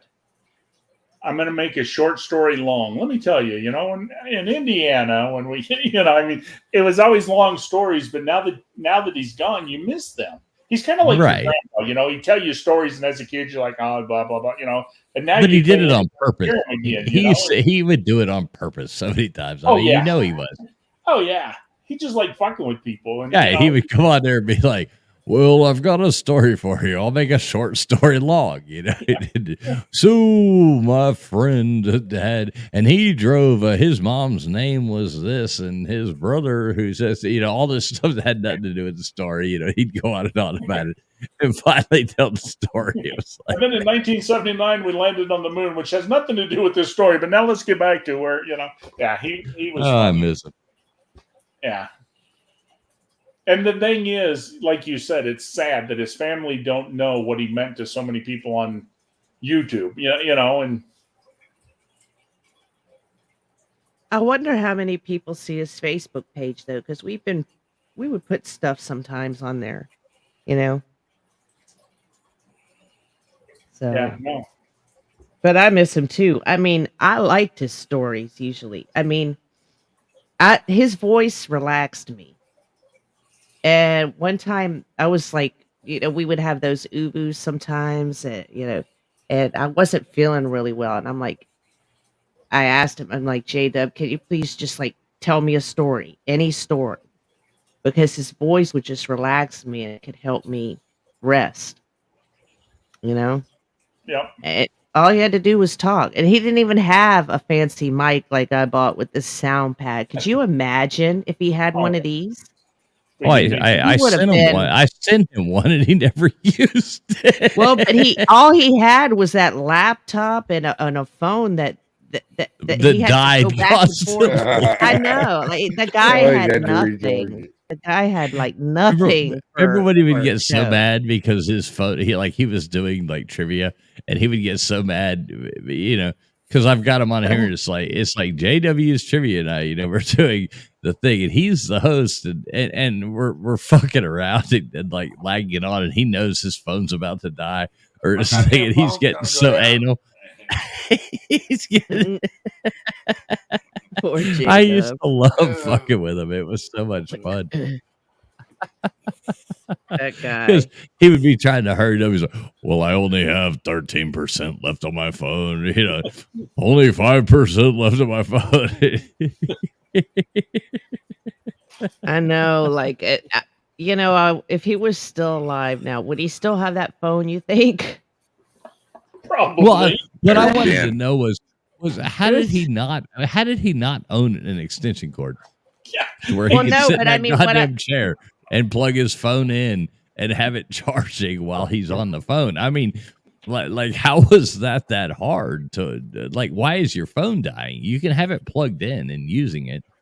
Well, the StreamYard would drain. I know, but anyway, if your phone, if you're using your phone and it's plugged in, it's not going to die.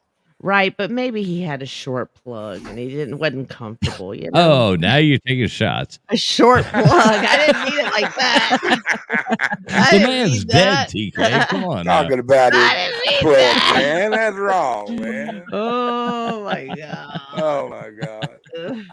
Isn't nothing sanctified anymore. No, he'd be laughing. No, actually, he'd be cussing us right now. I just wonder, like one thing I have wondered is what happened to what was his name, Kulo. Like even my wife has brought this up. Like the dog, his dog, Cola, yeah, Cola. I hope like his mom or a sister or somebody like that. He loved that little dog. I've worried about that little dog since he died. I've been like, I know, me too, and it's a beagle. And he was probably so sad because they're he very and that dog was old too. Yeah, the dog probably would die of a broken heart. He was close to death.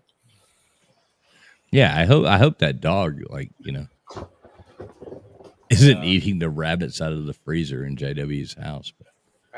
Well, I'm sure good old JW. Wouldn't somebody had to have gone and got his dog when he was in the hospital? Yeah, I somebody hope had so. been watching it, or I used to love to hear him argue with them boys and chat and shit. They'd fire him up, you know, and he'd be telling them to go to hell, make them look forward to the trip. I ain't kidding you. He did it with class, you know what I mean? He didn't really cuss them and shit. They'd be cussing and shit, and and telling him how stupid he was or something like that. And he'd cut them down and they wouldn't even know they were cut. He'd done it so talentedly, you know. He'd get flustered and he'd quit. And then he'd come back on a little bit. And on the other side of the news. Hey, Doug, remember that one night that I had him so pissed off because he was like everybody kept interrupting him when he was trying to ask trivia questions. So then I started like every time he started talking, I started talking. Yeah, and we talked over him about 3 or 4 times. He'd get frustrated, and then he'd think he'd finally get where he thought he'd get to talk to somebody. He'd go back over the top of him. Boy, he said, "Well, you just can't say nothing here." I laughed my fucking ass off. He was so bad and aggravated. It was dude. So We were funny. good cop, bad copping the shit out of him. I ain't kidding you. Now here's a question, Traveling Fools. You got that recording of his, right? Yeah, TK actually sent me that. Just to be honest, I give so all. TK, you I have put the the I original? put the music to it. Yeah, I put the music to it. TK sent me the raw cut of him, and I cut it down, tweaked it, and put the music to it. And yeah, Have you guys posted that on his Facebook? I bet his family. I would did. love that. I did post that on his Facebook. Okay, no, that was my question because I bet his family would love to hear that. You know, I did do that. cool. And I'm not a big Facebook person, but I actually went to Facebook just to do that. I don't ever get on Facebook, but yes, I did post that to his Facebook. I get on Facebook about 12 to 14 times a year when I'm out of jail for the day and before I can go right back in. Yeah, I don't even mess with that place, man. It's just a dumpster fire. But yeah, we all miss JW. He was a cool dude. But no, when I get to Iowa, I'll find somebody who can make a plaque or something and come up with something. And yeah, we'll throw that. That'd be cool for JW. No, I mean, the college football community, I guarantee, I mean, we could raise enough to buy a fucking plaque that we could put in the ground at his grave and, you know, leave something like, I don't know. I have to think about what it would say, but, you know, leave some We kind got of. to think of one of his funny sayings that he always said, you know, put on. Mm-hmm. I like it. I like the idea. We should do it. But doing that, it gives something permanent where we, you know, it ain't one and it's done, and Right. you know, it's something everybody can see. And All right. Well, I'm going to bounce, man. I got to get up early tomorrow. So all right, TF, you have a great night. You know what? It's actually almost 2 a.m. I know. Yeah, it's my nap time too. And TK's been trying to get out of here for 45 minutes, and we just can't. Nah. We didn't even want to come in here. So, I mean, we did. Yeah, I'm surprised that I was able to, because I mean, I still feel a little sleepy. I don't know. I just, my sleep has actually gotten better. I'm sleeping more at night. That's a good thing. Yeah. So, well, and I don't get sleepy during the day anymore. We'll talk to y'all all soon. Mr. Duggar. Hey, Mr. Duggar, you're still coming to the Slob Olympics. Wait, Mr. Duggar. Coming to the Slobs, right? I'm almost 100%. I'm almost 100%. Man, I can't wait to give you a big old fucking bear hug. It's all about this next week, you know, coming up. I'll know this next week for sure. Well, I got a lot of irons in the. I got a lot of irons in the fire. Do what? I got a big old bear hug. I'll bet TK's got a big old bear hug for you. Mr. Duggar, are you going to drive over? Yeah. I guess that'd be the best way because toting fishing poles in the airport's a pain in the ass. Oh yeah. You Well, know, I don't know. Something came up today, and I don't know for a fact, but I might have to come back to the States next week. Oh, that'd be cool, man. You can make it too. And if I come back to the States next week, Mr. Duggar, I'll get with you. I will be driving. And I would be driving. Y'all can split a room. I definitely got a bed back there you can hang out in, you know, and you know. Or y'all could split a room or something. Well, you know? the thing is, I would be driving to the Olympics from Arizona in a brand new SUV, and if I can do it, I would give you a ride if you want to ride. You know. Oh shit, yeah. We'll split gas. Now it all depends on my dad. I got to talk to him Sunday to find out what's going on. Kind of an But having emergency. my own car is pretty cool too, because I got a few people I want to stop on the way. You know, I kind of want to make it like a 2-week trip, and I got people all up and down the in Tennessee, Ohio, and all that stuff that want me to come way to Hook with them, and I kind of want to go way to Hook in Florida. You know, just might make it a big old trip. You know, but it all depends. Like I said, it all depends on when my iron get hot. Here's the thing with me. I'm a disabled, so I don't have a job. So I mean, if we spend longer, we spend long. I don't give a damn. You know, I mean, good. You know, but it's all dependent. I'll have all the fishing stuff. It's all dependent on my dad. What's going to happen? Because I really didn't want to go back because of the birthday party that's happening next weekend, and I wanted to be a part of it because it's a 99th birthday, which is an important one. But if what's going on in Arizona, I might have to go back. Got to go. I got to go back. All right, traveling fools. All right, man. Hey, thanks for having me on. TK is the trivia winner of the night, I guess. Hey, TK, seriously, stop by more often. Even if you only know 1 out of 6, stop by, just come in and say hi, even if it's just to jump on and say hi. Yeah, you class up the joint, sis. Yeah. Aw, thank you. And if you don't want to ask, if you don't want to do a question, we'll still force you. No big deal. Kind of like tonight. Tide guy, Mr. Duggar, TK. I am out of here right about now. I love you guys. Make sure anybody listening, make sure you do hit that thumbs up and subscribe to this channel. Yes. All right. Thanks, traveling fools. Yeah, buddy. Hey, tomorrow night, man. I don't know what topic's going to be, but check it out. Oh, I'll definitely be there 11-ish.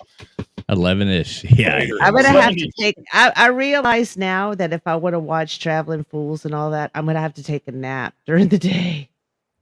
Well, TK, I found this out to be the easiest. By knowing Traveling Fools, I've just come to the realization that I don't go to bed before 5 a.m. So I just sleep all morning now. Yeah. I don't go live that often. But see what the thing is like with the conspiracy shows or with the other stuff. Like I don't like to step up here. Like you've even seen Tide Guy. I've like the other night I wanted to do music trivia.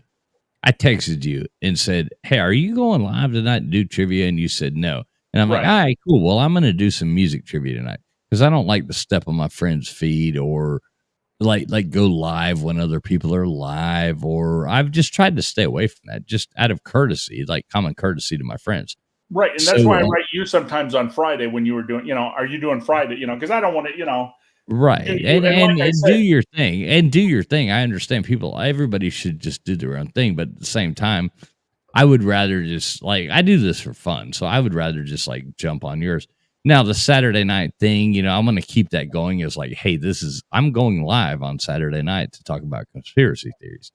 And, anybody else that wants to go live, well, do it if you want to.